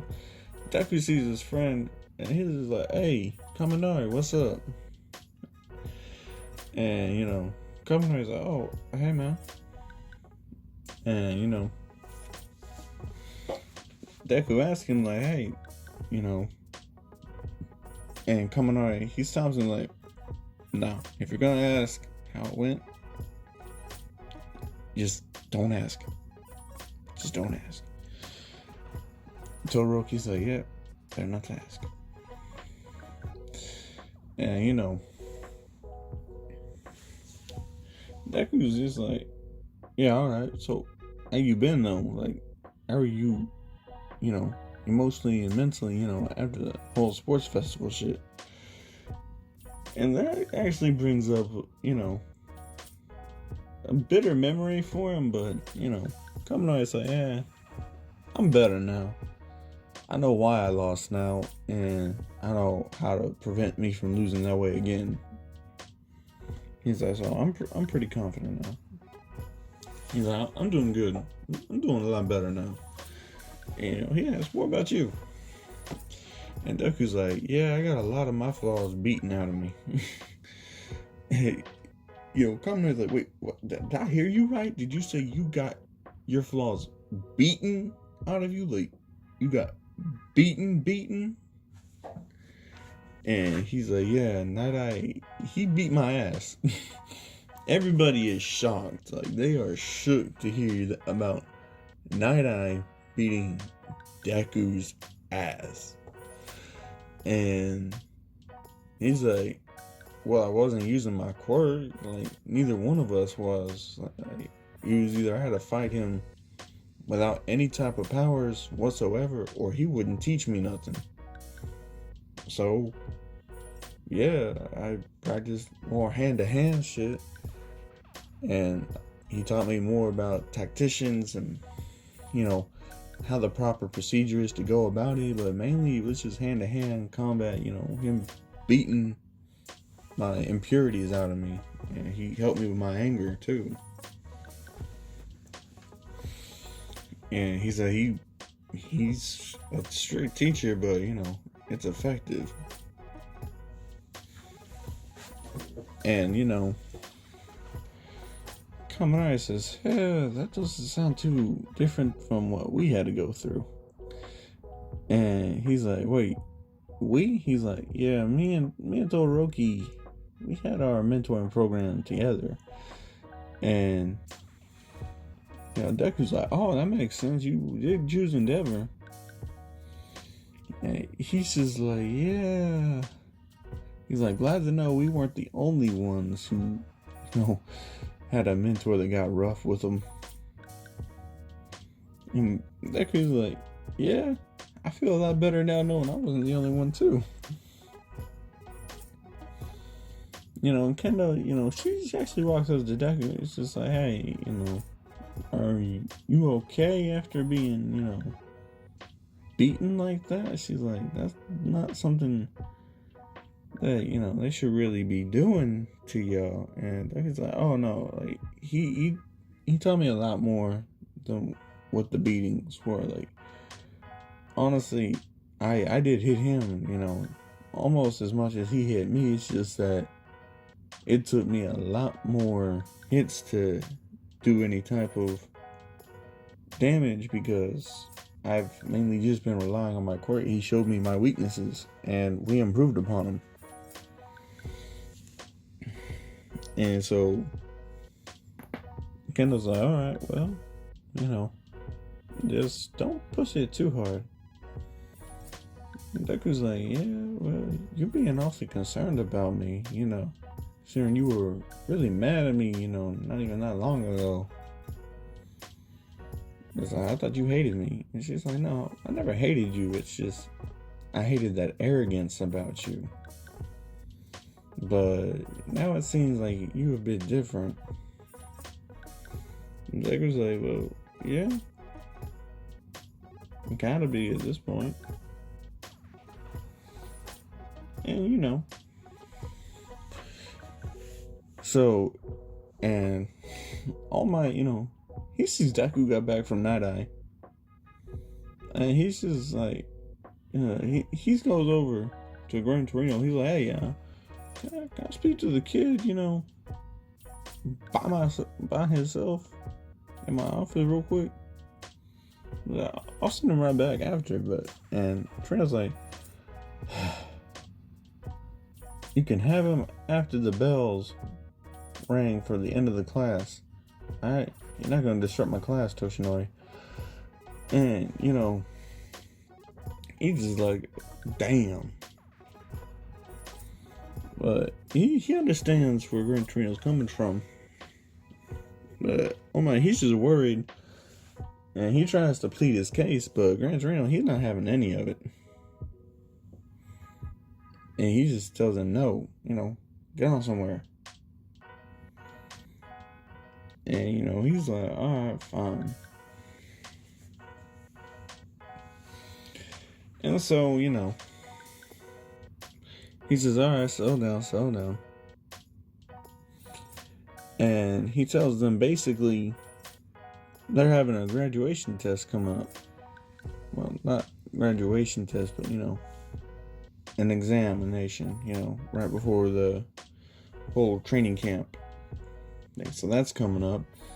And he's like, so, you guys need to get ready and bring your A game because after that is training camp. And those of you who don't pass don't get to go to training camp. You'll be held here and do remedial lessons. And immediately, people start freaking out. But Deku, he's pretty confident. He's like, so what's all the final exam gonna be?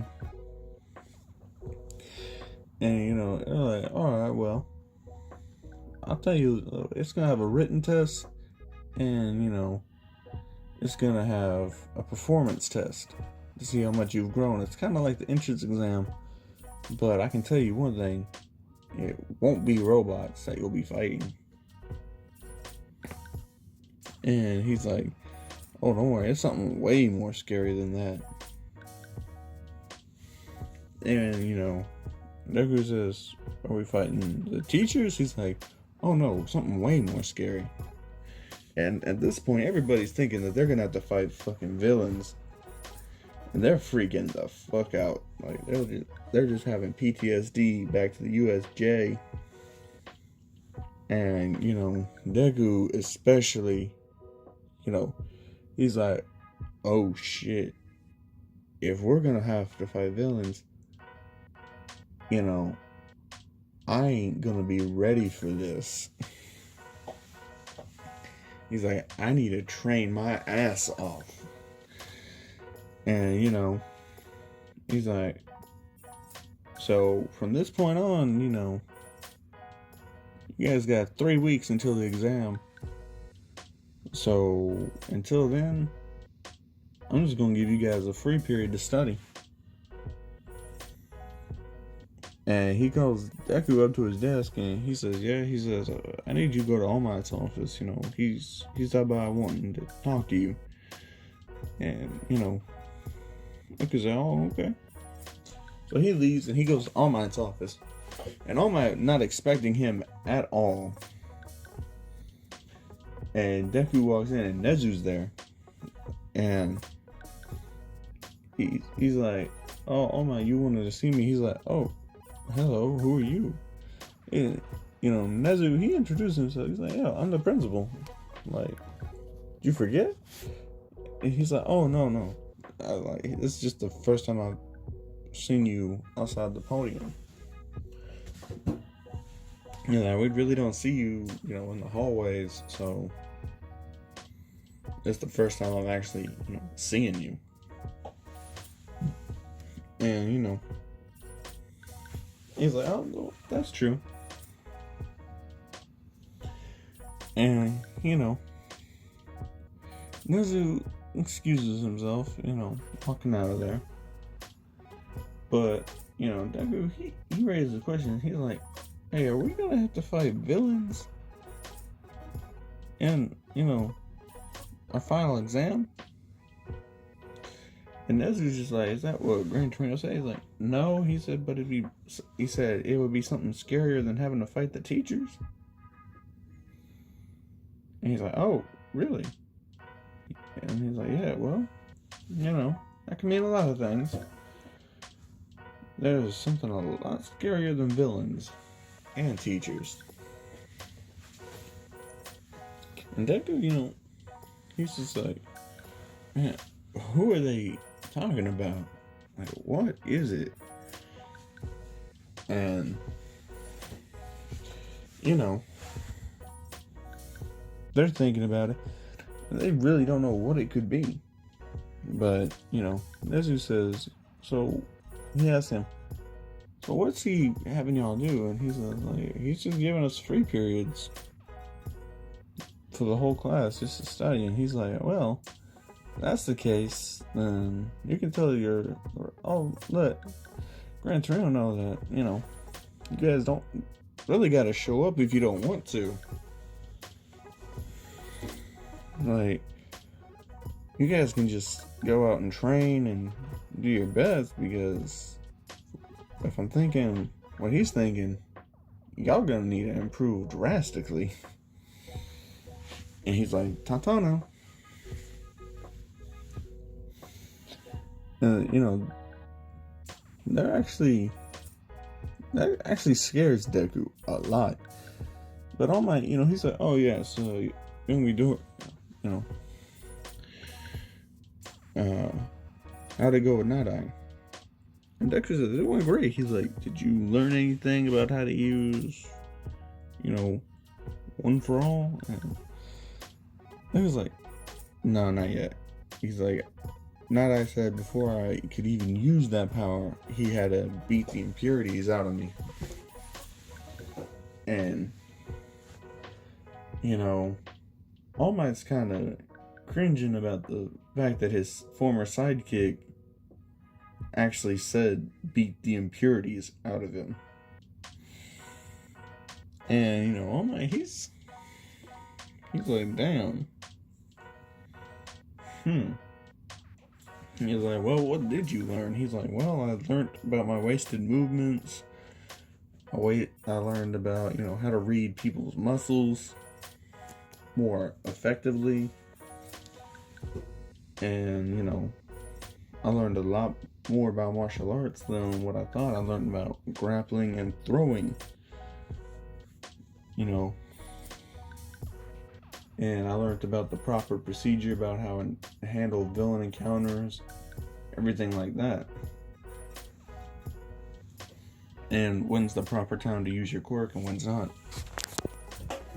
So, All Might, he's pretty shocked that I was that effective of a teacher. So, he's like, oh, well, that's pretty much all I wanted to know. And so, he said, you can go back to class now.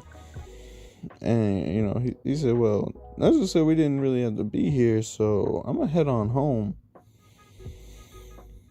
Well, not home, but back to my dorm and, try and train up best I can. I said, oh, alright. And so, Deku goes, he gets his stuff, and he just leaves the classroom. Gran Torino, he knows, but he ain't really gonna be telling them all that, they can just leave and not even show up to class. Just yet, anyway. And Nezu's just like, oh, where do you think you're going? And Deku's like, oh, shit, I'm going back to the dorm.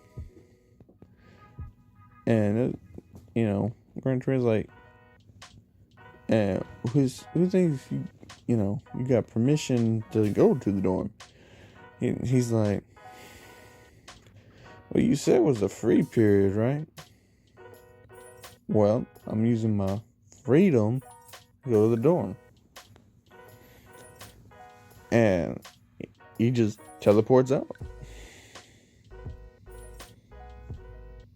And Gran Torino's kind of stunned that just happened. Like, he just did that. And he smiles and he tells the class about Nezu's decision. They all just leave. They're heading to the dorm too. They're just like, wow, Deku didn't even think to tell us. But, they enter the dorm and they're looking all around. And they don't see Deku at all. Like, they go up there, they check his room. Deku's not there. But Deku, he's already, teleported himself all the way over to the training facilities, and he's going at it. Like, he's wasting no fucking time. He's practicing everything Night Eye taught him and incorporating it into his quirk as well. He's lifting a lot of weights. He's doing a lot of calisthenics, a lot of running. Just everything and anything he can think of, and he's training himself like a madman. And that's all he does.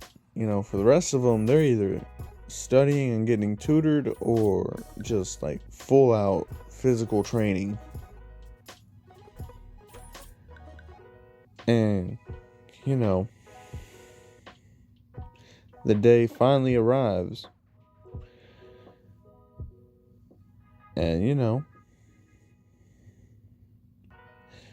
it's a test, and then the next day is the actual exam. So, test day comes, they all take their test. It's whatever. Deku, he already knows he's passing. Kaminari, he knows he's passing. He's not sweating it. Bakugo, Todoroki, they pass. They're just like, yeah, it's whatever. All the smart people in the class, like, they're not too worried about it. And Kendo, she's not worried about herself, but she is really worried about, like, everybody else that's she knows not too bright in the class. Considering her and Momo, they spend most of their time training them. And, like, helping them to study. So, she's, as the motherly figure she is, she's just, like, really worried for them. But, she still passes. And, she finds out that everybody, barely scrapes by.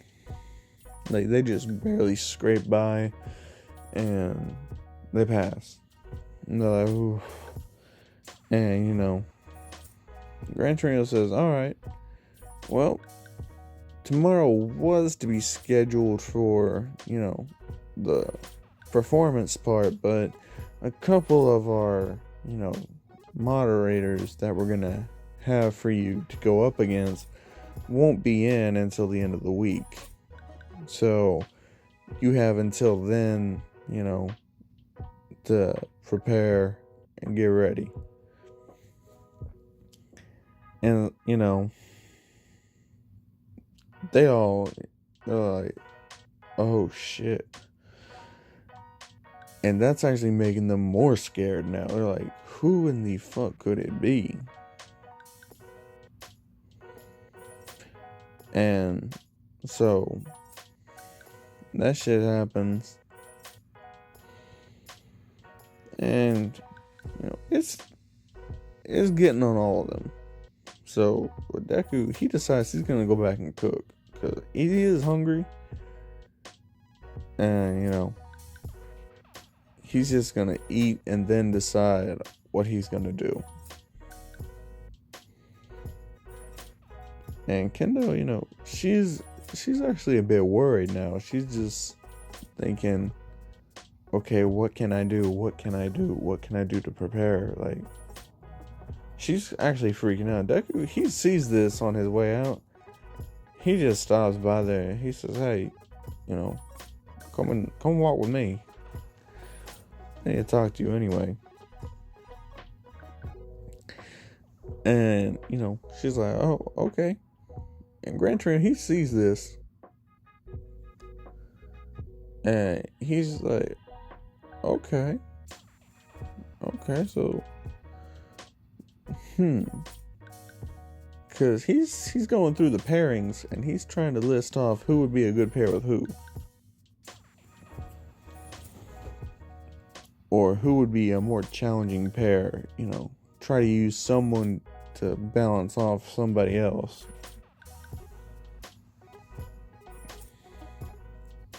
So he's actually thinking like, Uraraka, she sees Deku like chilling over there and like paying a lot of attention to Kendo, and she's starting to get a little bit jealous about that because Deku's never really given her that much attention. And all the girls in class notice that, and they're like, ooh, somebody must be crushing. And, Uraraka's face turns a bit red, and they're like, damn, girl, you got it bad for him. And Mina's over there teasing her, and, Momo, she pops up and she says, well, she might not be the only one, but I think she lost even before the battle began. And people's like, what you mean by that? And she points over there to, Momo and Deku walking out the class together. And Mina, she's just like, are you saying he's into her or is she into him? And Momo just says, you'll figure it out eventually. She picks up her stuff and she walks out of there. And Kaminari, he's just like, alright, hey, Jiro. She's like, yeah? She's like, hey, you got time to talk? And she's like, yeah, sure. So they leave together. And so Mina, she's looking and she sees another pair leaving and she's like, damn. Everybody got like their own mans in here or what? And the rest of the girls, they're looking around like, nah. And Bakugo can see the jealousy on Uraraka's face about Deku. And he decides to try and use that to his advantage. He calls out to Uraraka like, hey, I gotta talk to you, like, you wanna walk with me to the dorm? And she says, yeah, sure. Like, she's thinking that this could get at Deku and get underneath his skin. Deku and Kendo, they're walking, and Deku's like, alright, so what's up? Like, what's got you so freaking out? She's like, well, I don't know what I should do to prepare. Like, is there anything else I can do to prepare, or is this just the limit of what I can do? And Deku, he flat out tells her, like, don't ever think that something's your limit just because you can't think of something to do at that current time. He's like, you still got a long way to go to get stronger. So don't think something's your limit just because you hit a wall. Like, just think about what you can do to get over it. Like, if you do one style of training a lot, then why don't you try a different style that could give you better results? And, you know, she thinks about it. She's like, what do you recommend? He's like, well, you do martial arts? She's like, well, some. And Deku's like, well, why don't I teach you martial arts? He's like, it's better than nothing, and at least you won't be going in, nervous as hell. And she's just like, oh, well, okay, sure. And Deku says, well, first, I'm gonna go cook me something to eat. She's like, you can cook? And Deku's like, yeah, I can cook. And she's like, I don't believe you. And Deku says, okay, bet. So they head in there, and Deku, he starts cooking. And he's trying to cook her up something that'll just blow her away. And so Deku, he makes some spicy curry. And, she tries it. She says, it's hot, but it's pretty good. And she says, well, I guess you can cook. And while that's happening and going on, Jiro and Kaminari, they're talking. Kaminari, he's like, so, look, about what I said back at the beginning class all those days ago, and we never really got to talk about it. She's like, oh yeah, so, like, what was up? Like, did I say something that got you depressed or what? She's like, no. It's just that, you had to fight Endeavor a lot. Like, every single day. And some days he didn't hold back as much as others. And she's just like, oh, yeah, that does sound tough. He's like, yeah, he's pretty sure he's got Endeavor PTSD. And he says, but on the flip side, he did get to know Todoroki pretty good, so he's pretty excited about that. Like, and she says, excited? Why? He's like, because I know him better now. If we have to fight each other, then I know his weaknesses better, and I can play on his emotions to, get him to lower his guard. And she's like, are you really just becoming his friend to take him down? And she's just like, what? No. I'm generally his friend, just like I am Deku's. But the difference is that, with Deku, I never even dreamed about being able to compete with him on the same stage. But with Todoroki, I'm pretty much there. I'm at his level almost. And she's shocked, and she's like, well, you do have a lot more confidence now. He's like, well, yeah, kind of had to. And so she's actually pretty happy. And, they talk and they go on, and, Kaminari basically tells her, hey, you wanna go get something to eat? And she's like, what, are you asking me on a date? And Kaminari, without even thinking, he says, well, duh. And then he just covered his mouth, and his face turned red, and she's just like, oh shit. And Jiro says, okay. And he's like, what? She's like, yeah, alright, let's go. And she's like, but you're paying. And he's just like, I bet. So those two they're going out, and Bakugo sees that, and he's just like, And Uraraka's like, so we just walking, or and he's, Bakugo is like, oh, sorry, I was just thinking about something, and she's like, what were you thinking about? And he's like, well, I was thinking about how you always looking at Deku, and you ain't never looking at me. And she's just like, oh. And he's like, well, it's the truth. He's like, I might not be as strong as him yet, but, I definitely do notice you more than he does. And she's like, well, that's true, I guess. I really wouldn't know. And, Uncle says, well, why don't you give me a chance to show you? And she's like, how are you going to show me? And he just says, go on a date with me today.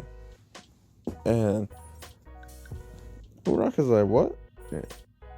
Uncle's like, yeah, come on. Let's go out on a date. And Bakugo, in his head, he's just thinking, just say yes so I can get under that damn idiot's skin. And, Uraraka, they're getting really close to the dorm, and she can see through the windows of, Deku giving Kendo food, and she's just like, did he cook for her? And Bakugo looks up and he's like, oh shit, yeah, I guess they did. I guess he did cook for her. So she just says, alright, fine, you can take me on a date right now. And he's like, right now? And she's like, yeah, right now. Just let me go change first. And he's like, alright, shit, I'll go get comfortable too. And so they go change, and when they're going out, Kendo, she asks, hey, where you guys off to? And, Uraraka says, oh, I'm going on a date with Bakugo. And she asks where Kendo's going. Kendo's like, oh, well, that's cool, you and Bakugo dating?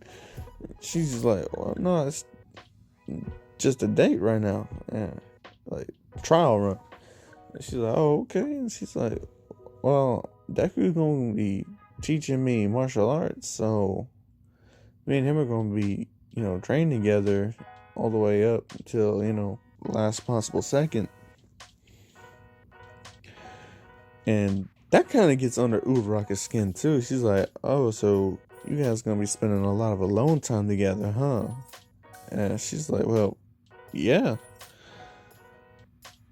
I guess. She's like, no one else is coming to train with us.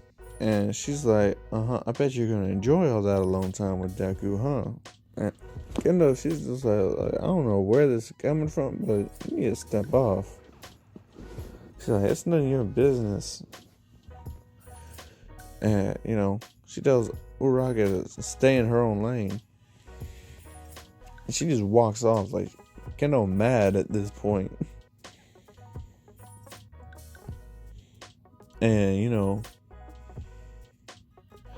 Bakugo down there, he pretty much waiting on her. Deku, he down there too, but those two ain't talking. Uraraka comes down there and, she hugs up on Bakugo and says, oh, I'm ready for our date. And Deku, he's just like, wait, you dating him? Out of everybody here, you dating him? And before Uraraka can correct him, and Bakugo just speak up and he says, yeah, she dating me, so what? You jealous? And Deku's like, jealous? Nah, you can have her. And that sent Uraraka into orbit. And she's just like, for one, me and him ain't even dating, but glad to see you wouldn't care either way. And he's like, well, what's it to you?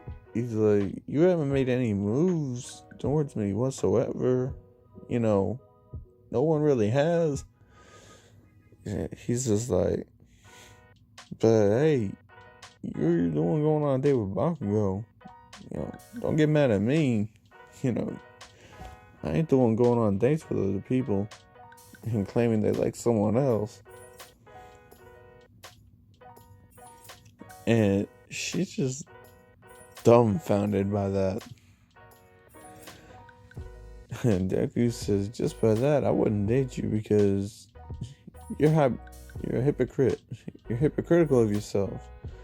And everybody else, but you really don't seem to care, when you're the one being a hypocrite. And he says, for that reason alone, I wouldn't date you. And Bakugo, he just tells Uraraka, come home. And they leave. And Kendo, she was waiting, in the middle of the stairs, just listening to the conversation go down. And, she kind of happy Deku said all that. And she's kind of putting her plan in motion, kind of get Deku noticing her. So, but she is serious about training, so, training is what she on her mind with right now. So, all that happened, and, it's time for the actual performance part of the test. And the teams that Gran Trio came up with are, Deku and Bakugo, they still gonna be teamed up together, and they ain't liking that one bit. And, Uraraka and Kendo, they teamed up, and she's just like, no. But pretty much outside of that, everybody is teamed up, pretty much well with everybody else. Kaminari and Jiro, they get teamed up. Momo and Todoroki still get paired up. Pretty much, I'm gonna say Koda and Sendo get teamed up together just to compensate, their canon counterparts getting teamed up with someone else. But outside of that, everybody else gets paired up. It's exactly the same. And they said, alright, so for your opponents, we're having pro heroes, but they're not all going to be teachers. Like, some of you will fight teachers, and some of you will fight your mentors from the mentoring time. And Deku, he hears that, Bakugo hears that, and he's actually wanting to fight Hawks. Like, he's wanting to fight that motherfucker, because he's thinking, like, this is his time to pay him back for all that wasted time. So, they find out that, Uraraka and Kendo, they fighting Gunhead, and she's just like, oh no. And Kendo, she's just like, oh hell. She's like, I get teamed up with the worst possible partner, and I'm going against one of the worst possible opponents. Oh my gosh. And for, Kaminari and Jiro, they still they're going up against President Mike. And for Deku and Bakugo, they're actually going up against Night Eye. And, Deku, he's like, alright, well, this time it's gonna be different. I ain't gotta worry about not being able to use my quirk. And, it's not clicking with him that Night Eye's gonna be using his quirk too. And that's when Gran Torino explains it. He's like, there's two ways to win here. Either you capture your opponent, or both of you escape, or one of you escape throughout the escape route. And pretty much, and he says, some of the heroes will be restrained, but some of the other ones won't be restrained. And Deku's actually looking afraid now. He's like, which hero won't be restrained? And Gran Torino says, well, Night Eye is definitely not going to be restrained since he doesn't have superhuman strength or a strength enhancing quirk. And, Deku realizes Night Eye's going to be able to use his actual quirk, which gives him foresight of the future. So Deku's like, we're gonna have to not only fight Night Eye, but we're also going to have to fight fate itself. Like, how are we supposed to fight that? And Mako's like, what, you scared? He's like, if you knew what this man could do, you'd be scared too. And Kendo's like, wait, are you actually scared to fight Night Eye? He's like, y'all don't get it. He was All Might's sidekick. You know how strong you gotta be to be the sidekick of the number one hero? And she's like, oh, she's like, well, what's his quirk? And Deku tells him he can see in the future. And she's like, oh. Everybody hear that and they just feel instantly better about their opponents. Until you get to Todoroki and Momo. Because their opponent is Endeavor. And Kaminari is thanking God for the stroke of luck of not having to fight him again. But Momo is terrified. She's just like, I have to fight the number 2 hero. And Gran Torino, he explains, Endeavor is going to be heavily suppressed with those wristbands that, weigh him down so he can't move as fast. And they put some special restrictions against Endeavor to make it more fair. And Momo, she's just like, even still. Sorry about that. I'm recording this like way early in the morning, so yeah. But anyway, she's not feeling good about this whatsoever. So I'm gonna say, like, the first match this time is, Jiro and Kaminari against President Mike. And, he's just chilling back there, screaming at them. And Kaminari, he's actually gonna sit back and he's charging up a huge a huge thunder shot that he's just gonna shoot right at him.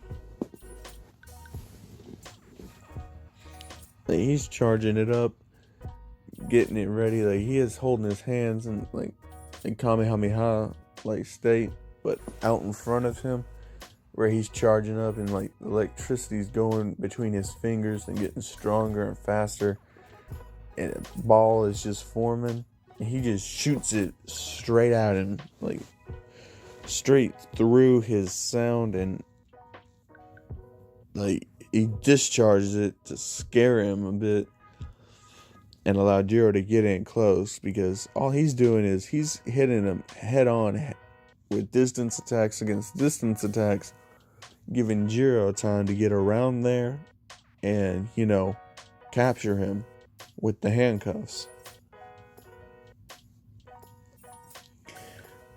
And that works. Like, he is very distracted.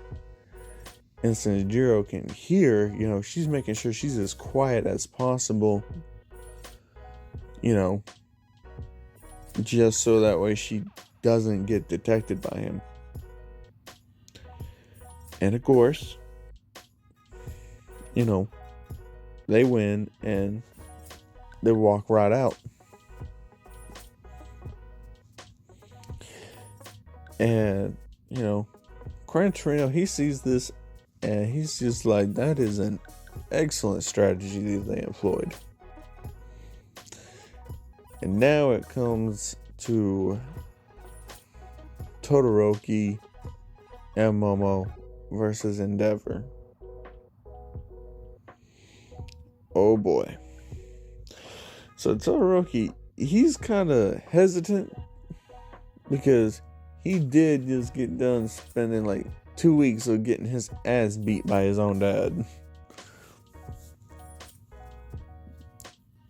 And, he's like, he probably hasn't really improved that much since then. And so he's thinking like, oh shit, man. But as soon as it starts, Endeavor is just going straight for Todoroki, for his son, for Shoto. And Shoto, he's like, oh shit. And he's just creating a huge ice wall as thick as he can get it, lowering his temperature to its absolute minimum. He's trying to get it as close to absolute zero as possible. And he is freezing some of Endeavor's size a bit, but really Endeavor's just powering up his fire and just like burning through the ice. And Todoroki basically tells Momo, you need to get to the exit so we can win. And so she's running, and she's actually gonna be, she stops every part of the way, and she creates a mannequin fake of herself and puts it there like it's hiding, so try and throw off the trail of her. And like Shoto, he's trying his best, like he really is. He's using his ice and it's just getting shattered and melted, but it is turning into a great smoke screen. And that's kind of Todoroki's plan, it's just to create a huge smoke screen. And he keeps using it in the same direction, but once he knows that Momo, she's a safe distance away, that's when he just starts to barricade himself into the ice, like creating huge ice sphere all the way around him. And Endeavor, he's actually impressed his son is actually, evolving and not just using the same tactics. Because no matter which way Endeavor attacks from now, he knows his son's going to hear it coming and is going to know where he is. And so, and plus, he really can't even tell where that other girl is, where the fog's, because of all this steam. Like, he's fighting Shoto like full force. He's like, yeah, he don't even care about winning or having his son lose. Like, he just wants to fight his son and test him. Like, that's all Endeavor's really thinking about it right now.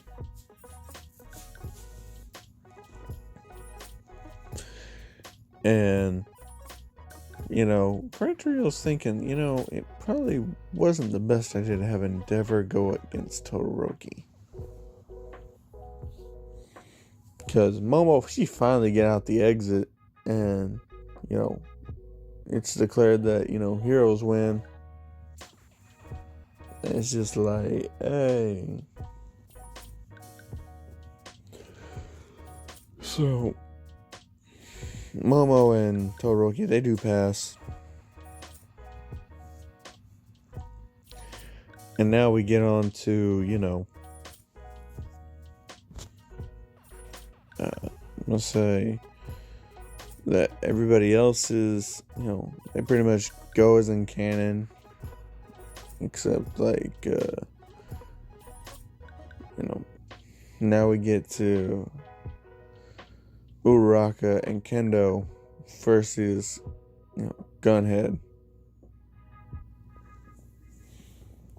And Uraraka, she's pretty much ready to go. Like, she goes full throttle at him, making everything levitate. And Kendo, she's looking around thinking what she can do to help. And she notices, she has the power to make things levitate.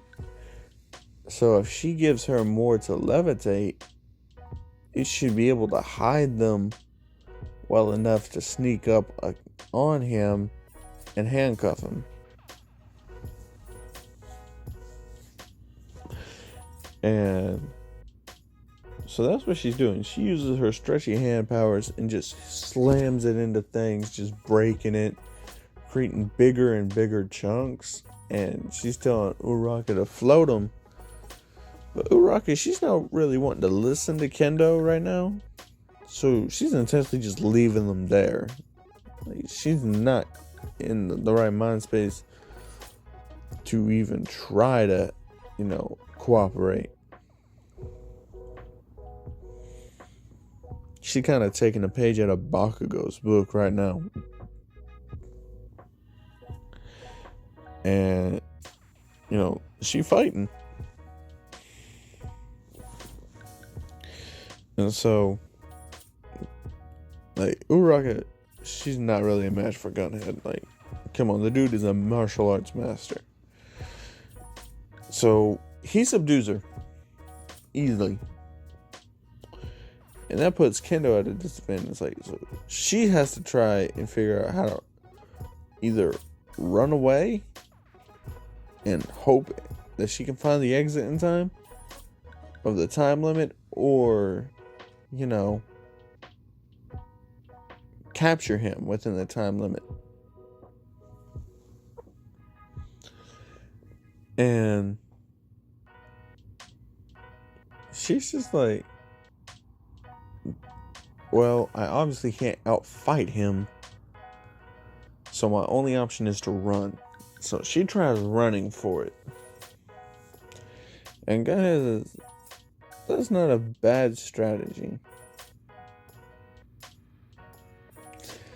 And so she's running, but of course, she's not really going to be able to make it all the way out there. And so she does end up getting caught. So, her and Uraraka fail. Flat out.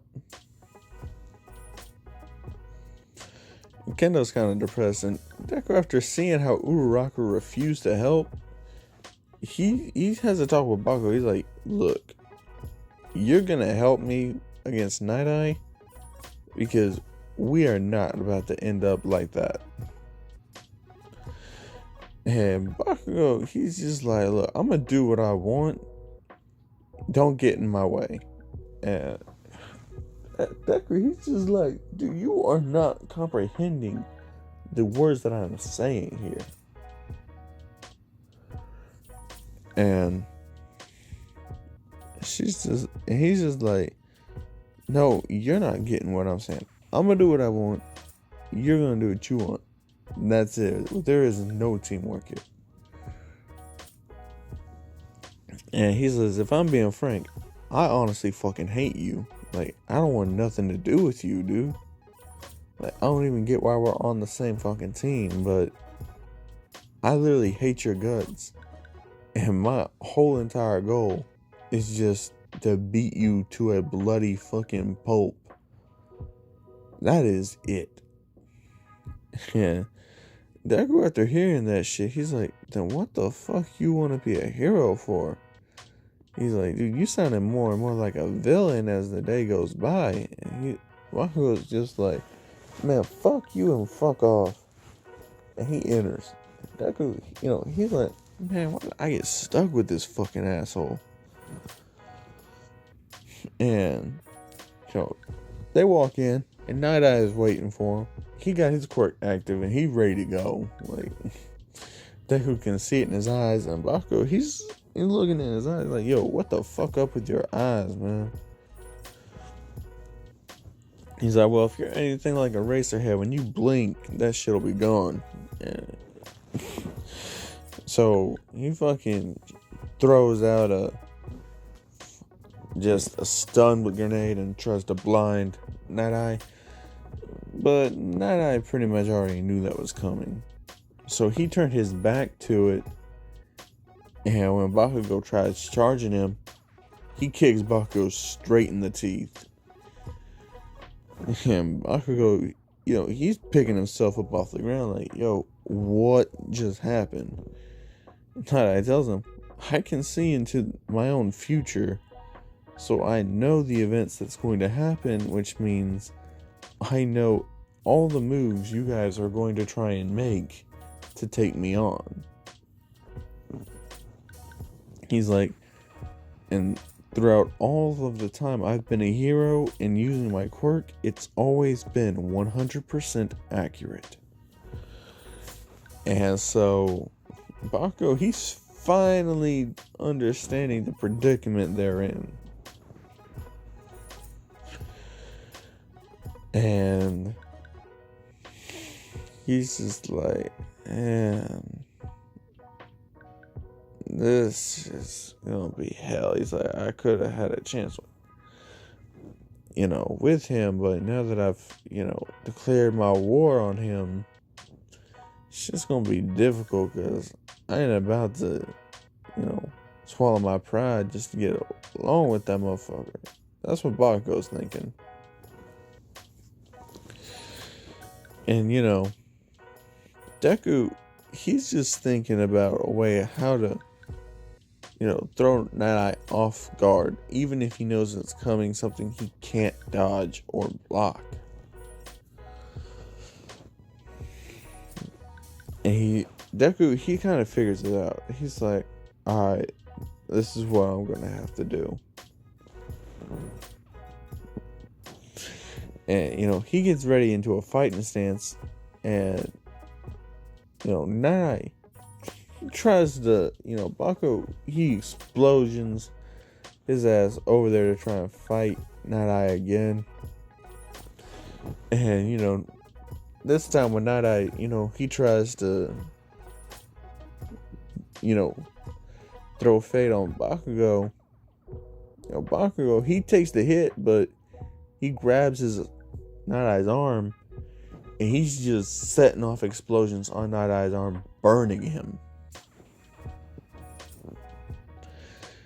And Deku's actually getting fucking pissed off at this, so he kicks Bakugo straight in the spine. And he's like, yo, what the fuck are you doing?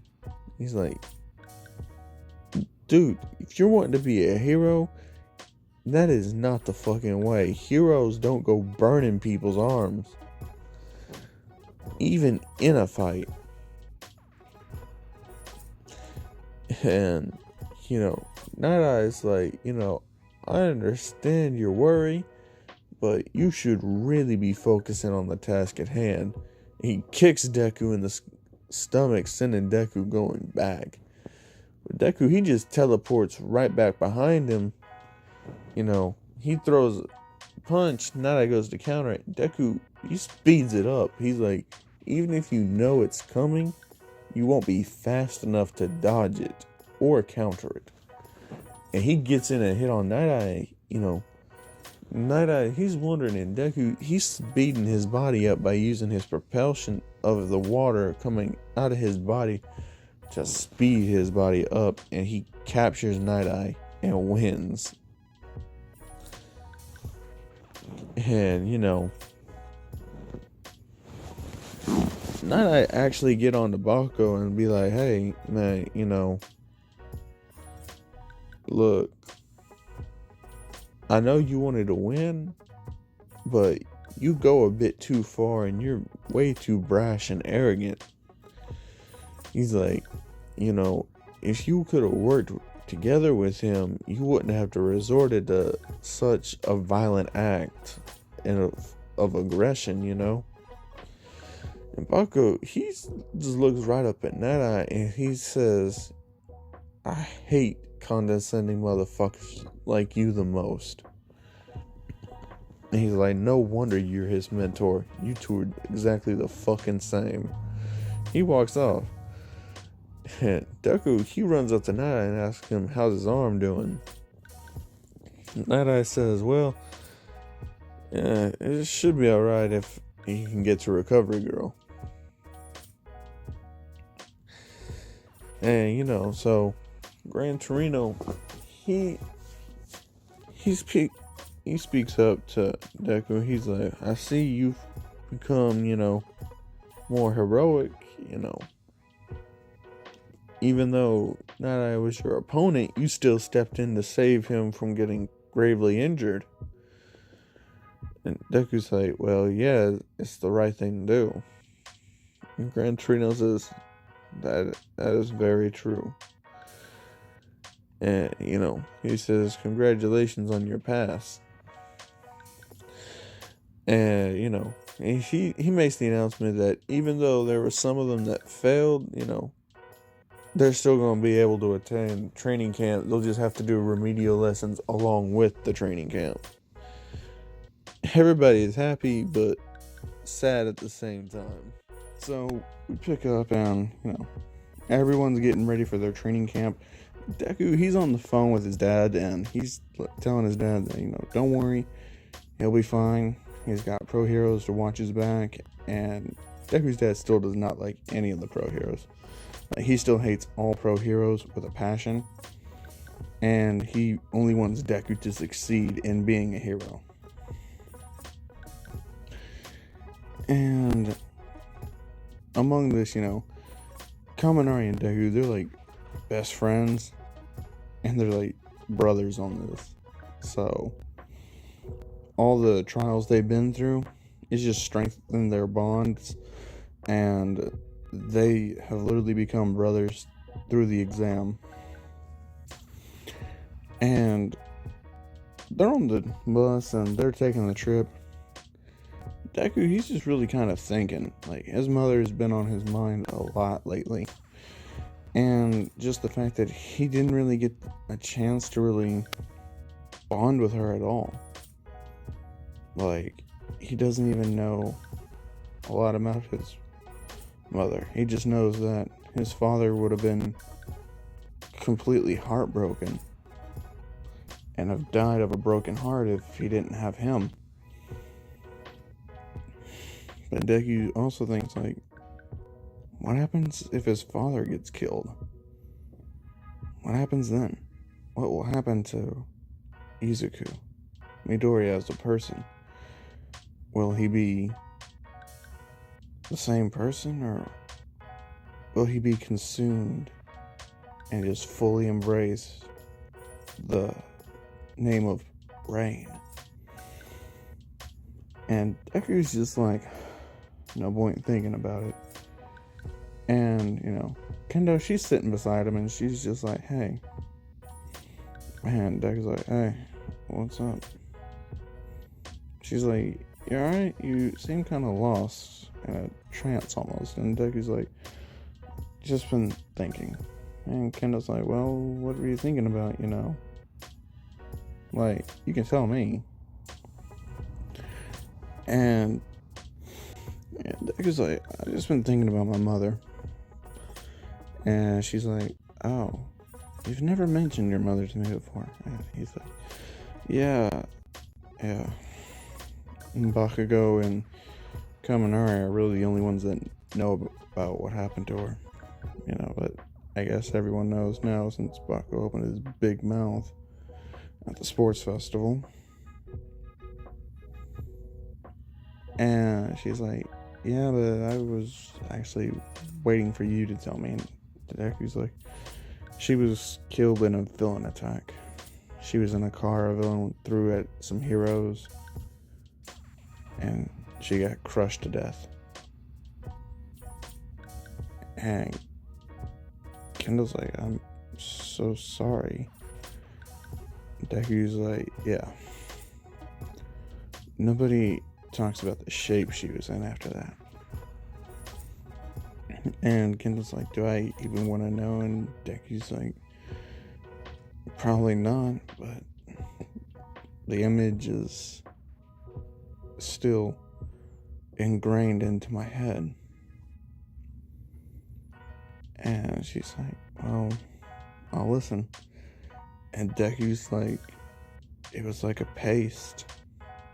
Her arms stretched out into bones that were just like the bone was the stick and the arm was just the meat on the bone. There was nothing attached to it.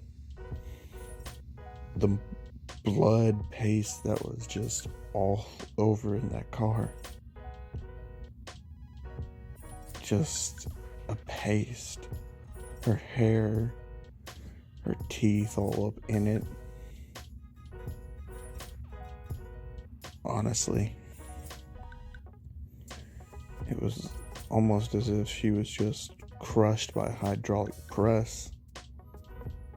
And Kendo is just like, that's vivid. And Deku's like, I've never forgotten it. I've never forgotten how it felt to lose her. How angry I was at All Might for getting there too slow. How angry I was at the heroes who, just couldn't save her, couldn't stop it from happening. And Kendall's just like, you had every right to be a villain, but you chose to become a hero. That's when Deku tells her, it's easy to succumb to your basic instincts, your most basic desires and urges, but that's not who I am. That's not me. I don't get to take the easy path. Most heroes are built on tragedies. There's a tragic event in their life that they want to stop from happening to anybody else. Most heroes, are the good ones anyway, are just tragic people trying to do good in a messed up, cruel world. And Kendo is actually just like, so that's why you want to be one. And Deku's like, yeah. I just don't want what happened to my mom. What happens to so many people. in this world. I just can't let that happen to anyone else. And she's like, do you even know who the villain was? And Deku says no.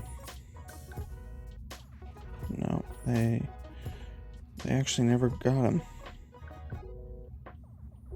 And I hear he ran into, a couple other heroes and killed them too.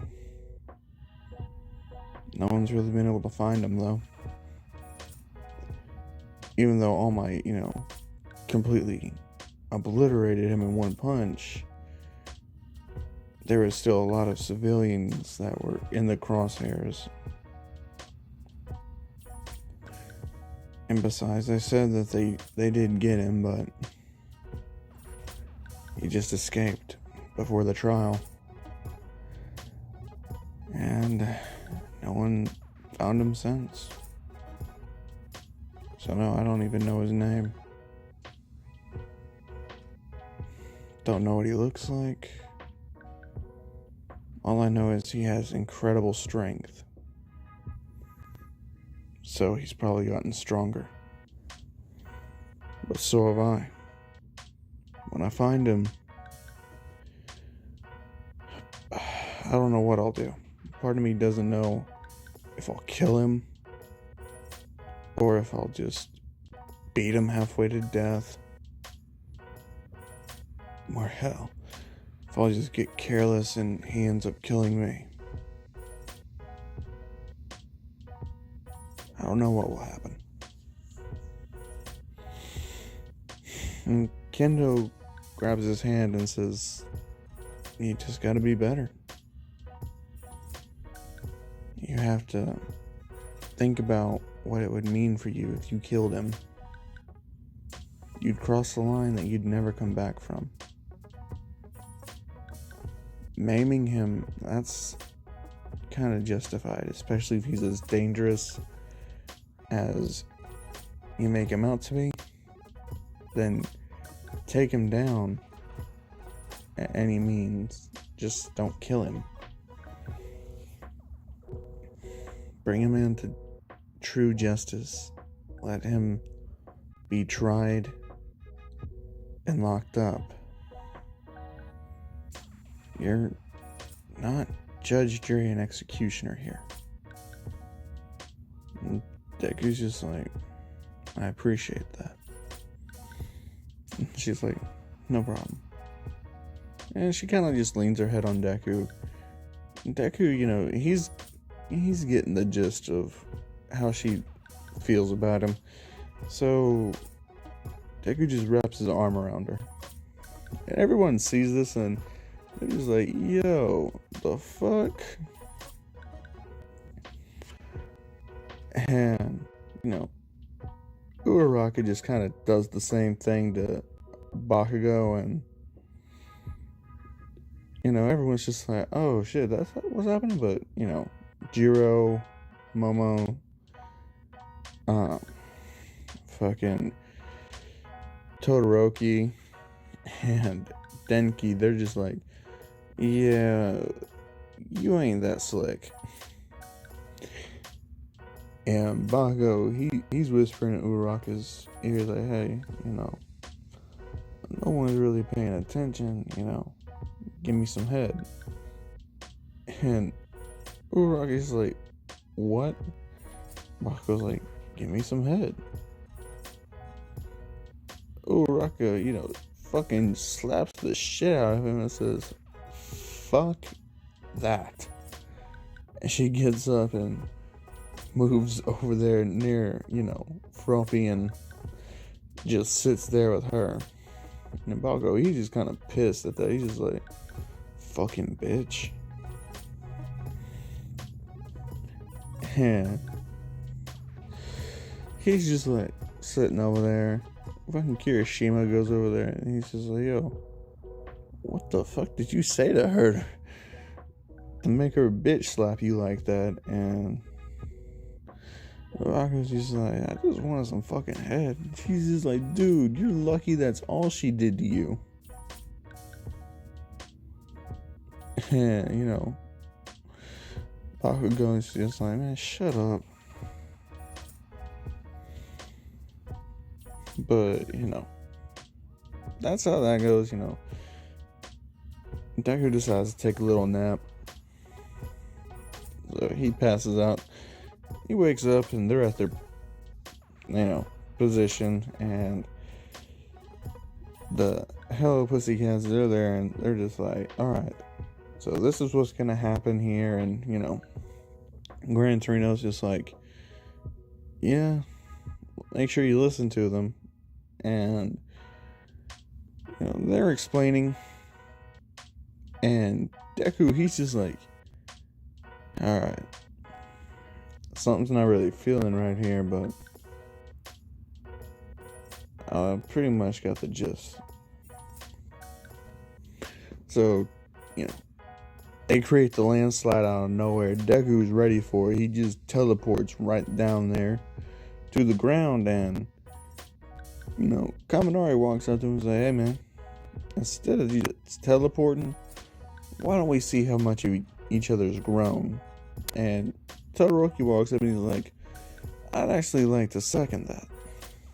And he's like, alright, three-way competition. They all agree. And he's like, alright, whoever comes in third has to do the other two's laundry. They all agree. And they head on out. And, you know, Kaminari, he's creating, like, his electricity. He does already have his modified suit where he's able to blast his electricity out at long range, because he sort of figured that out. So he does use that, but he's also able to filter it through his fingertips into, like, fine needle-like blast. That's more of a paralyzing attack than anything. But for this, he's using a chain electricity attack. But most of the enemies are made of earth, so it doesn't really do that much. Meanwhile, Todoroki's using, you know, his flames and ice. You know, he creates an ice funnel to sort of contain his flames, but he also freezes them and blasts the fire through there to create an impact and shoot out the ice as if they're like high velocity ice hail going straight through the rocks, taking out multiple. And Deku, he sees that and he's just like, alright, fine then. You guys want to show off so much. Deku, you know, he's creating these dark storm clouds start rolling in. And the Pussycats are just like, is this a storm? And, you know, Rentrion's like, oh no, that's one of the students. His quirk allows him to manipulate the weather, and it's water-based. That's not all. With clouds like this, there's always lightning. And Deku just slams down a lightning bolt right into the forest, and it clears a crater there. And Deku's like, I'm pretty sure I win. See ya. And just teleports right up to the fucking training camp location. And the Pussycats are just like, and he needs training? And Gran Torino's like, oh yes, like, don't, you know, sell it short. He can't use that very often. So we do need to increase his stamina with his quirk. And they're just like, huh. And Gran Torino's like, look, his weakness is not being able to use high-powered quirk moves back to back. If we increase his stamina to where he can do that, then he'll be even more formidable and a better hero. And they're just like, okay, I got you now. So they're just like, well, I guess we should head on there. And they do. And Gran Torino, he's just like shooting his blast all the way throughout the forest, just checking on everyone, making sure no one got hurt in that attack. And he gets there, and Deku, he's already cooking. Like, Deku's cooking. But he does meet a young boy, and he's just like, oh, I didn't see you there. What's your name? And he's just like, he tries to punch Deku, and Deku just like turns intangible, and Kota just like goes right through him. And Kota realizes Deku has a water quirk. And he's just like, my name's Kota. What's yours? And Deku's like, Izuku Midoriya. Nice to meet you. And,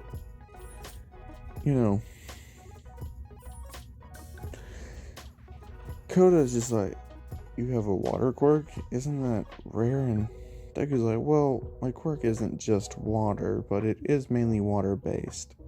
So yes, my quirk is extremely rare. And Kota's just like, well, that's awesome. But isn't it like ineffective? And Deku's like, ineffective? No, not if you know how to use it.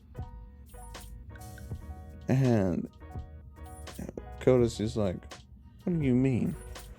And Deku's like, well, if you know how to pressurize the water in your quirk, he's showing Kota, because he's having the water build up in a spot on his palm. And Deku walks right up to a tree, and he holds his hand out so Kota can see it, and he blasts the water straight through the tree, but it doesn't go straight through just one. He puts that water blast through 4 trees, leaving a giant hole in the trees, but not enough to collapse the tree. And he shows Kota, and Kota's like, so water quirks can be that devastating? He's like, definitely. It all depends if you know how to use it. And Deku, he pretty much knows that Kota has a water quirk, or else he wouldn't be like that interested in that quirk. Especially with how confrontational Kota is, he knows Kota would not be anywhere near the level of combative or interested in the quirk if Kota didn't have the quirk himself. So he just straight up asked him, like, you have a water quirk yourself, don't you? Kota's like, yeah, I do. And Deku's like, I can teach you how to use it. Every day after I get done training and I'm done with my chores, I'll teach you. And Kota's like, you better. So Kota is actually just like sort of forming a bond with Deku just off the water quirks alone, because Kota never really met anyone else with his quirk in the original, and that's kind of what led to him being isolated, and he saw his parents' quirk as weak. So now that he sees like Deku, and how Deku's actually taking the time to talk to him and be kind to him and show him that, yeah, his quirk can be effective, he thinks Deku's actually a decent human being and not like a greedy person. But he's still cold towards everybody else. And when Bakugo's, shouting out, Kota goes and punches Bakugo straight in the dick. And Uraraka just laughs hysterically. And she's just like, that's what you get. That's karma. And Bakugo's like, karma for what? And she's just like, for you trying to get me to suck your dick on the bus here. And Gran Torino's just like, you did what now? And Bakugo's just like, fuck. Teacher found out. So Bakugo's pretty much forbidden from talking to Uraraka anymore for the time being on the whole training camp thing. Not that Bakugo's really gonna adhere to that though. But it does stand to piss him off more. But Kendo, she's hanging around Deku and she sees Deku training with Koda. So she walks over there and she's just like, oh, getting him more practice? And Deku's like, no, not really. I'm just teaching this kid, ways on how to use his quirk to be effective. In a way, I see a lot of myself in him. And she's just like, oh, how you were as a kid? And Deku's like, yeah, angry at everyone and everything. And not knowing a damn thing about my own power. If I didn't have my dad, well, it would have been a lot rougher time, and I probably wouldn't be as good as I am now. And Koda, he's listening to that, and he's like, what happened in your childhood?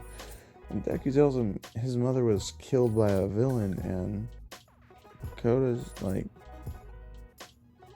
oh. And Deku tells him all the details of it, and Koda's just like, my parents were killed by a villain too, so I can relate to your pain. And Deku's like, yeah, seems we have a lot of similarities, Koda. So that's why I'm going to really devote myself while I'm here to training you. I want you to become strong. And honestly, I know you hate heroes, but try to become one and become the opposite type of hero of the ones you hate. That way you can prove to them that they're nothing but fakes and you're the genuine article.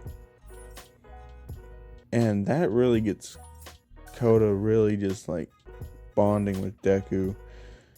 And of course, like, they're training up on that little mountain cliff away from everybody, because Deku kind of knows that's Koda's spot.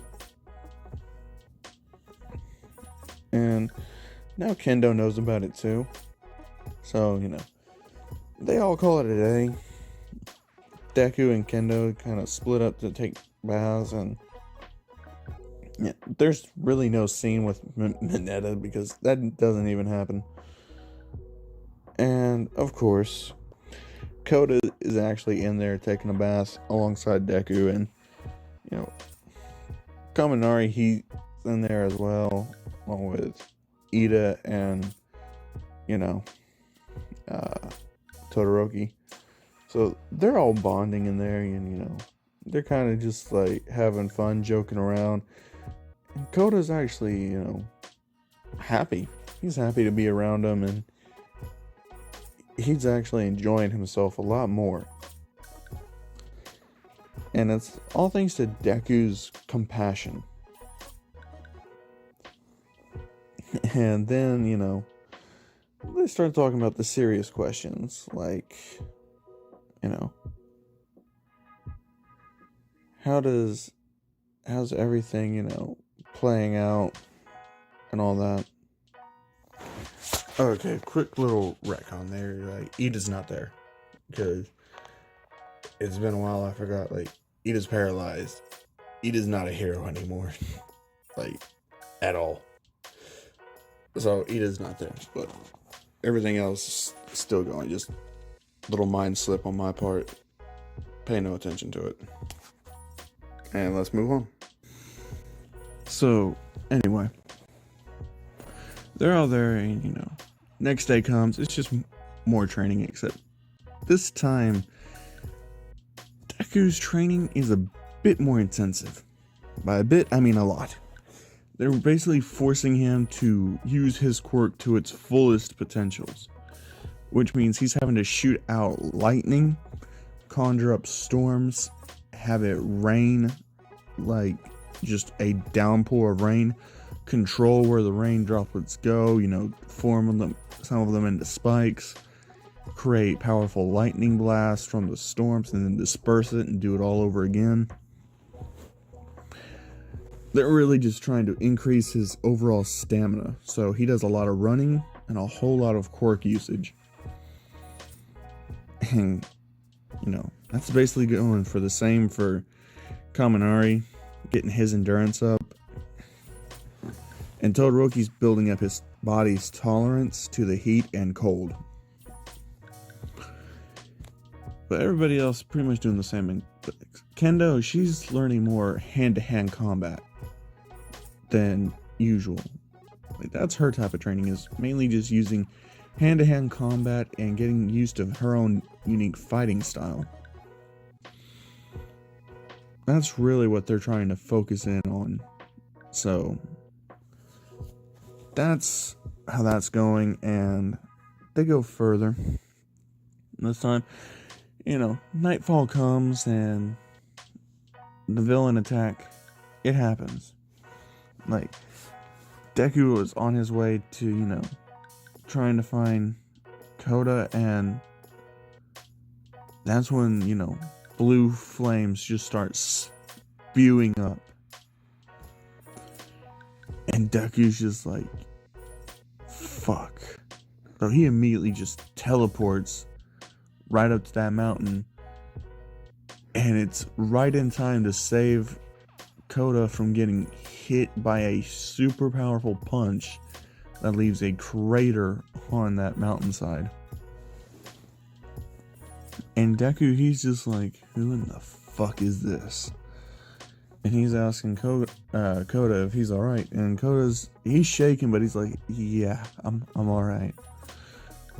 And Deku just gets in a fighting position. Like, he's tired, but he has had a lot of time to recover since it's at night now. So he is ready. He's ready to go. And Deku decides, he's got to put out that forest fire anyway. So he's going to change the weather. He creates a full-on rainstorm with heavy rain pouring down. And it's dousing all the forest fire. So it's a constant battle. So Dabi's at a disadvantage in this fight, in this one, because the rain is severely heavy. Like, it's like flood type of rain coming down. So it does put out his flames, but he can still use them, of course. But that's going on, and Muscular, he's kind of just like, well, seems like we have a proper setting for 2 deaths. He rips off his overcoat and he just reveals it's him, and he looks at Deku and he's just like, kid, you look kind of familiar. And he's just like, where is it that I've seen your face? And Deku lunges straight for Muscular, and he uses his water, and he blasts Muscular straight in the face, and it does scar his face. But Muscular's just like, that hurt. So he activates his quirk. He punches Deku straight in the stomach, sending him right into the mountain. And he's just like, hey, by any chance, were you related to a woman who had green hair? Not necessarily memorable, except for, the fact that she was crying in a car.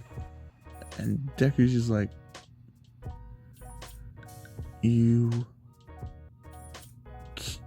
what did you say? And he's just like, well, I noticed, I did watch the sports festival, and that blonde-haired kid was going off about how your mother died, and it brought back some warm memories. Now, the time I took on, 4 pro heroes, threw a woman in a car at them, they just let her hit the wall and goes splat. Got crushed by her own car. The screams were memorable. And Deku's just like, it was you. You killed her. And at this point, he's pissed. He is beyond pissed off. And Muscular sees that. Deku teleports right off that rock and he was and just back to solid ground. And he tells Koda to get out of here because he can't guarantee his safety. And Koda's like, what do you mean? And Deku starts turning the rain droplets into blades. And he's letting it go straight into Muscular. Like, he is stabbing into Muscular. He summons a lightning strike from his hand and blasts it straight into Muscular. And Deku is just beating this man, propelling himself with his own water quirk, making his hits faster and stronger with each time, using the momentum to keep speeding him up and increasing his power after every hit and every blow. Adding his quirk in, like, he's fighting Muscular tooth and nail. And then Deku notices something strange. He goes to move his hand to grasp the water, and he notices he's moving Muscular's body. And he kind of gets the picture.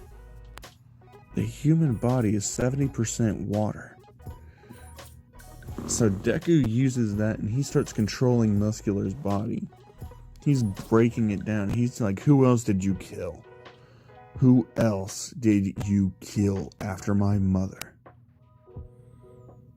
And Muscular's just like, there are so many, too many to name. And Deku uses his arm and makes it twist in a way where it breaks Muscular's arm. And he's like, names, particularly of any heroes. 2 that used water quirks. And Muscular's just like, oh, you mean those water horse bastards? Yeah, after I escaped, they tried to arrest me, so I kind of had to kill them. And Deku's even angrier now because him and Koda have another thing in common. Muscular killing their parents. And Deku is pissed. Like, has a storm intensify. So now it's lightning, and lightning striking everything at random at this point. And people know that Deku's fighting. And Muscular's just like, so you gonna tell me your name anyway, hero? And Deku tells him, the name is Rain. And it'll be the last name you ever hear. And Gran Torino's just scurrying to try and find Deku at this point. Like, Pussycats, he's left them in charge of all of the students, and he's left Blood in charge of the remedial class, because Class B is there as well now. So there's more people to cover, but Gran Torino has a bad feeling because Koda did make it back to the camp, and he did tell Gran Torino what was happening, and Gran Torino's rushing to find Deku. And he catches Deku right there as Deku creates a water blade. And Deku cuts off Muscular's arm. Clean off. And Deku's about to kill Muscular right then and there. And Gran Torino says, stop! Deku's looking at Gran Torino, tears running down his eyes from sheer anger, sadness, hate. Deku's feeling it all, and he's just like, you don't understand. He killed my parent took my mother from me. He didn't just stop there. He killed Koda's parents too. He's too dangerous to be left alive.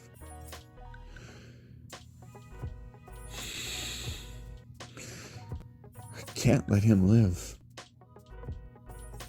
And Gran Torino's like, but when vengeance becomes justice, all that does is breed more vengeance. You're not going to get the satisfaction you desire from killing him. And Deku says, maybe. But at least I know he won't take any more kids as parents. Again. That there's one less killer out there. And Gran Torino says, if you kill him, the number of killers in this world doesn't decrease. It stays the same. Sure, he may be a killer, but you become one after you kill him. That's something you can't just stop doing. Don't kill him.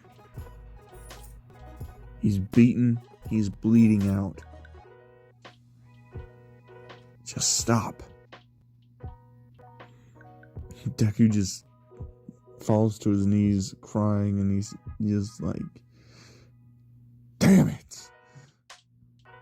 And he's just screaming, just damn it, damn it, damn it. And he throws his hands down, and lightning just strikes right behind Muscular, leaving a huge crater and blowing trees back as he yells, damn it. And the rain just intensifies. And Gran Torino's like, I'll take care of it from here. Deku, seals up Muscular's wound so he won't bleed to death, and Gran Torino tells him to go and keep the other students safe. And to tell everybody this. They are permitted to use their quirks until the villains are neutralized or retreat. And Deku's like, alright. He teleports out of there. And he gets into where everybody's at, and he tells them that everyone's permitted to use their quirks until the villains are neutralized or retreat. And everyone is like, alright. And Kaminari, he's just like, shit. He can tell. And he's just like, hey, is this you're doing with the rain?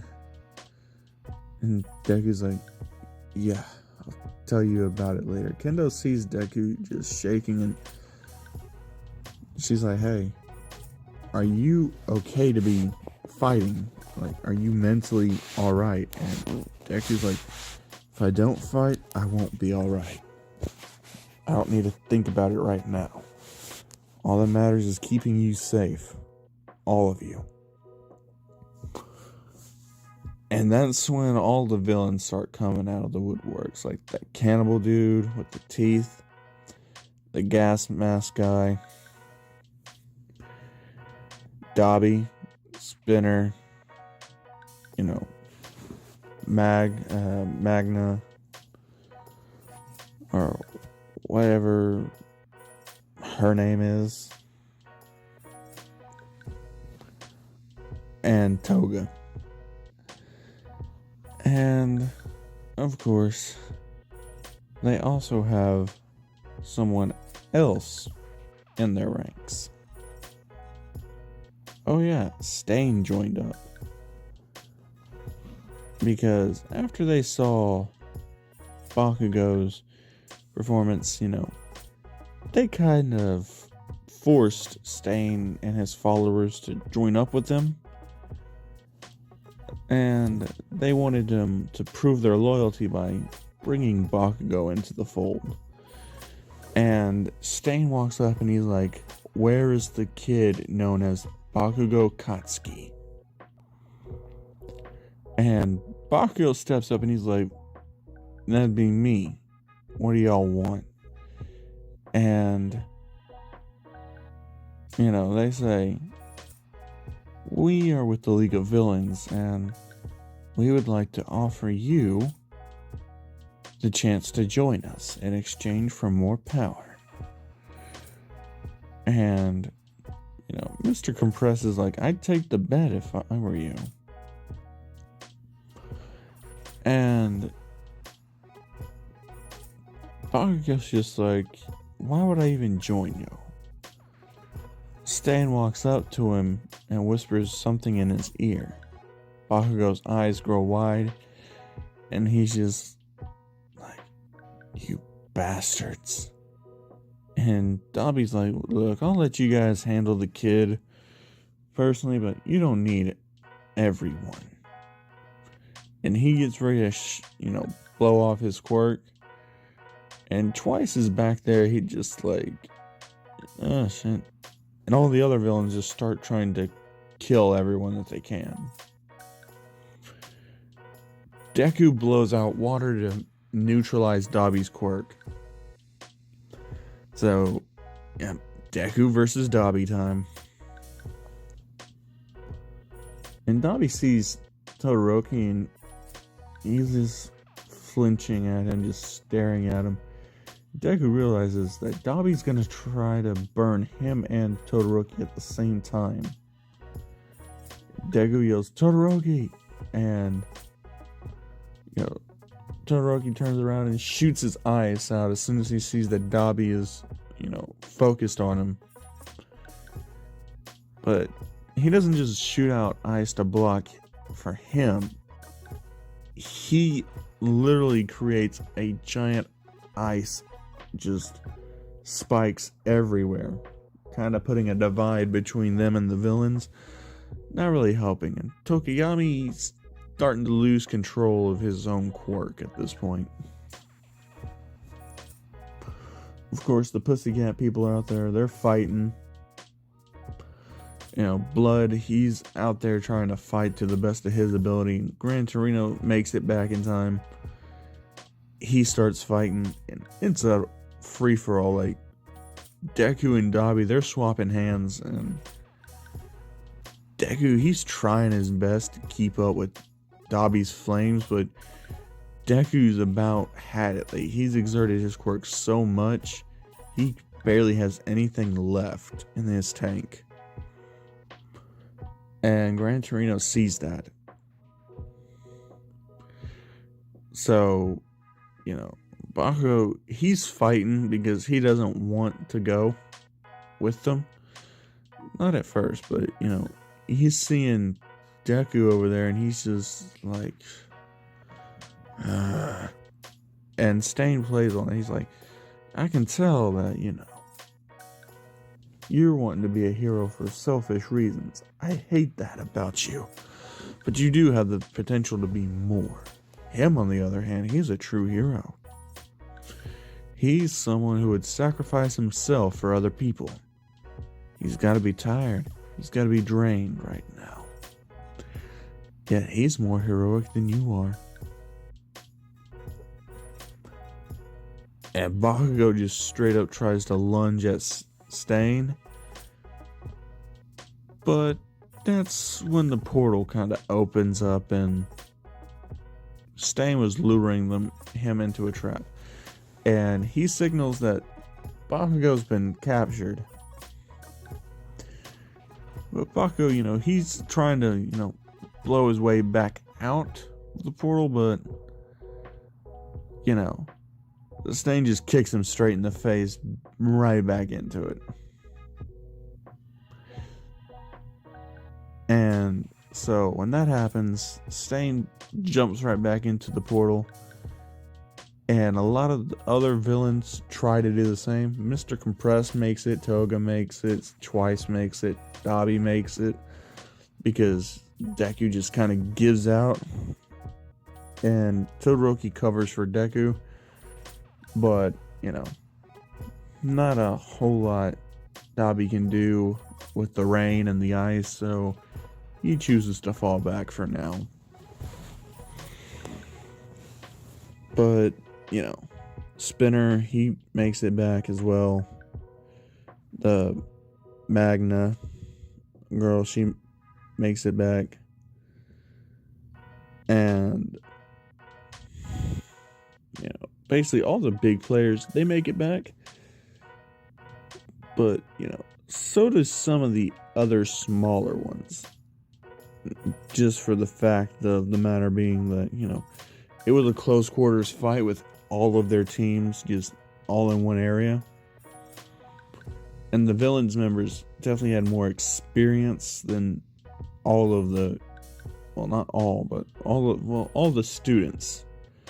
But still. The cannibal guy gets taken out, the kid with the gas, he gets taken out as well. You know, some of the lesser no-name ones, they kind of just squeak on by, but that's pretty much it. And Bakugo's been taken.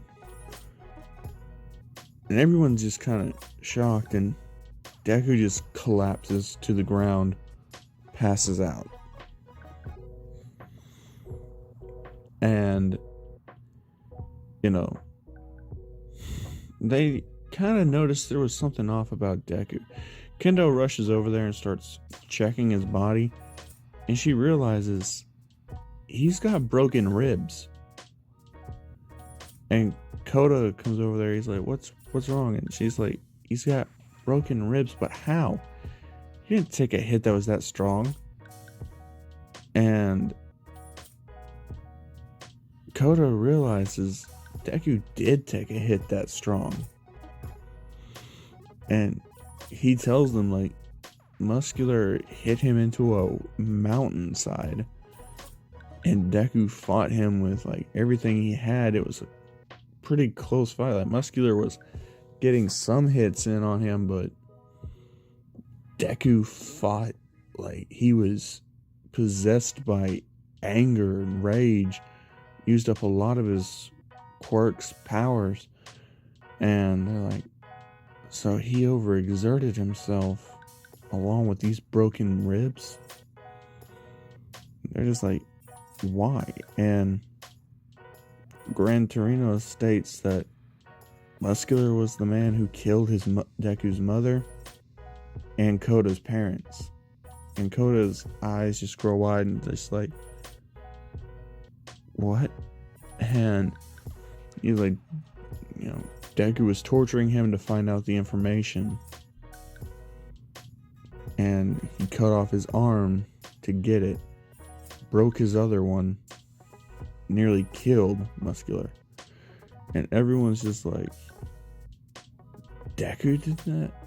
It's not really hard for most of them to believe, because after what they saw, what Deku did to Bakugo, they kind of don't think he has any limits that he won't really break. So that, you know, they're getting everyone that needs medical attention to a hospital. And, you know, the press does get out that Bakugo has been kidnapped. So Shigaraki is there and he's like, oh, hello. You see, I've had my eye on you for quite some time. And Bakugo's like, hey, I don't swing that way, man. Like, I'm not gay. And Shigaraki's just annoyed and he's like, shut up. That's not what I meant. You've been a potential recruit for a long, long time. And if you're not going to join willingly, I'll force you to join. And Bakugo's like, how exactly are you going to force me to join? And that's when Shigaraki, plays his trump card. Both of Bakugo's parents have been kidnapped right from underneath his nose, and they're now chained up in chairs in front of Bakugo, with Shigaraki right behind them, his hands on their necks, just one finger off of each one. He tells Bakugo if he becomes a villain, not only will he be given more power than he could ever hope to achieve, but he will also be given the chance for his parents to be set free. They'll be able to live fully, no strings attached. All he has to do is join them. And Bakugo's like, what do you mean about power? And Shigaraki tells him, we're in league with some people that can, let's say, bring out your quirk's fullest potential, but that's not all. We have someone who could also give you multiple quirks. And Bakugo's like, multiple quirks? I can have more than one? And Shigaraki's like, yes, but your body would have to be altered to withstand it. But yes, you could have more than one quirk. And Bakugo's deep hatred for Deku is starting to show. His lust for power, his anger, his hate. It's all bubbling up to the surface now. He's grinning, he has explosions popping off, his quirks just literally skyrocketing right now. And Shigaraki's just grinning. Like, he thinks it's absolutely amazing that Bakugo's showing off this much potential. And Shigaraki says, but there's one minor thing you'll have to do to prove your loyalty to us, of course. And Bakugo's like, what's that? And he says, well, there's two things. Two minor little things here and there. But hey, it'll work out. And Bakugo's like, tell me what they are. And Shigaraki gets this smile across his face and tells him, you're going to kill All Might. And Bakugo's just like, what? And Shigaraki's like, yes, you're going to kill All Might for us. When he's weakened, of course. You could never take him on right now. But still, you're going to kill All Might. Is that understood? And Deku's father is also on the list of people that Bakugo has to kill. And Shigaraki says, do these two things and we'll give you the power to steal quirks. And of course Shigaraki's not divulging everything to Bakugo, just the selling points. And Bakugo's like, you'll let my parents go? Completely? No strings attached? And Shigaraki says, we'll move them out of the country. How's that? And Bakugo agrees. He agrees to do it. He agrees to kill Deku's dad and to kill All Might. Like, his thirst for power is too much. His hatred towards Deku just blown out of proportion from all of the times that Deku stomped him out, just obliterated him, belittled him. Bakugo's had enough. And Bakugo's thinking, it's my turn to level the playing field now.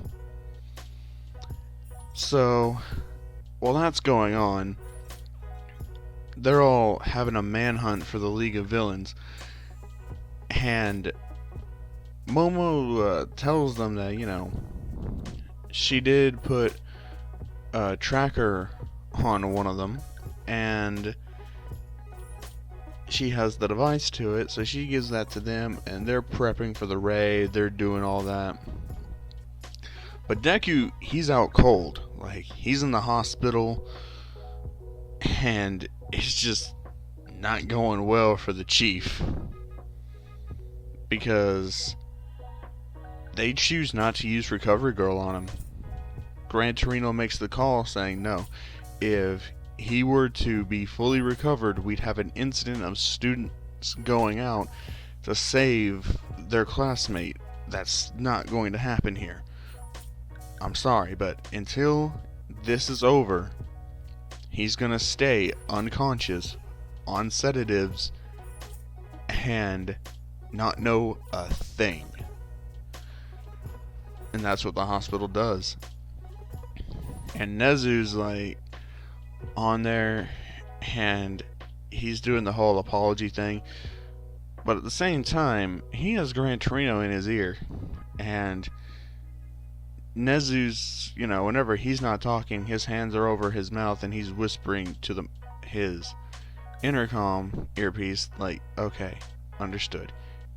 And they're like, we're gonna be sending some other people to help out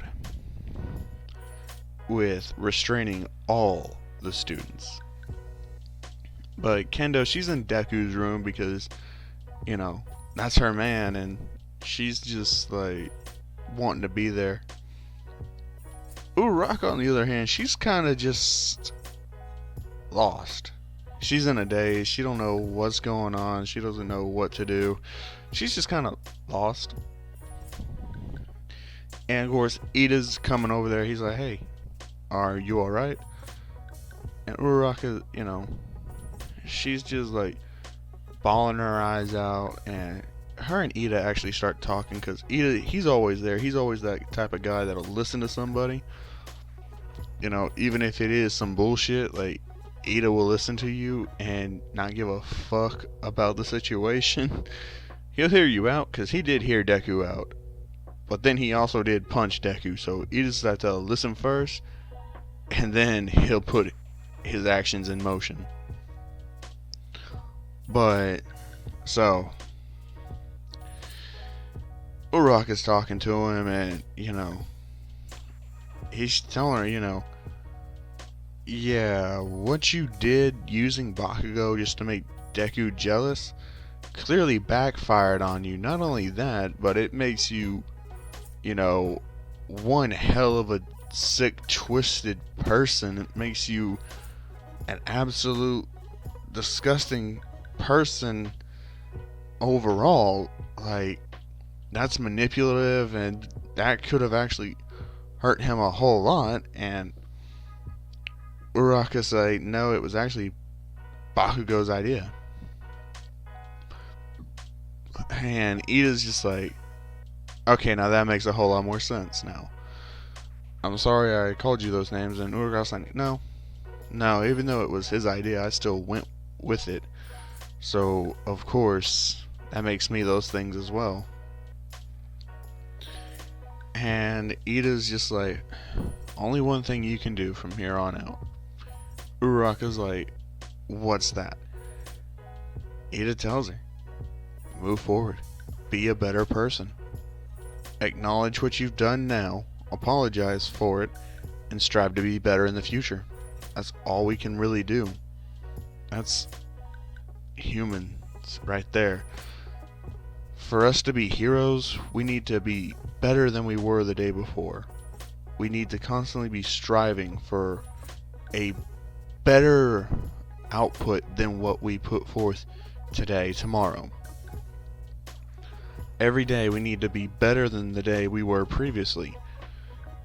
We have to constantly improve. That's just something we have to do, especially since we want to be heroes. We have to be able to push our boundaries to the utmost limits and continuously surpass them day in and day out.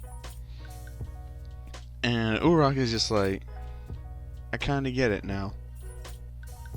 And just in case everyone's wondering, I didn't forget that Ida is paralyzed. He heard what happened, and he did come down in a wheelchair to see about everybody. So no, Ida was not, just, conveniently healed for plot. No, didn't happen.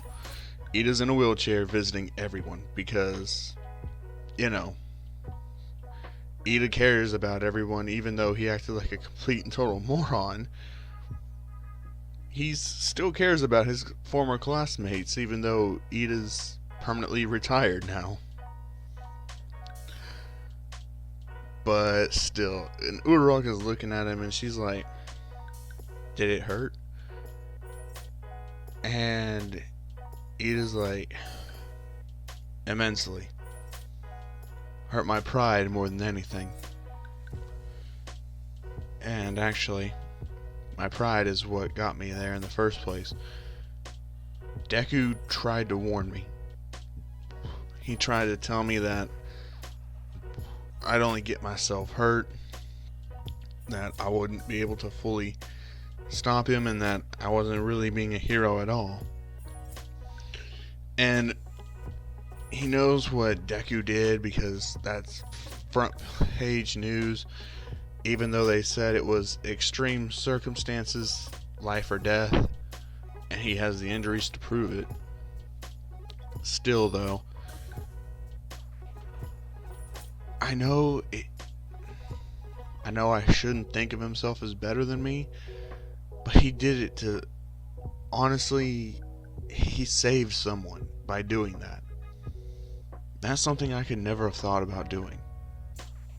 I didn't try to save anyone whatsoever. All I thought about was taking on Stain, being caught completely by surprise, not knowing his quirk or anything, and it cost me my future. Like, it cost me everything. I have nothing anymore to look forward to. I don't know what I'm going to do anymore. I don't know how I'm going to do it. I'm completely miserable now. But while I was with you guys, I had fun. I was learning what it meant to be a hero. I thought rules were everything, yet when I broke them, I found out exactly why rules are important.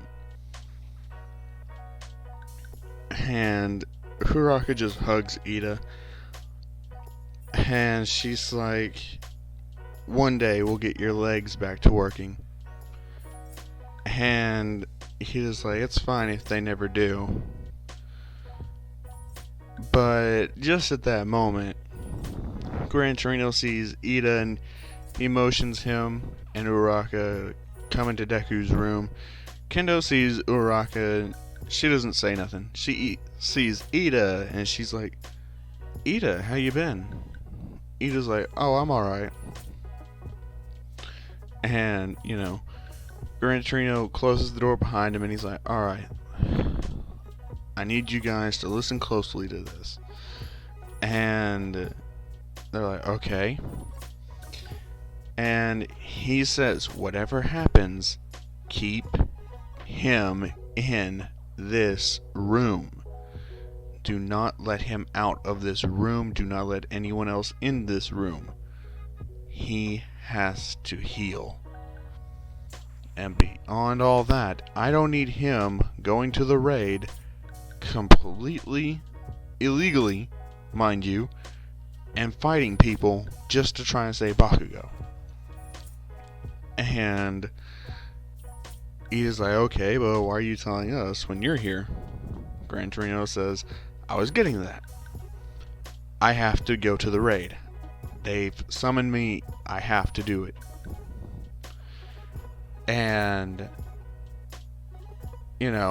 just as he says that, the door opens, and Gran Torino's like, oh, so you finally are back. And Uraraka, Kendo, and Ida just look, and they're like, Aizawa. And Aizawa's like, yeah, I'm back. I'm gonna be your teacher again. And he looks in the hospital bed and sees all the sedatives being pumped into Deku, all of the just casts he's in, the x-rays on the wall. And it saddens him that he wasn't there to help protect his student. That his student is in that bad a condition, and he looks at Ida and sees Ida paralyzed from the waist down. And he feels bad about that too.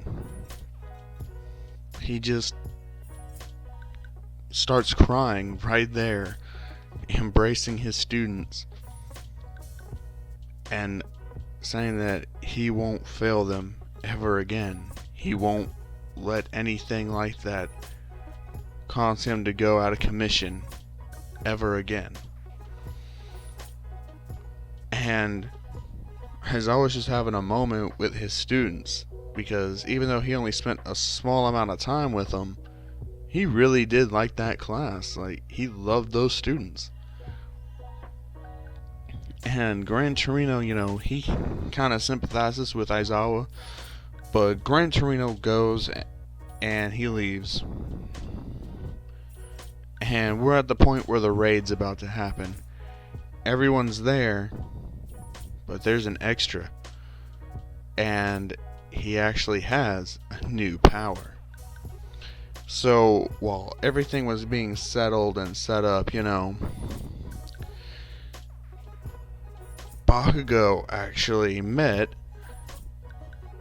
All for One. And All for One gave Bakugo a new quirk.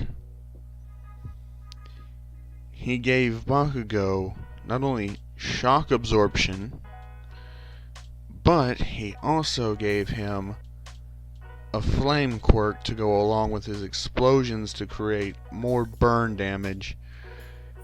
So, yeah. But don't just think it's any type of flame quirk, because it's not. It doesn't come out of his hands. It comes out of his mouth. It's kind of like a dragon's breath quirk. And Bakugo doesn't really know how to use the dragon's breath all that well, but he's getting a handle on it slowly. And he's there. But they're having Bakugo be under the pretenses that he's just there to be saved by the pros, and then when All Might's weakened, that's when he strikes.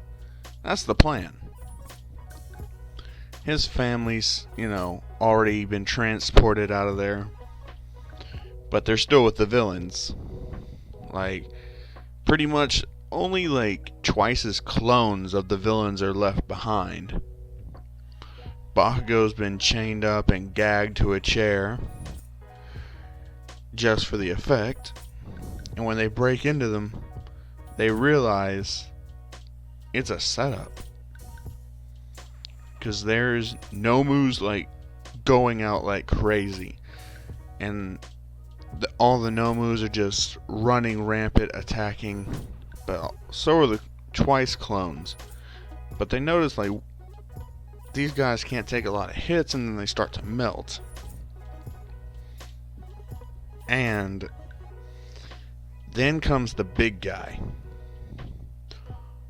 A shockwave hits everyone, just destroying the entire area. And it's All for One. He grabs Bakugo and throws him straight towards All Might. Just for effect, but All for One really doesn't give a fuck about Bakugo's safety. So he's not holding back, and All Might sees that, and that's kind of got All Might's guard dropped when it comes to Bakugo. And there are news copters everywhere going around, and All for One and All Might's battles taking place. And since there's no Bakugo rescue team, Bakugo's still there. And Gran Torino's there, and he tries to tell Bakugo to get out of the way, but when he tries to attack All for One, Gran Torino does, and All for One hits Gran Torino back, Bakugo breathes fire and burns Gran Torino to a crisp.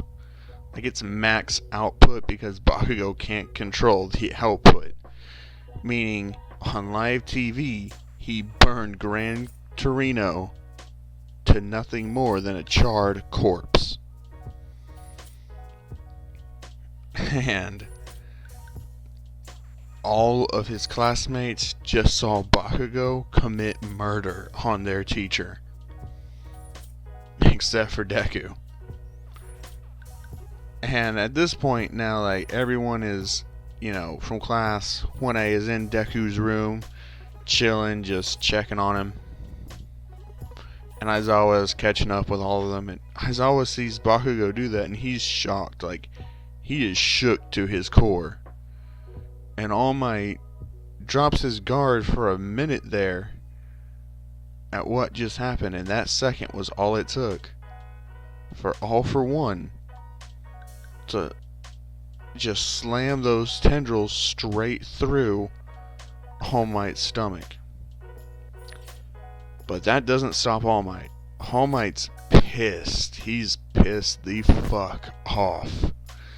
That was his best friend, his mentor, his mentor's best friend also, so All Might is pissed.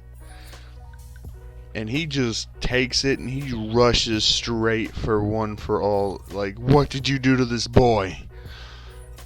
And he slams the United States of Smash right down point blank range, impaled fully, but still he grabbed onto them and pulled himself through the attack, and United States of Smash All For One straight in the face down into the earth, creating a shockwave and crater that's widespread by 300 kilometers. And it's just like destruction. Well, not kilometers, just meters, like 300 meters out, and he's just destroyed everything. But after that, he's weak and he's injured. And Bakugo walks up to him and he tells All Might, nothing personal, just protecting my family. He grabs All Might's face and his throat and uses his full power explosion to kill All Might point blank by blowing up his face and throat. There's no way All Might survives that. And instead of that triumphant cheer, it's just All Might just got killed. And Kirigiri gets there with Warp Gate, and Bakugo's the only one that makes it through. So All For One still is captured. Make no mistake about that. But when Bakugo gets back, his next target is there and ready. And Bakugo's like, wait, I still have to kill this old man? I just killed my teacher and All Might. I think I'm pretty much set. And he's like, oh, we believe you're one of us now. This is just part of your vengeance, though. And Bakugo's like, oh, you don't say. He's high off the adrenaline right now. Just the adrenaline, the rush that he got from killing All Might and Gran Torino. Like, he's pretty much just lost it. He's off the deep end. The shock, the adrenaline, it's pushed him over the edge in a bad way. So he just grabs Deku's dad, which I think I called him Toya.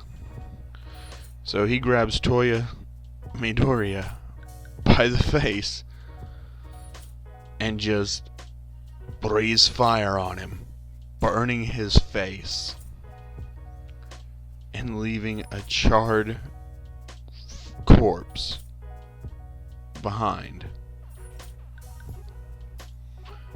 Bakugo's parents were there to watch, and his mother's heart literally broke seeing the cold-blooded killer that her son's become.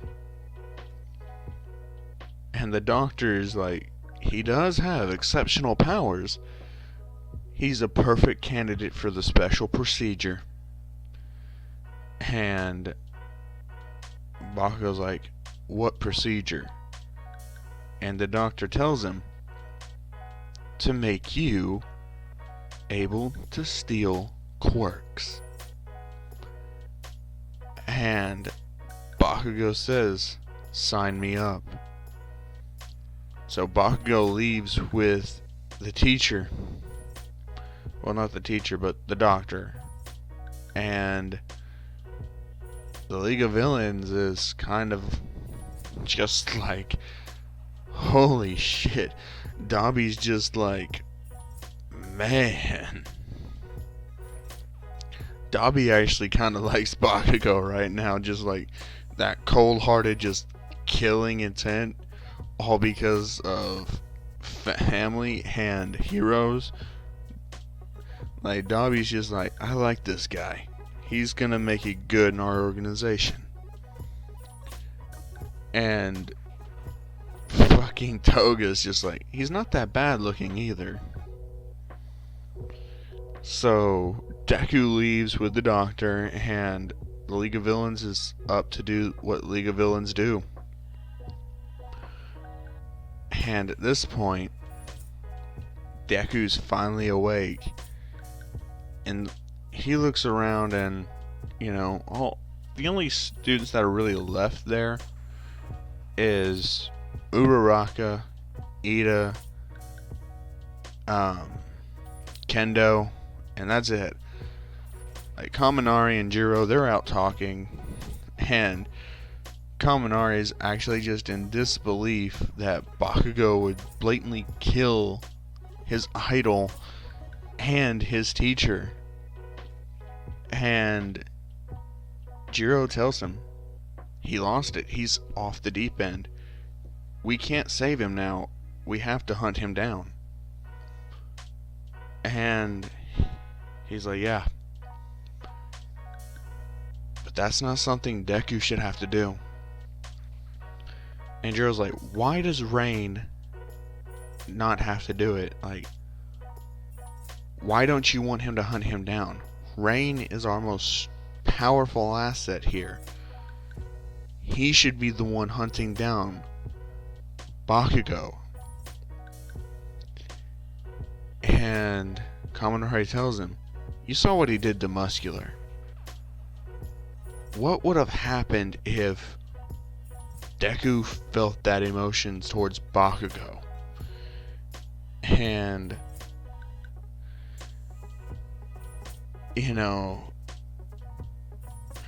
Yuro, she's thinking, and she's just like, I don't know. Kaminari says, you'd turn him into a killer. Look, I get it. Some villains have to be put down. But not all of them. I'm not gonna pretend like the whole morality thing is even a cause in this. It's not.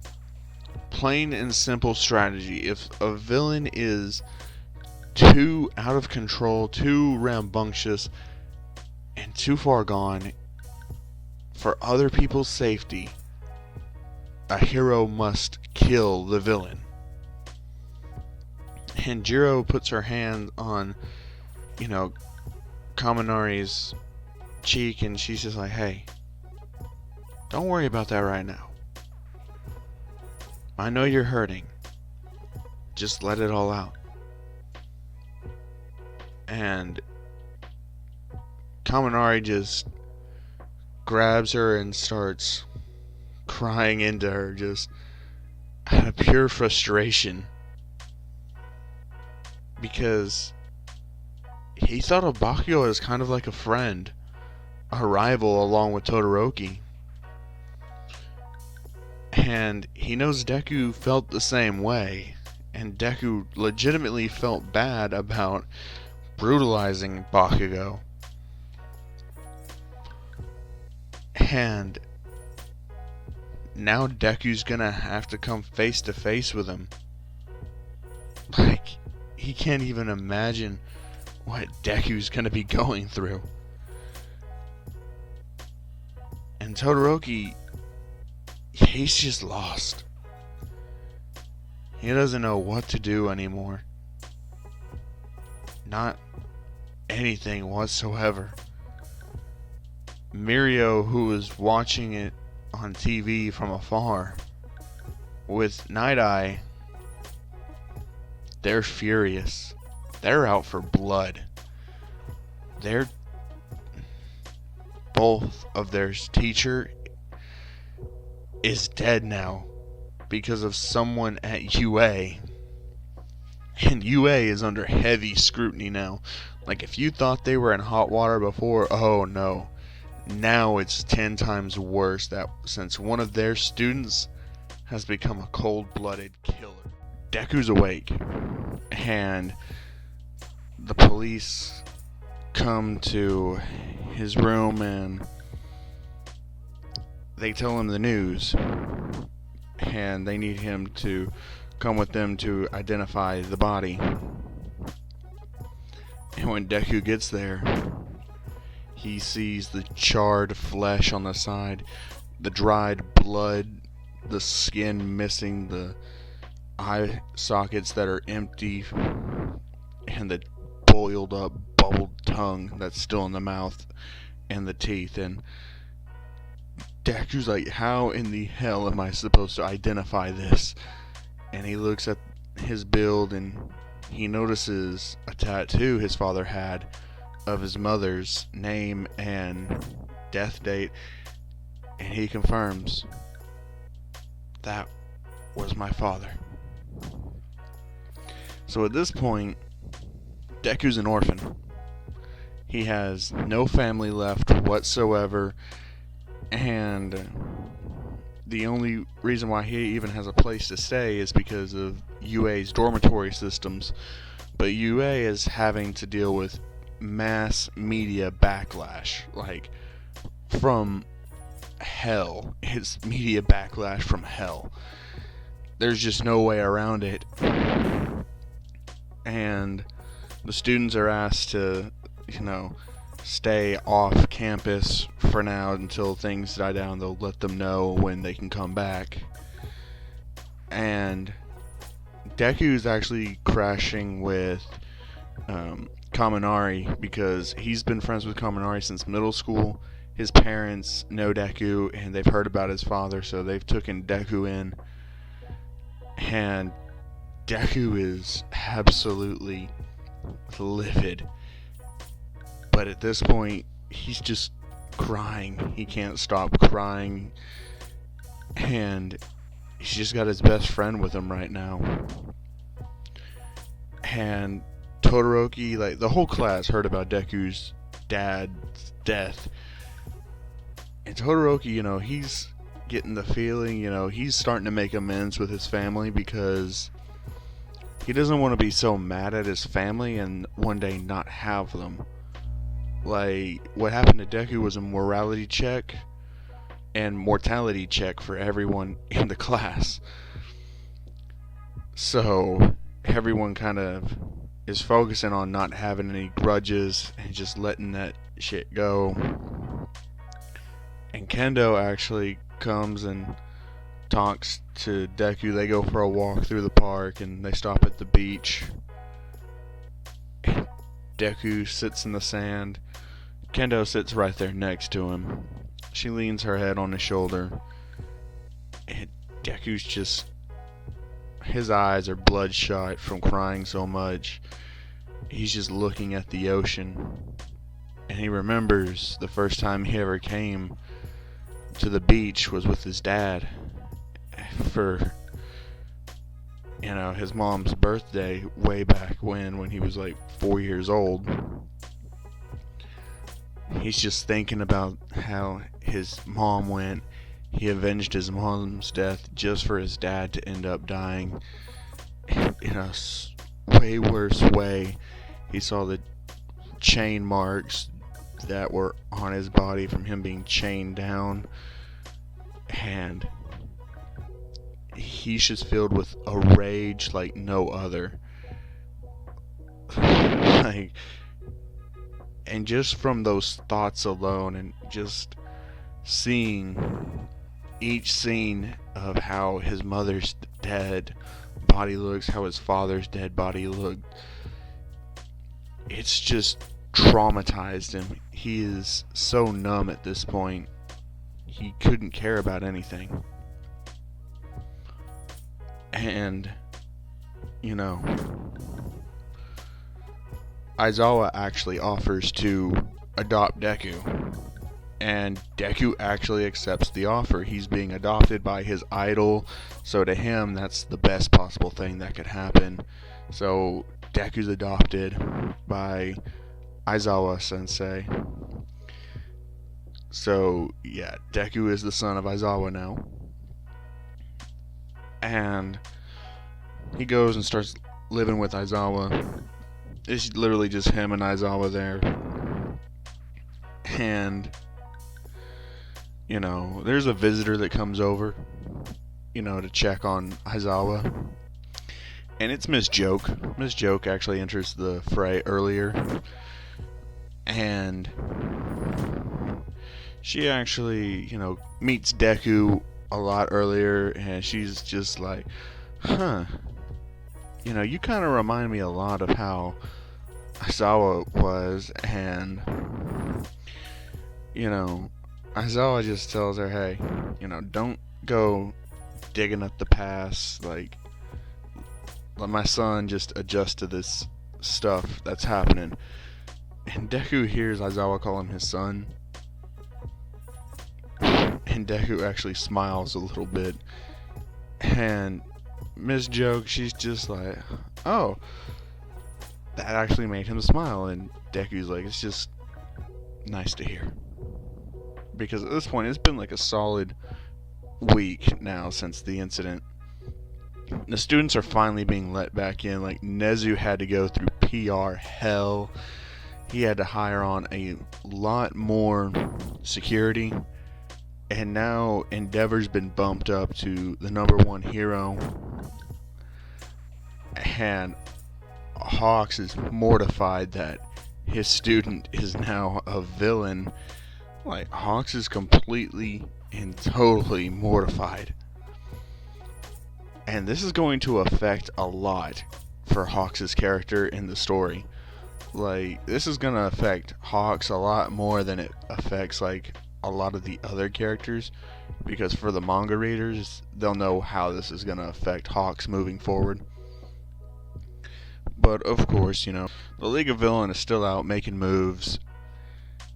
And, the hero licensing exam, it is coming up. And, they decide to, up the ante of the test. But it's still nothing that Deku really can't handle. So, Deku, to go through the exam part just real quick, the ball test, it happens. Deku runs into Kami, but, it's Toga. We know that.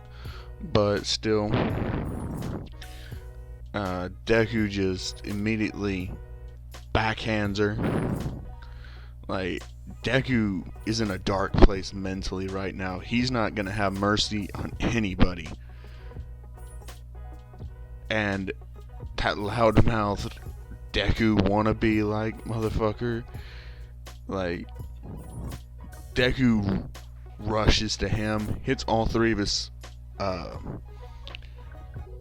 buttons with the ball, and knocks him out. Like, he's done. Deku, even though he's got enough points to move on to the next exam, he's literally just out there headhunting people. Until, they tell him, hey, you have to go. Like, so Deku, he goes and waits. And Todoroki's a lot more focused, so he's not going to get off his game. And pretty much all of 1A, they still pass. you know. So that's still to be expected from them. They still pass. And like Inasa, he still qualifies, and he's got beef with Todoroki still. But Todoroki's really not paying too much mind to him. So, that's done. Move on to the next phase. Which, evacuation drill stuff. That goes even better because Deku's just focused on the task. His mind's calm. He's only out to help himself pass. He's not teaming up with anybody. He's just teleporting around, saving everyone. And when the gang orcas start coming out, people do try to start fighting, but Deku, he's just like, nah. He tells the rest of his classmates to really just, finish evacuating the people. Deku goes over there, he starts beating on these men, like, straight up beating on them.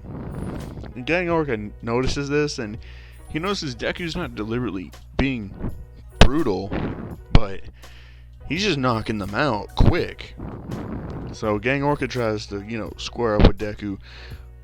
Bad move when Deku's in this bad of a funk, because Deku's not having none of it. And Kendo, she's just like, this is bad. I've never seen him be, this bad. And, Uraraka's like, yeah, that's right. And Uraraka still remembers her talk from Ida. And,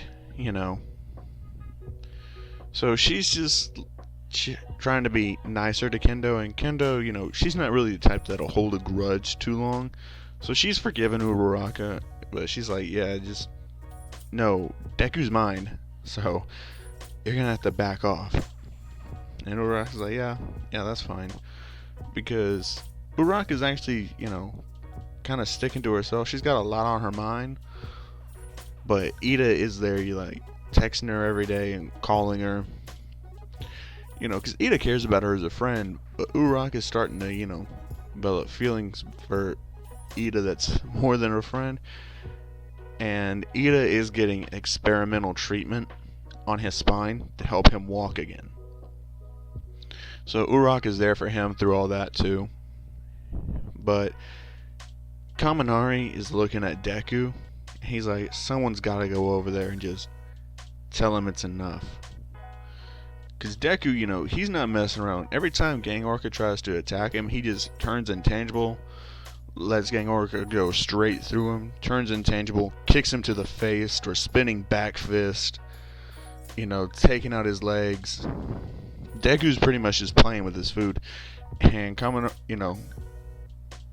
goes over there, he taps on his shoulder, like, hey, that's enough, man. Like, come on. And, Deku looks, he knows his Gang Orca can't really do much by himself, so he just teleports Kaminari away. They finish evacuating everybody. And they all pass. Even Todoroki passes this time around. But, the only person that still flunks is Inasa at this point, because he spent the majority just trying to get Todoroki's attention and, tripping Todoroki up. But Todoroki handled that like a champ. And after the exam, Todoroki's like, yo, what is your deal with me? And Inasa's like, what do you mean? And he's just like, dude, you were trying to trip me up that entire exam. Like, what is wrong with you? What's your beef? And Inasa tells him. And he's just like, dude, that's my dad, not me. And back then, I wasn't even in the right headspace, dude. So I apologize for that, but still, judging people on how they were, for me not even saying a word to you, that's kind of childish. And that's the reason why you failed this exam. And, so, he admits that, and he moves on. So, class is going, like, normal, for the most part. And now we're entering the overhaul arc. And, Night Eye does, accept Deku as a student because Mirio, having fought Deku, in the past for the right to get, all for one. But, even though Mirio lost, like, he's still, well, it's not all for one, but one for all. My bad. He still got one for all because All Might would not pass the quirk on to Deku after how brutally he beat Bakugo in the sports festival. So yes, Mirio has one for all. That's done. That's decided. And Night Eye's been training Mirio to really master it and hammer out all the details to it. So that's where one for all is. And so that happens and all that shit, but the deal with Overhaul is a lot different now because Deku's in a much darker headspace and he's not going to cut criminals any slack whatsoever. So yeah, Deku's just, even if it's petty criminals, like Deku's beating them down. He's not to the point where he'd kill yet, but at the same time, Deku's gone off the deep end. And, he's not rocking the MK9 Rain outfit. No, he's at classic Rain. The all black, purple pad and just black and purple mask. That's Deku right now. He's just rocking like the classic Rain outfit. More stealthy type. So that's where Deku's at right now, and he's walking around, and of course with Mirio, and they come across Eri running in the hallway, and Deku catches her, and he can see the cuts on her, the fear in her face, and he tells Mirio, we've got to secure this child, we have to get her to safety. And she can tell Overhaul is right behind her, and like Deku's read up on Overhaul, like he's fully read up, and Mirio's not really wanting to take a chance on fighting him because now he's in view, and he's like, you mind handing over my daughter? She's run off again. What am I gonna do with you? And Deku notices how she's tensing up, and he hands her to Mirio, and he's like, get her out of here now. And Deku tells Overhaul, she's not going a motherfucking place with you. You need to turn yourself in. You're under arrest. And Overhaul's just like, had to make it difficult, didn't you? So, of course, Deku and Overhaul, they start fighting. And Deku's actually, he's fighting pretty good against Overhaul. And Deku kind of Overhaul kind of gets a finger towards Deku's costume. He notices it just tears off. And Deku's like, okay, I cannot let him touch me. So Deku's, doing like hit and run guerrilla tactics. So he hits Overhaul and then teleports away. And Overhaul doesn't have his goons with him. So there ain't no way for that to be coming into effect. But Deku knows he can't play games with this guy. He's too dangerous. He's got to put him down, and he's got to put him down now. So, right when Deku lands like a hard left punch to Overhaul's face, like Overhaul takes the punch, and before he's knocked out, he touches Deku's arm, and it blows clean off of him. He wasn't conscious enough to get rid of Deku completely, but Deku is missing an arm now. and Deku is screaming in pain.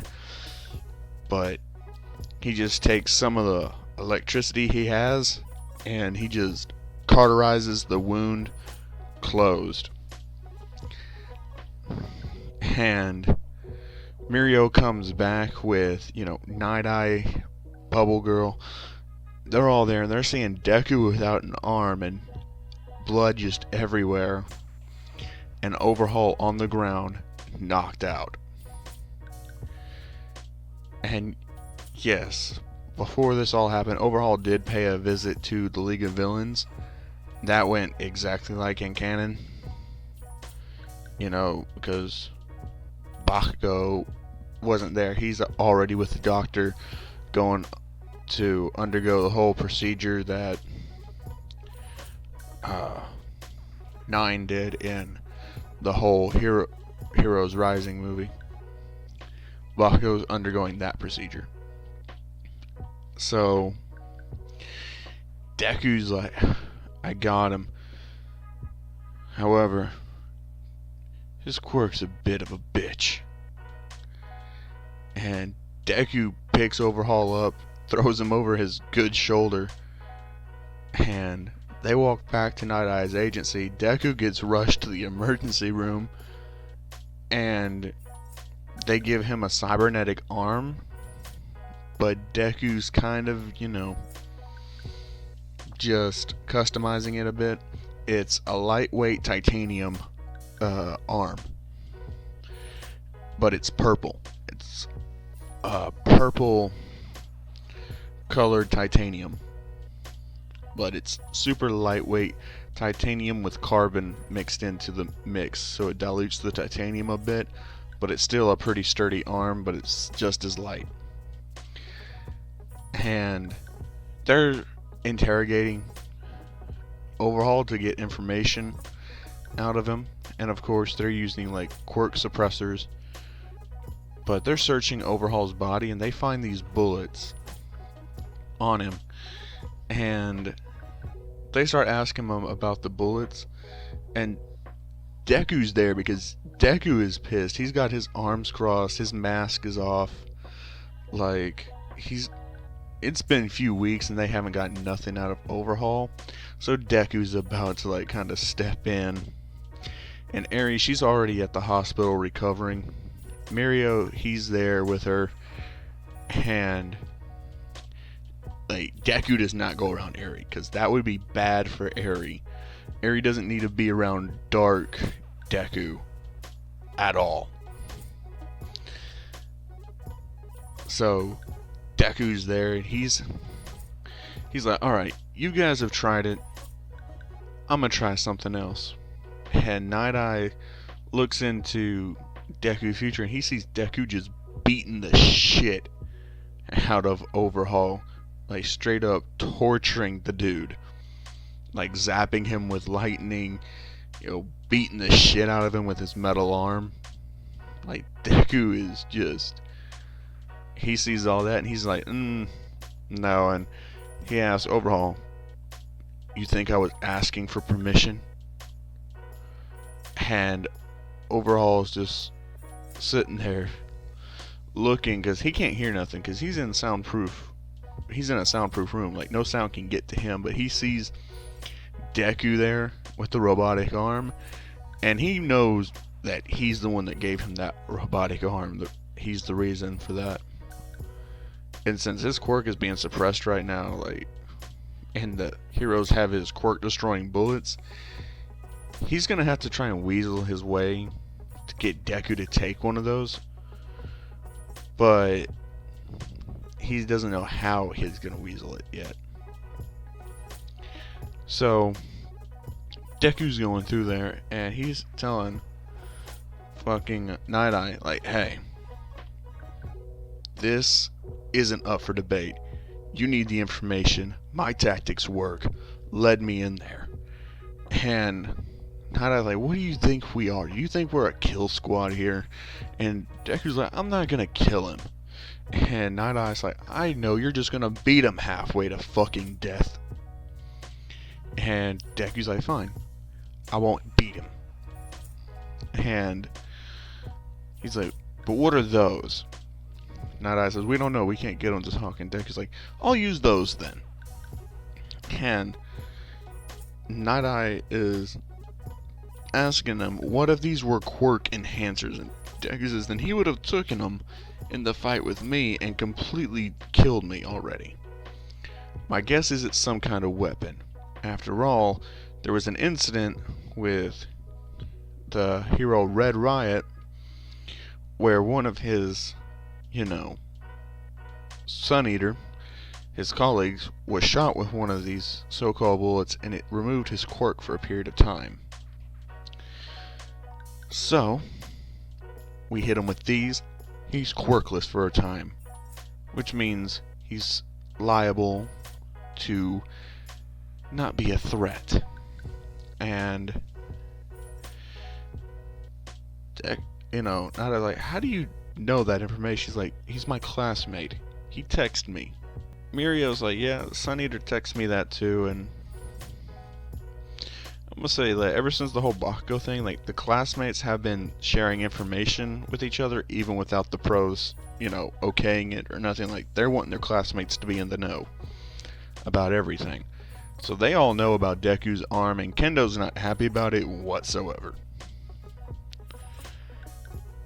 Like, Kendo is not happy at all, because in her mind, Deku's already sacrificed so much, and he's sacrificing something else again with his arm.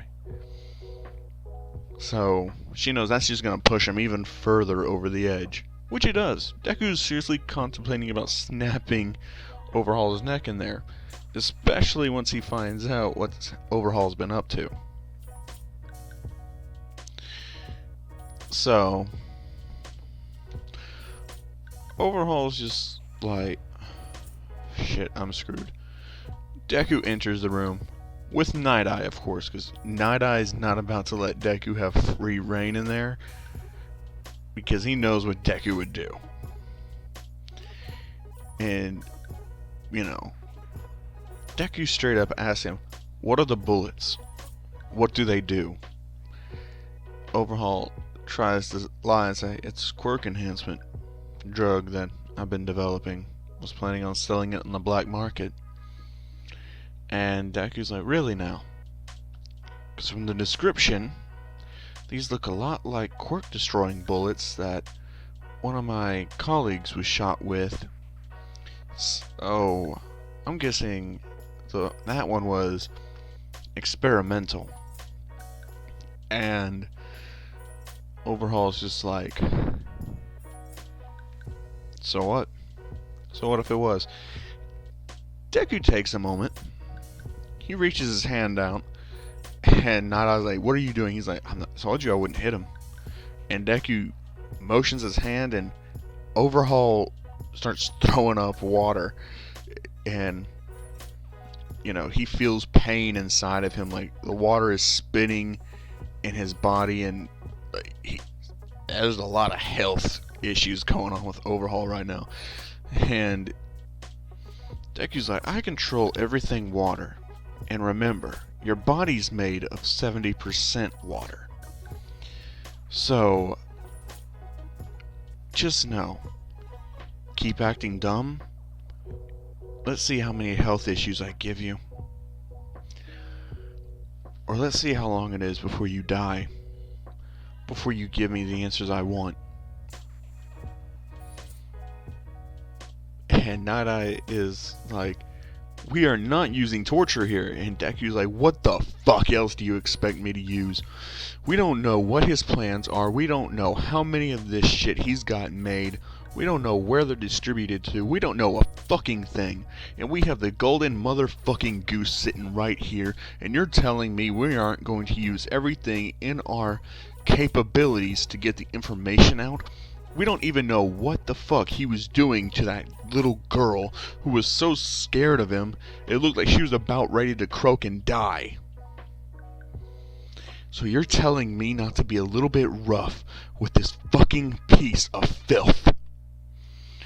You see, that's the problem with you guys. You want them to be afraid. What do you do with the ones that aren't afraid? I'm doing what you won't. I'm bringing them so close to death that they wish they would die. But I won't let them. Not until I know every last thing. Because once I know that, then they have my permission to die. Then they can go rot in hell for all of eternity. I don't give a fuck about playing nice anymore. After all I've been through, I lost my mother, my father, my fucking left arm. What do you want me to do?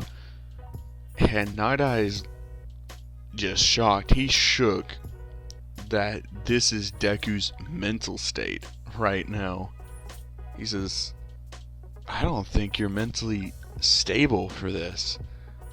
I don't think you should be a hero.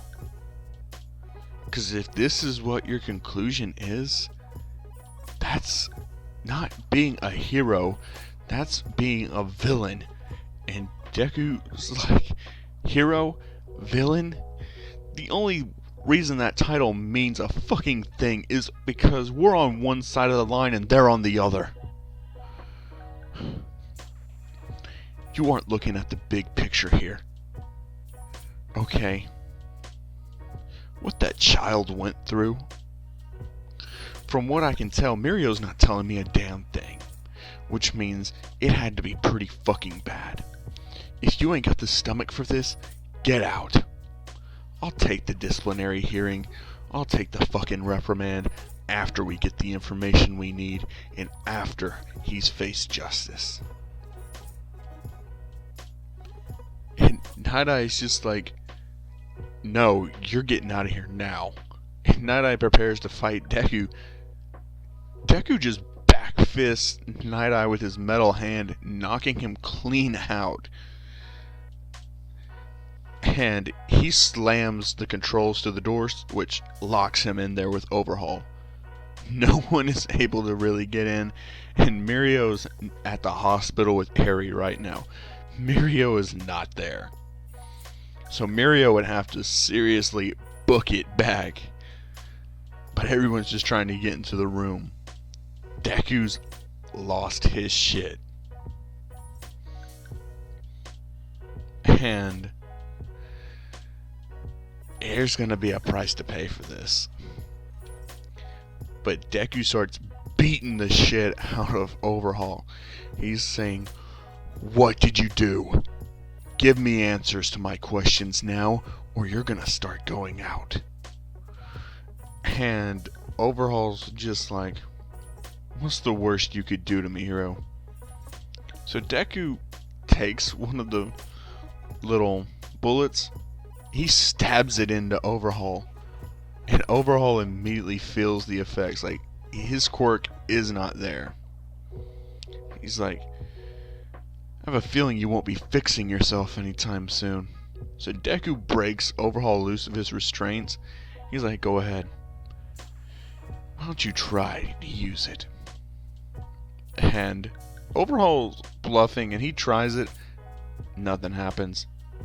Deku just slams his fist straight into Overhaul's face, breaking his nose. Like, his nose is just broken. Blood's just splurting out of it. Tears are in Overhaul's face. Deku takes his leg and just stomps Overhaul's kneecap into the ground, breaking that. He's like, answers now. And Overhaul's like, I used the girl to create the drug. And Overhaul tells him how, and Deku's so disgusted by that.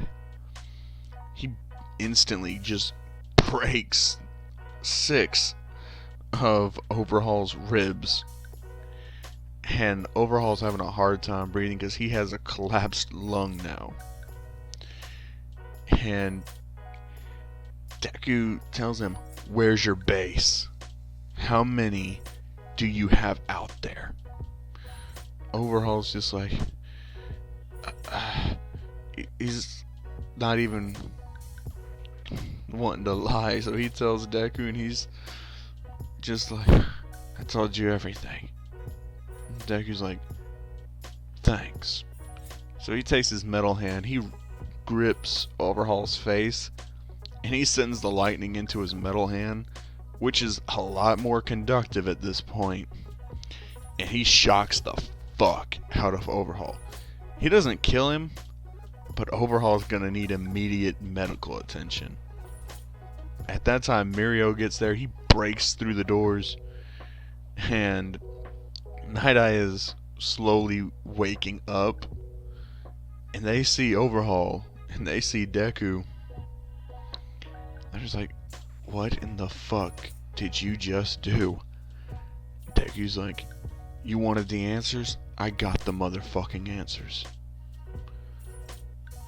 So, you want to continue to play the pissing game, or you want to go out there and get these guys? So they all call a meeting, and everyone's at the meeting. Uraraka, I want to say Kendo's there too. Like, it's Uraraka, Asui, and Kendo, along with Kirishima and Kaminari. Like, Kaminari's tagged along with Kirishima in this, and Deku's there with Night Eye and Mirio. Like, the big three's there with those three, and they notice that, you know, this is the first time they're seeing Deku since the incident, and they see his robotic arm, and they're just like, holy shit. And the pros are there, and they're seeing the look on Deku's face, and they're seeing the look on Night Eye and Mirio's face with Deku. Like, Deku's in some deep shit after this. Like, Aizawa's been, you know, contacted, and, you know, Aizawa's in there. He's just like, oh, man. So, yeah, even though Deku did do all that cruel shit, he does have a disciplinary hearing with the government. Like, not the police, not the judge, no, the government over this shit. They're not, and Deku's just like, I don't give a fuck. So Deku tells them all the information they had, and they're asking Deku, how do you know this information? How did you get this? And Deku's like, do y'all really want to know? And, you know, they're just like, Fat Gum's like, yeah, tell us, how did you get this? And Deku says, watch the video. And he plays the video of him interrogating Overhaul. And everyone's just watching him being brutal as fuck. And a lot of the pros are puking. Like, they're not used to this level of brutality that Deku is bringing. And Kendo is so shocked and mortified, she leaves the room. Aizawa pulls Deku out of that room immediately, and he's like, what in the fuck do you think you're doing? And Deku's like, I'm showing them how to be effective. I'm showing them how you treat scum like this. And Aizawa's just like, this isn't what you stood for all those months ago. Why? Why are you like this? And Deku's like, you guys don't get it. I've lost everything. My family, my arm. And what's worse, I can't even get to the motherfucker that killed my dad because he's off hiding somewhere like a fucking coward. And you expect me to be alright with that? And Kendo's just around the corner listening to this, and she's crying. She's broke down crying. And Asui is there to, like, comfort her, and Uraraka is there too, and they're listening. Like, Kirishima is so mortified about what Deku did, but Kaminari, strangely enough, after the video's done playing in there, he's like, he did what was needed. He did what was absolutely necessary. He got the information, he showed results. I don't see a problem with it. The villains are getting more and more bolder. They're more dangerous. You can't be playing games with these guys. And Kirishima's like, dude, you can't be serious. What he did was torture. No way around it. And he's just like, so what? So what if it was torture? He got the results that we needed. So everybody is in there, and they're all debating Deku's antics, but Kaminari is the only one that's really standing up for Deku. So they commence the raid. They raid everything. Like, pretty much no hiccups this time because they know what to expect. They go in there, they wipe them all out. Everyone's wiped out. So after that, it's time for Deku's meeting with the government. Deku enters the room with all the government agents in there, and they ask Aizawa to leave the room, which he does, and it's government officials and the hero agencies, like creators are the top brass on that. So yeah. Anyways, they call Deku in, and they're telling him that they've seen his video, they know what he's done, and that violates all standards that the heroes function under. And they say usually this would be grounds for harsh punishment in, jail time. And Deku's like, usually, meaning that's not going to be the case this time. And the government's like, yes, that will not be the case. Instead, we have a proposition for you. And note, you are free to turn this down. But if you do, we will go ahead and try you underneath the court of law for excessive force and torture, which will all set you in jail for life. And Deku's just like, what's the offer? And so they tell him, offer is that the hero system is broken. It's too lenient. They've allowed villains to run rampant for far too long. The heroes now are too egotistical, too monetary valued, and too much of an idol in society now. They're really not doing the job they were set up to do. Because of that, we have villains that were able to, mount assaults on hero schools, be able to kidnap students, turn them into villains, strong enough to even a weakened All Might with his fight against, All for One.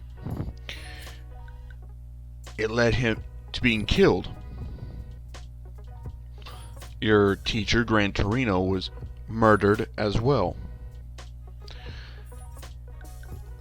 And of course, we know your father was murdered by the same person, Katsuki Bakugo, who was a former student of yours, that it's no secret you guys shared a heated history.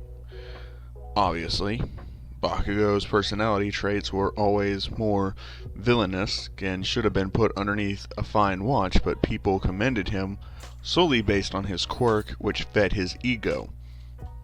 And then when you destroyed his ego, he developed this hatred for you, and when tempted with more power and the ability to get revenge and become the strongest, all he had to do was just kill a few people, and that swayed him over. That is no secret. We all know this to be true, and we all know that that had to have been the reason. We've found his parents. They were moved out of the country, so we cannot expedite them back since they are no longer Japanese citizens. They have become citizens of the United Nations. the United Kingdom. Therefore, we cannot expedite them back here. We found them too late and the process was already done.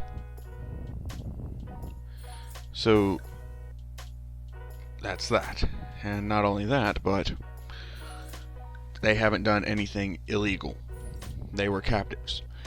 So we cannot try them under any type of law. But this is where you come into play here. You've shown effective measures at dealing with criminals and dealing out the right type of punishment to get them to crack. You've made Overhaul someone who the Night Eye agency was having severe trouble with getting to talk. Police were having no luck whatsoever as well. But you made him squeal. You made him scream answers out to the heavens. That's results. Thanks to you, we figured out an asset to this country. A girl named Eri. Her quirk is able to rewind things. Meaning, if All Might were still alive, we could have rewound All Might to the point of his prime, making him so much more stronger. It would have let us take control and destroy and dismantle the villains once and for all. But, that being the case, we don't know exactly how her powers work. They're a bit unstable at the moment.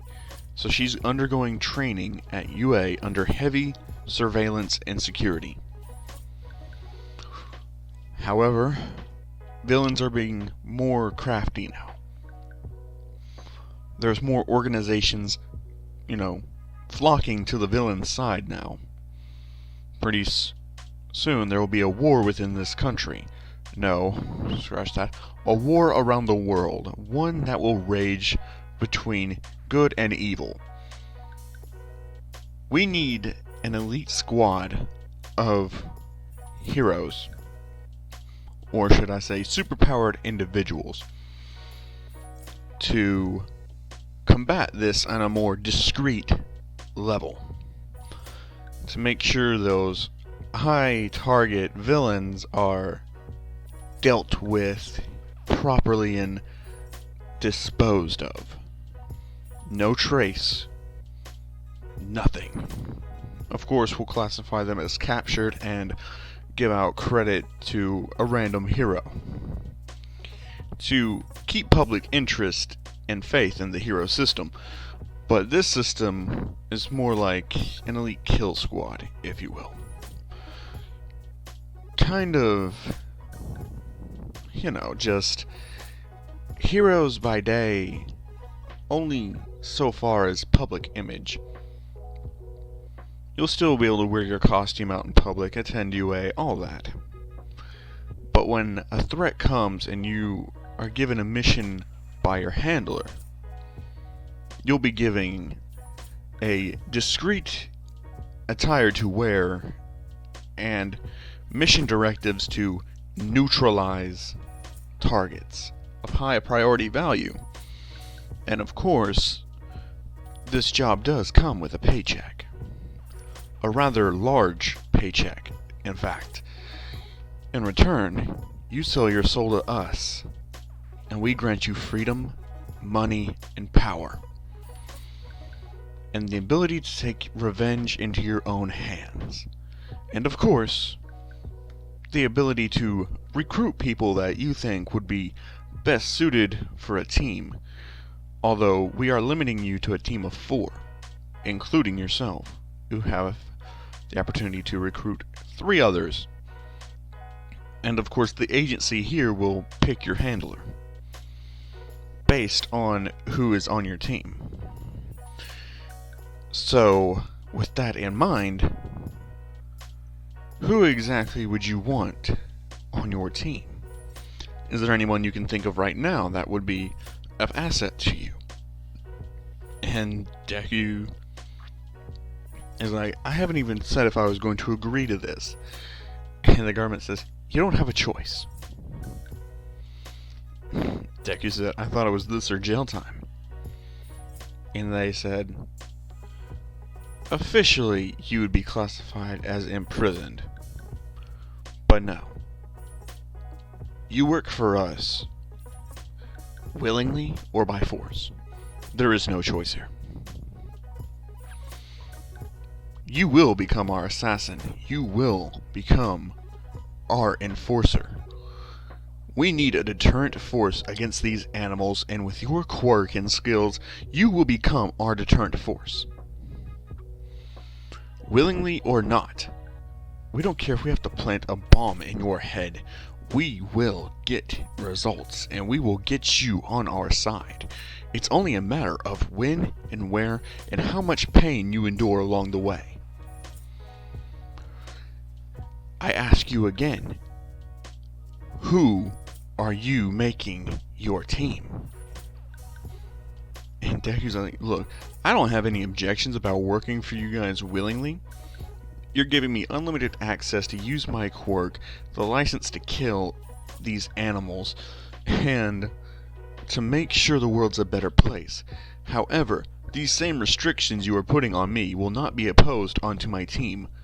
I understand that I have to atone for what I did. That is not out of the question. But what is in question is, how will my teammates be compensated? And they say they will have every freedom to choose whether they want to or not. There will be a way out for them if they so choose.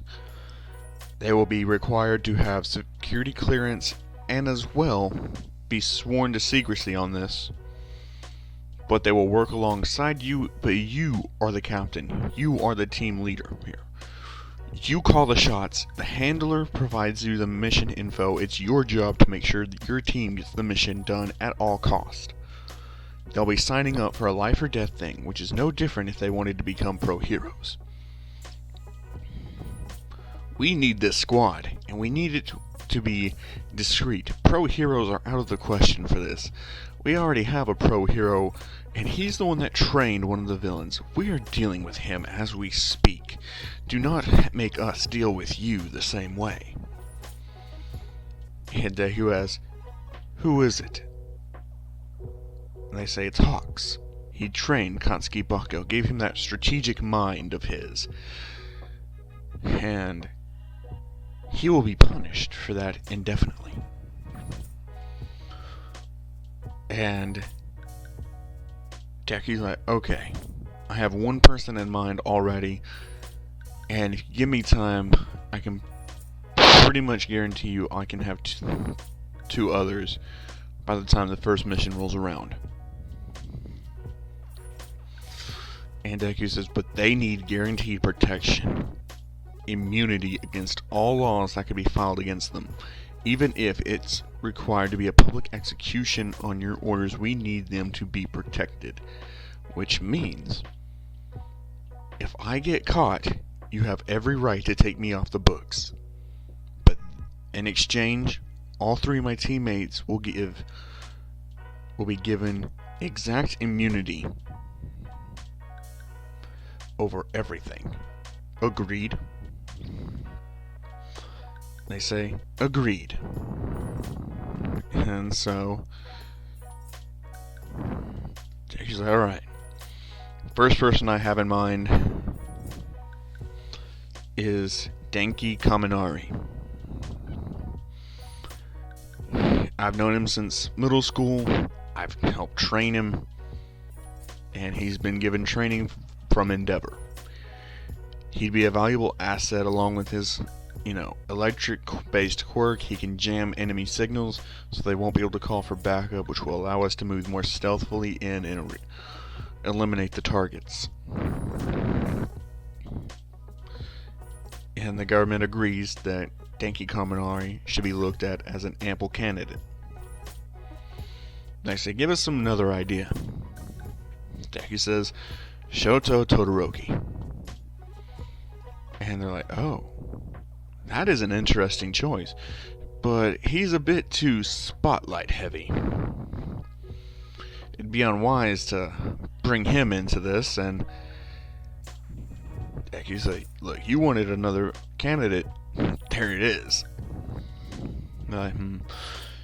It'd be a workaround, but doable. Alright. 2 others. Just in case, because we're not too panned on Todoroki. Deku's like, that's all I got for right now.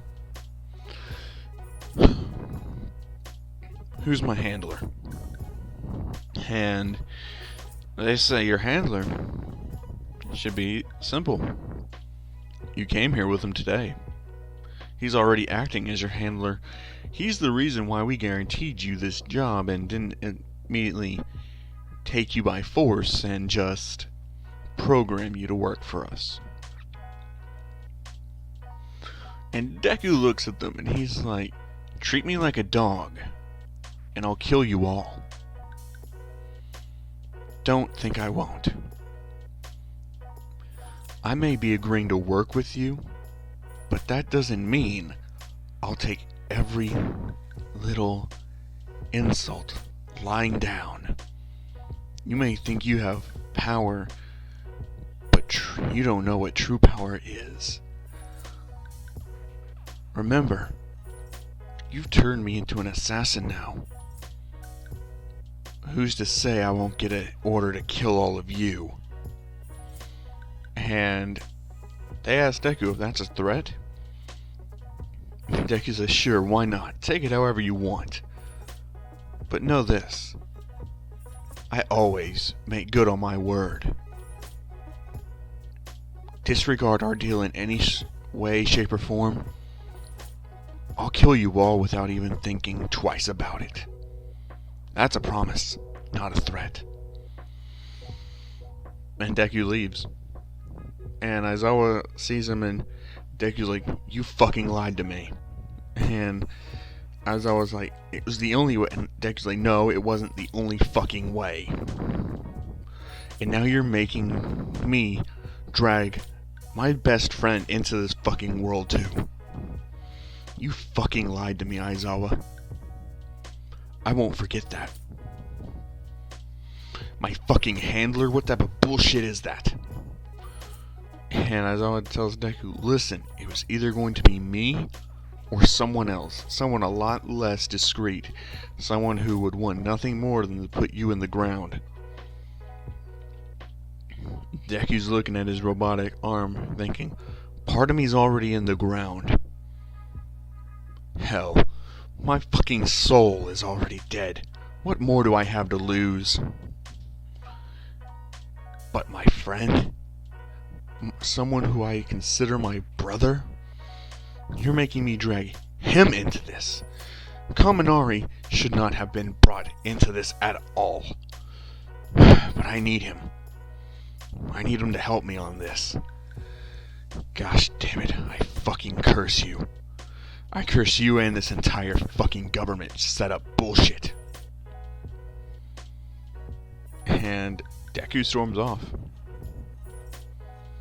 Literally storms off. Like, he causes an immense fucking storm to hit and just teleports off. And Aizawa's sitting there with the storm raging, the rain pouring down heavy and the lightning cracking. Just like, fuck. And there was a government official listening in on that conversation. And they're already taking notes on Deku's abilities and his potential weaknesses. Because they're not about to let Deku have all his power and have no safety measures against stopping him or controlling him whatsoever. And Aizawa, he knows that's the case. He's already been briefed on that. That's why he agreed to adopt Deku and to even become his handler. Deku's in a real tough spot now. Because everything he does is going to have more than just a couple sets of eyes on him. He has the entire government and hero agency on his ass now. And he just made Deku their #1 killer. And of course, Deku, he meets up with Kendo, and Kendo's asking him, you seem to be different lately. Because they're in Deku's room right now, man. Deku's just like, a lot of shit going on right now. He's working out, lifting his dumbbells, while Kendo's just on the bed in her crop top and shorts, and she's like, yeah, I know. But hey, if you're ever stressed, there's ways to release it other than just force. And Deku's looking at her like, oh, you offering? And Kendo's just like, whoa, I don't think we're... And Deku's just like, then don't bring it up. If you're not going to offer it, then don't bring it up. When you're ready, we'll do it, but until then... And Kendo just gets kind of embarrassed and just like, fine, let's do it. And Deku's like, you for real? Kendo's like, yeah, I'm fine with it. Let's do it. Hopefully you'll start thinking clearly now. And Deku's like, shit, didn't really expect that from you. Kendo gets off the bed. She wraps her arms around Deku. She's putting herself against his back and grabbing his chest, rubbing her hands up and down it, feeling all the crevices of his muscles and every scar that he's got, feeling the robotic arm, how different it feels, how foreign. And she asks Deku, can you feel anything with that arm? Deku turns back, he looks at her, he touches her with it, and he's like, no, I can't feel a thing, but I can imagine what you feel like. And Kendo's kind of sad about that, but Deku puts his hand underneath her chin, lifts her head up, and is like, hey, don't worry about it. Small price to pay for absolutely destroying that asshole's organization. I hear that he got what he deserved after that. And Kendo's just like, look, you've gotten a lot darker. Like, a lot darker. I need to know that you're still the man I fell in love with. And Deku tells her, of course I am.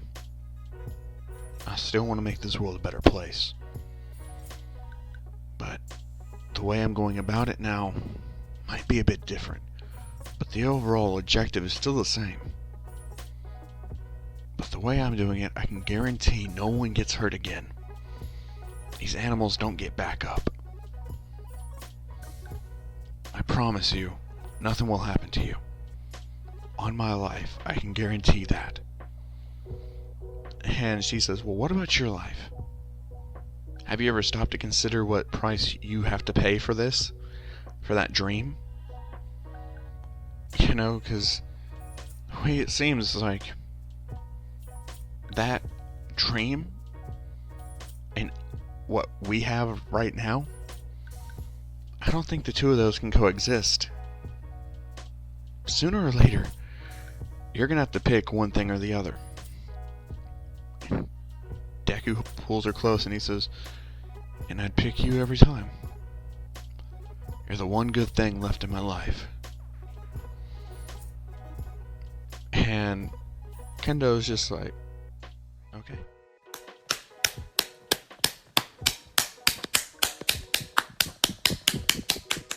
Man, Urage, she heard all that and she's like, fuck, he's all hers now. But, she calls up Ida, and Ida's actually in recovery right now. Like, what's been happening with Ida is Ida got this experimental surgery to put cybernetics into his spine to connect the nerves again so he could walk. And it was a success. Ida is going to be able to walk again, but he's going to need a lot of extensive time to recover. And physical therapy to make sure it takes and it holds. So Ida's gonna be in physical therapy for a good while yet, but he will eventually make his return. Kaminari, he gets a text, and it's from Deku. Kendo's sleeping now, so Deku kind of just uses this opportunity as a time to slip out and talk to Kaminari about what he's going to need him for.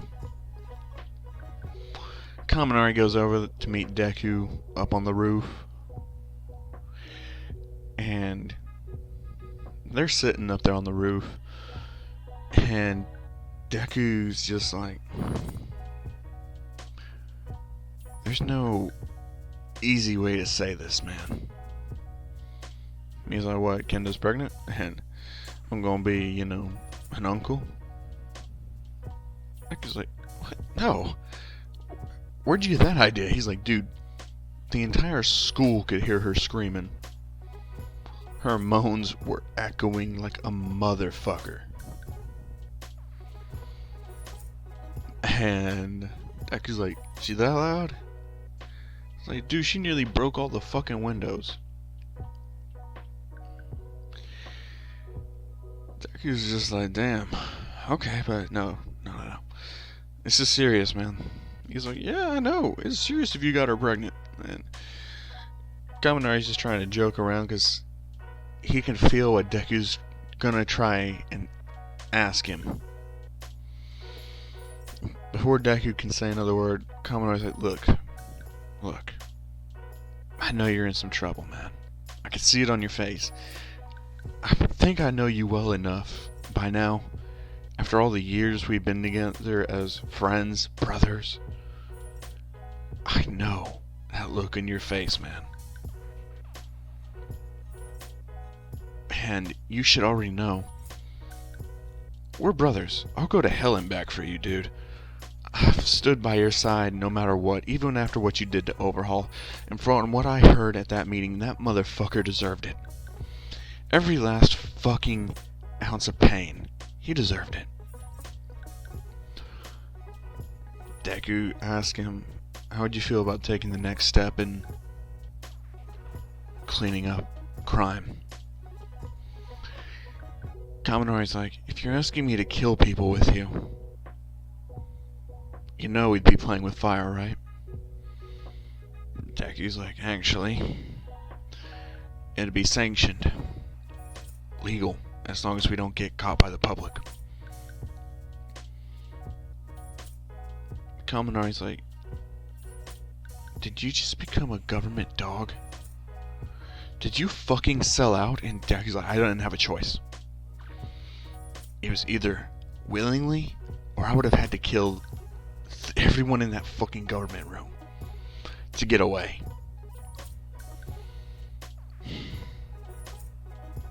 Kaminari's like, who else have you asked? And I said, no one.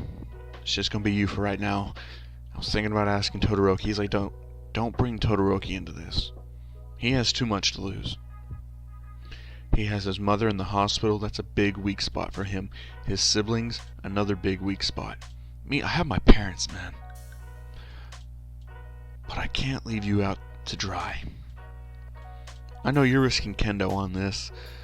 I'd be risking my parents and potentially Jiro.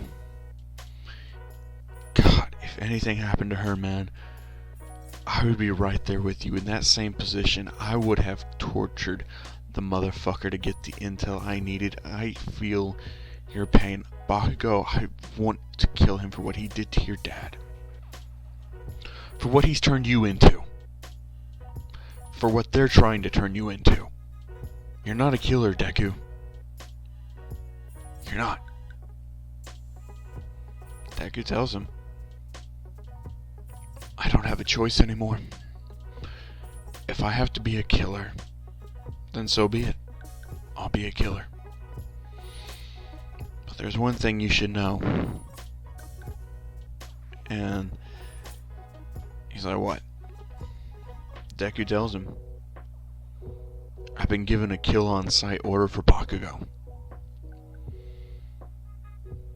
No bringing him in, no questions asked, just kill on sight.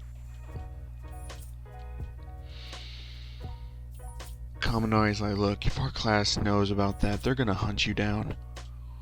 They won't stop until you're brought to justice for that. Bakugo is still their friend to them. It's not something that's gonna be easy for them to deal with. And Deku tells them it's something they're gonna have to get over now. He's a criminal. He killed All Might, Gran Torino, two of the most influential heroes out there. He killed the #1 fucking hero, dude. No way anyone can defend him after that. But look, I need you on this. I can't do this by myself. I need someone to anchor me. Someone to make sure I don't lose who I am.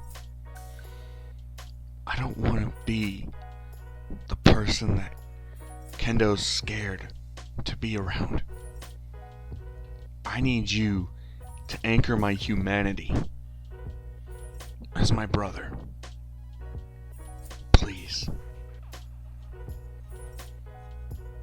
Kaminari's like, fine. I agree.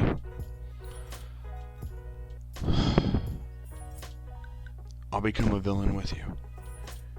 And Deku's like, wait, we're not villains. He's like, Kaminari's like, look, we might as well be villains after this. Because look, man, there's not a way out of this. There is no way out of this where we aren't fucked in the end. It should just be me and you. Just let it be me and you, and we're good. No one else. Just an army of two. And Deku's like, fine. It'll just be me and you. It's time to go report to the fucking handler they gave me. I'm like, handler? Who's your handler? And Deku says, our teacher. Aizawa, my adopted dad. He's my handler. Your handler now too? Come on, I say, man, how far are they willing to fuck you over on this? How far are they gonna fuck me over on this? And Deku's like, look, I made it abundantly clear, you will always have a way out of this. I won't. That's the payoff. But we're gonna be getting some serious money off this too. So when this is all said and done, promise me, no matter what happens, promise you won't forget me. And promise you won't make the same mistakes I did. Because at this point, there's no going back for me. You can still turn your back on this. Whenever things get too heated, you will have a way out. I assured that. Not me. This only ends one way for me. It ends with me in the ground, marked with nothing more than a tombstone. That's gonna be my end. Not yours. I won't let it. And Kaminari tells him, I won't let that be your fate either. You watch my back, I watch yours. Alright? Deku's like, alright. And Deku has no intention of letting Kaminari fall victim to this shit. Like, he's going along with it, and he knows Kaminari's like not fully on board with this. And the only reason Kaminari is even signing up is just to anchor Deku down and make sure Deku doesn't end up dead after this is over. So they head back in, and Jiro heard everything.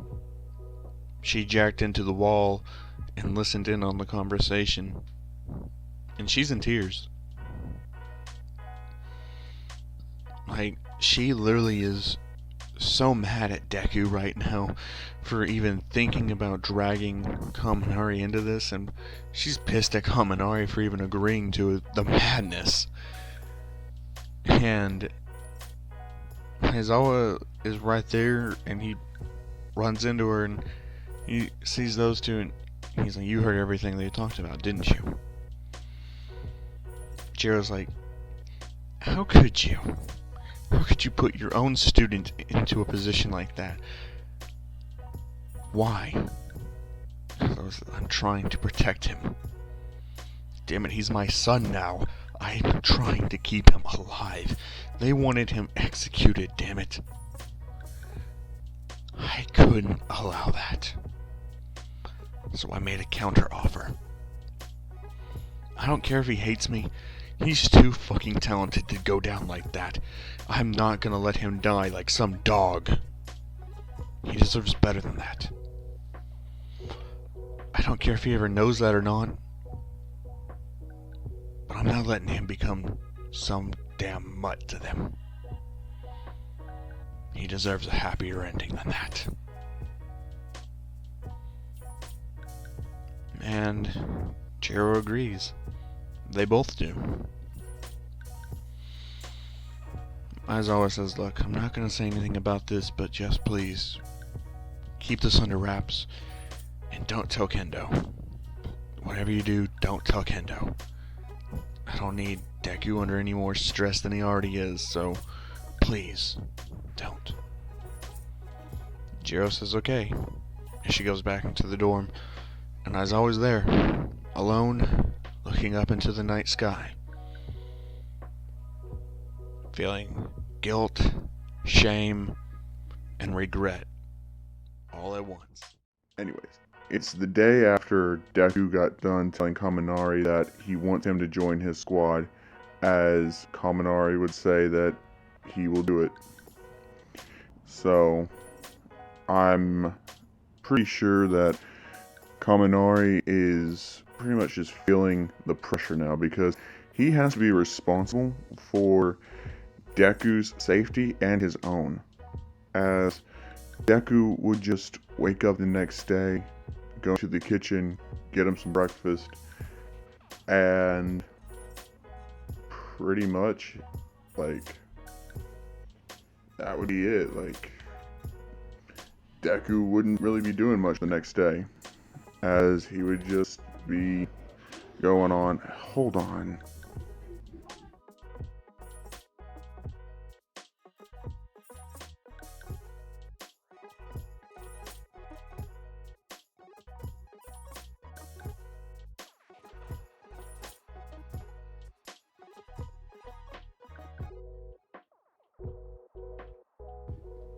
Alright, we're back. Sorry about that.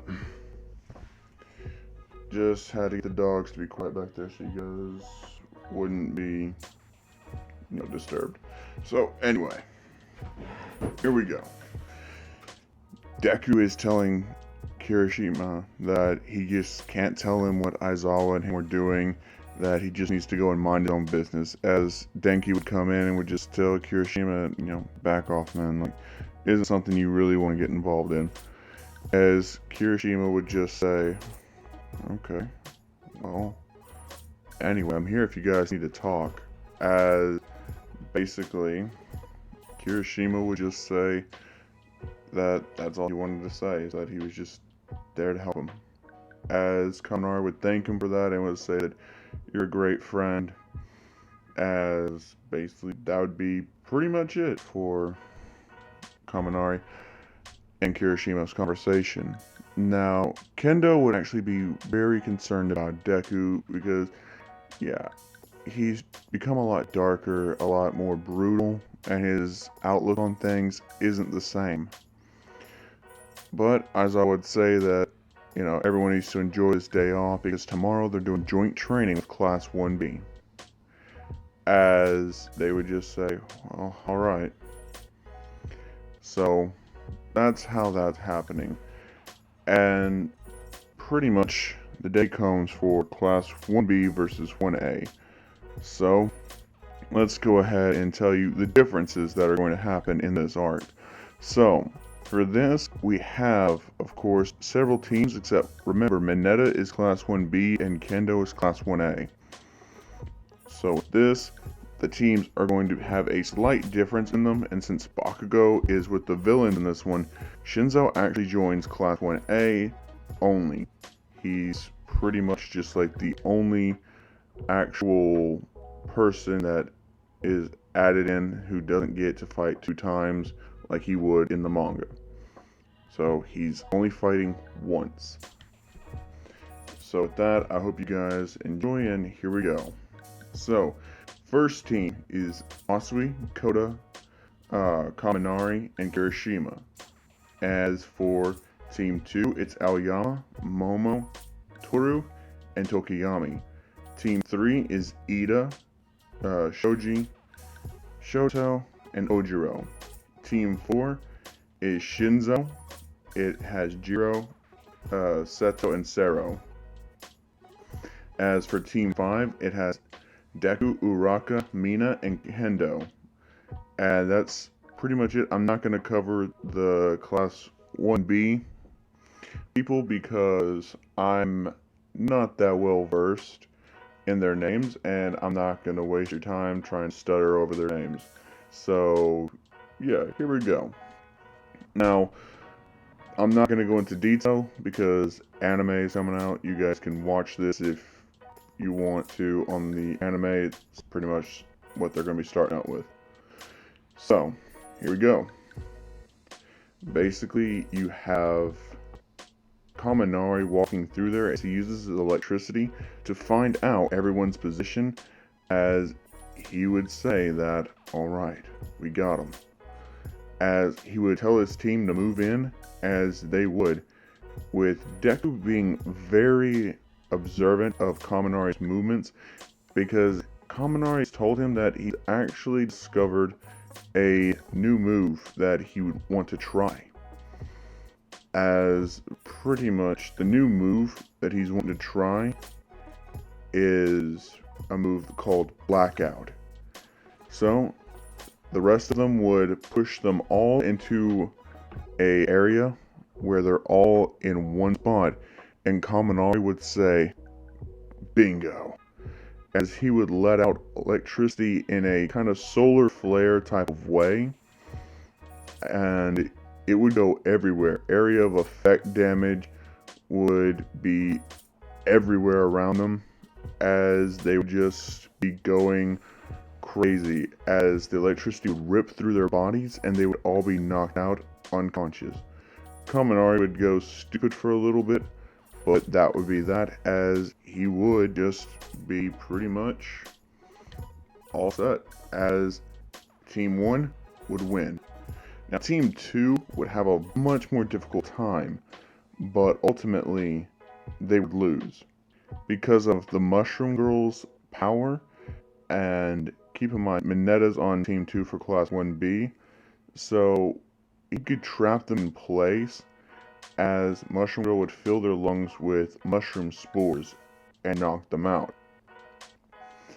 So that's pretty much how Team 2 would lose. Now then, Team 3 would actually have a bit of a handicap, since Ida would just be getting out of the hospital and not at full strength. But ultimately, he would be pretty good enough to just fight normally. He's not going to be able to pull off anything crazy. And with that handicap, they're honestly at a huge disadvantage. Ida would actually get captured first. Ojiro would actually be kind of trying his best to help them out, but without him really being able to do much against Tetsu, Ojiro would get knocked out. Now, Todoroki would have to take up the pace and, pick things up into overdrive for his team, as Tetsu would just be bulldozing everyone. So, he has to take out Tetsu. That's the number one person who Todoroki has to be fighting against. as he would heat Tetsu's body up to about a boiling point to where his skin would start to melt and Tetsu would ultimately just give out. He wouldn't be able to take it anymore. So with that, Tetsu, he's just like done, over with, as the guy who has the quicksand type quirk would start causing Todoroki to sink. So Todoroki would ultimately lose, as Team 3 would be defeated and Class 1B would have another victory. Now, Team 4 would go up against, the team from 1B, with Setsuna being their most annoying opponent, as she could detach her own body parts. So, yeah, she's a very annoying opponent and very tricky to get a read on. But Shinzo is using his quirk to his full advantage, kind of mimicking their teammates' voices, so that way, they actually answer. And it actually helps them out a lot, because Shinzo's taking out people left and right. As Deku's looking as he says, this could actually be pretty beneficial to us. Huh. As basically they'd say, yeah, pretty much. This could be very beneficial. So, Kaminari and Deku are thinking about scouting Shinzo. Now, with Team 4 having the victory over Class 1B, so Class 1A would win the 4th match. It's down to the 5th match, which basically has Monoma, Yui, and Reiko in it, and then kind of the dude that has like the little short fat guy. Yeah. So Deku and Kendo are actually very good at working together as a team.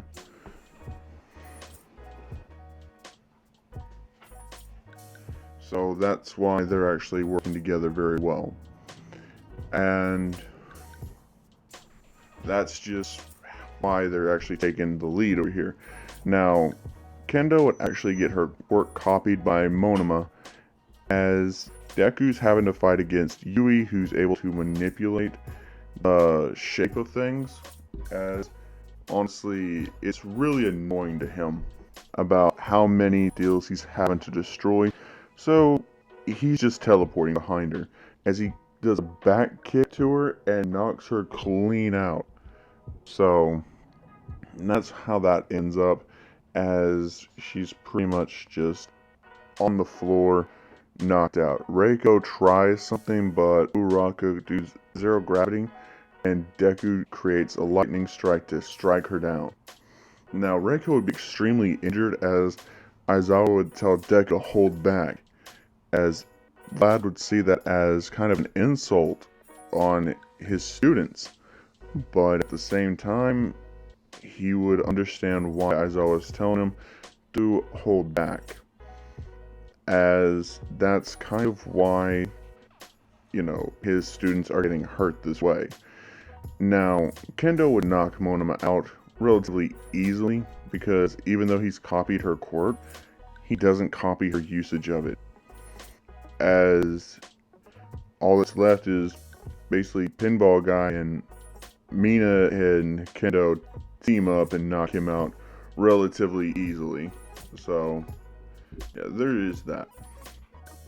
And with that, the joint training would come to a close, with it being overall a tie. So, yeah. Even though Class 1A got the majority of the wins, they have to penalize Deku a little bit for using excessive force. So Deku's kind of mad about that. But around this time, that's when Bakugo and Shigaraki are on the move. Because yeah, Shigaraki's still around. Now, Bakugo being done with his whole 9 type of surgery that Dr. Ujiko performed on him, he would be ready, as he'd be wanting to steal Deku's quirk to make sure that the guy is basically knocked out and not able to do anything as he kills him. Because that's why Bakugo is just so adamant about taking Deku, because of how badly Deku's beaten him, embarrassed him at every single turn. He just can't stand losing to Deku anymore, as he kind of just doesn't want the guy to be able to stand up to him. He wants to crush this man. He wants to kill him. And Deku wants to kill Bakugo because Bakugo's the one who killed Deku's father. So yeah, he's not wanting to let Bakugo get away at all. But they meet up with the Metal Liberation Army. And that is something that is actually kind of just forcing the Metal Liberation Army to kind of take them a bit seriously now, because they have someone like Bakugo on their side. As pretty much it's just something that they don't really want to do, but they have to hear them out. And with them having to hear Bakugo out, like, it's something that Bakugo is demanding their respect, as he just says that if they can't respect him, then why are they even wanting them to have an alliance? So basically, Bakugo just tells them straight up, you're going to respect me, or else you're going to die. And with that, they actually are forced to, because Bakugo takes Redestro's quirk. He straight up steals it. As Redestro can't do anything, and Bakugo has this giant form now, using explosions on top of explosions.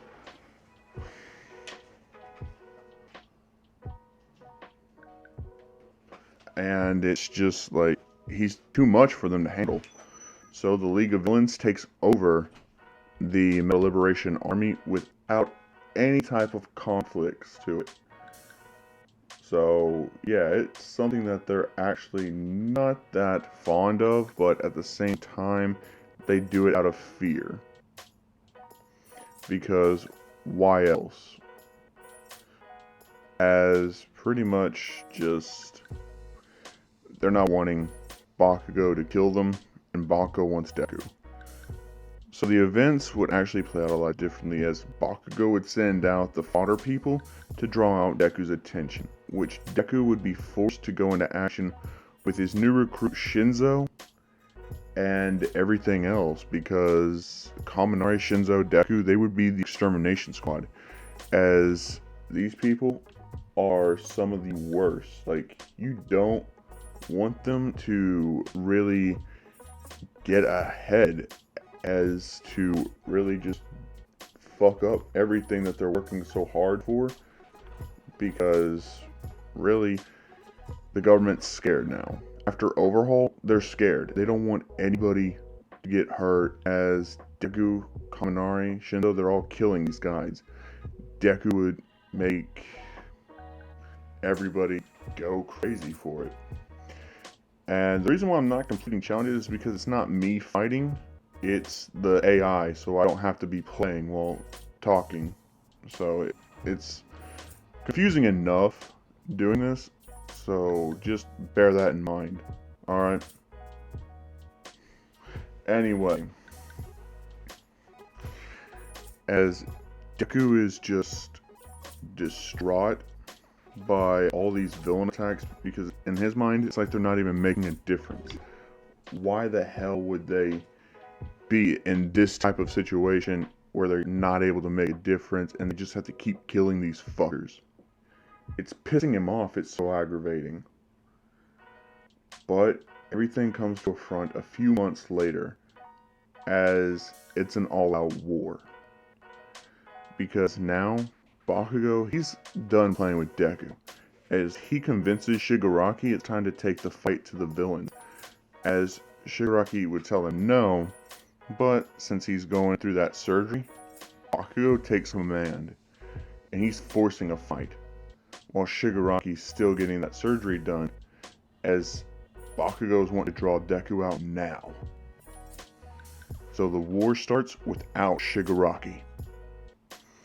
And it's Bakugo against the entire world.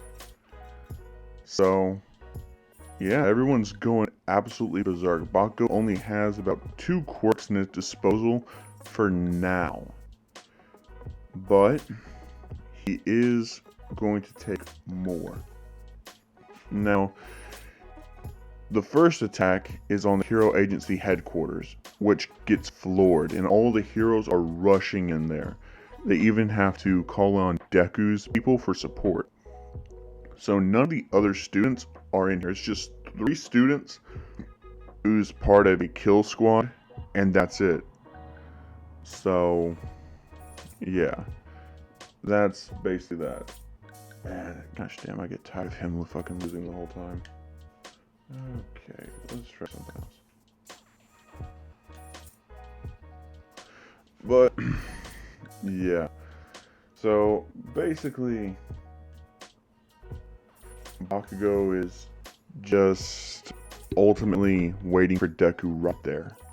As Deku sees Bakugo, he says, "So, you're finally here. After all this time." And Bakugo is smiling as Deku says, "I hope you're ready. You're about to feel every bit of moisture in your body being ripped from your bones." As Bakugo says, "Don't think so." As he tries to take Deku's quirk, but it fails. As Deku's willpower is ironclad. And Bakugo says, "I don't understand. Why can't I take your quirk?" And basically, Bakugo just is aggravated at this, as Deku's just saying, "I don't know, maybe you should try to rethink your life choices." And pretty much just Bakugo and Deku are full conflict, as Kaminari's striking Bakugo from the sides with his lightning, as Shinzo's trying to take over his mind, but Deku is telling Shinzo to give back, and Bakugo says, "Sorry, but I'll take your quirk instead," as he takes Shinzo's quirk from him.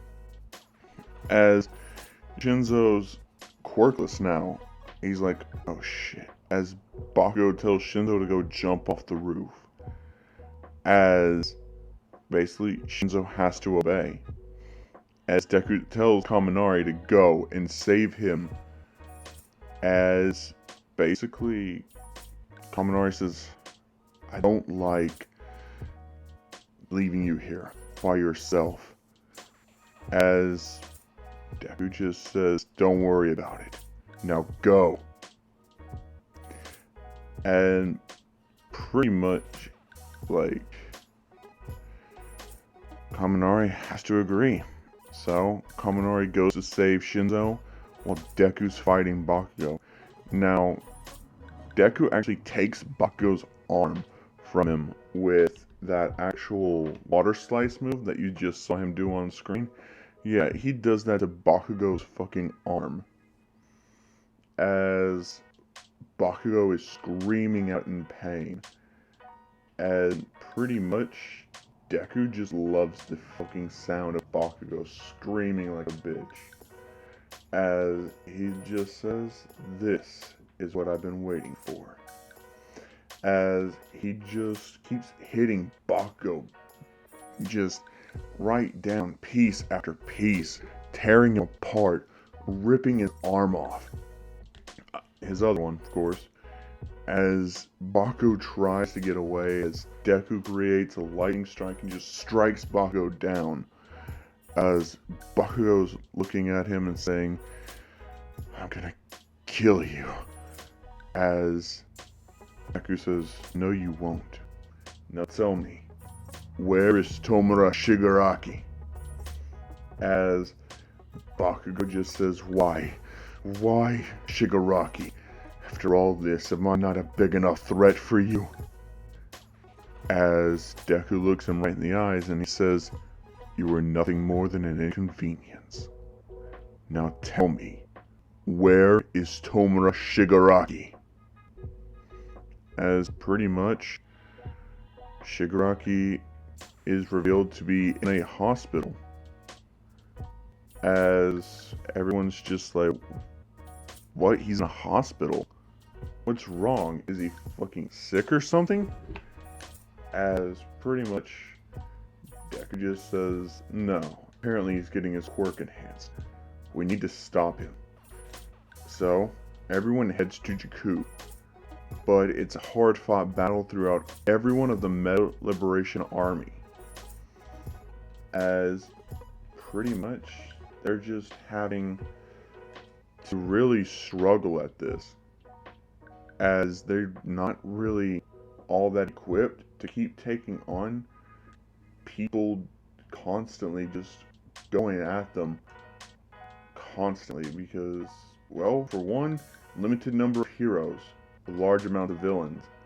Even though Deku's like killing all of them, Bakugo still took Shinzo's quirk, which would have been extremely useful, and now that Bakugo's dead, you know, it's not like they can get to him anymore. So, Bakugo would have been useful, but Deku has his orders. Kill everything on sight.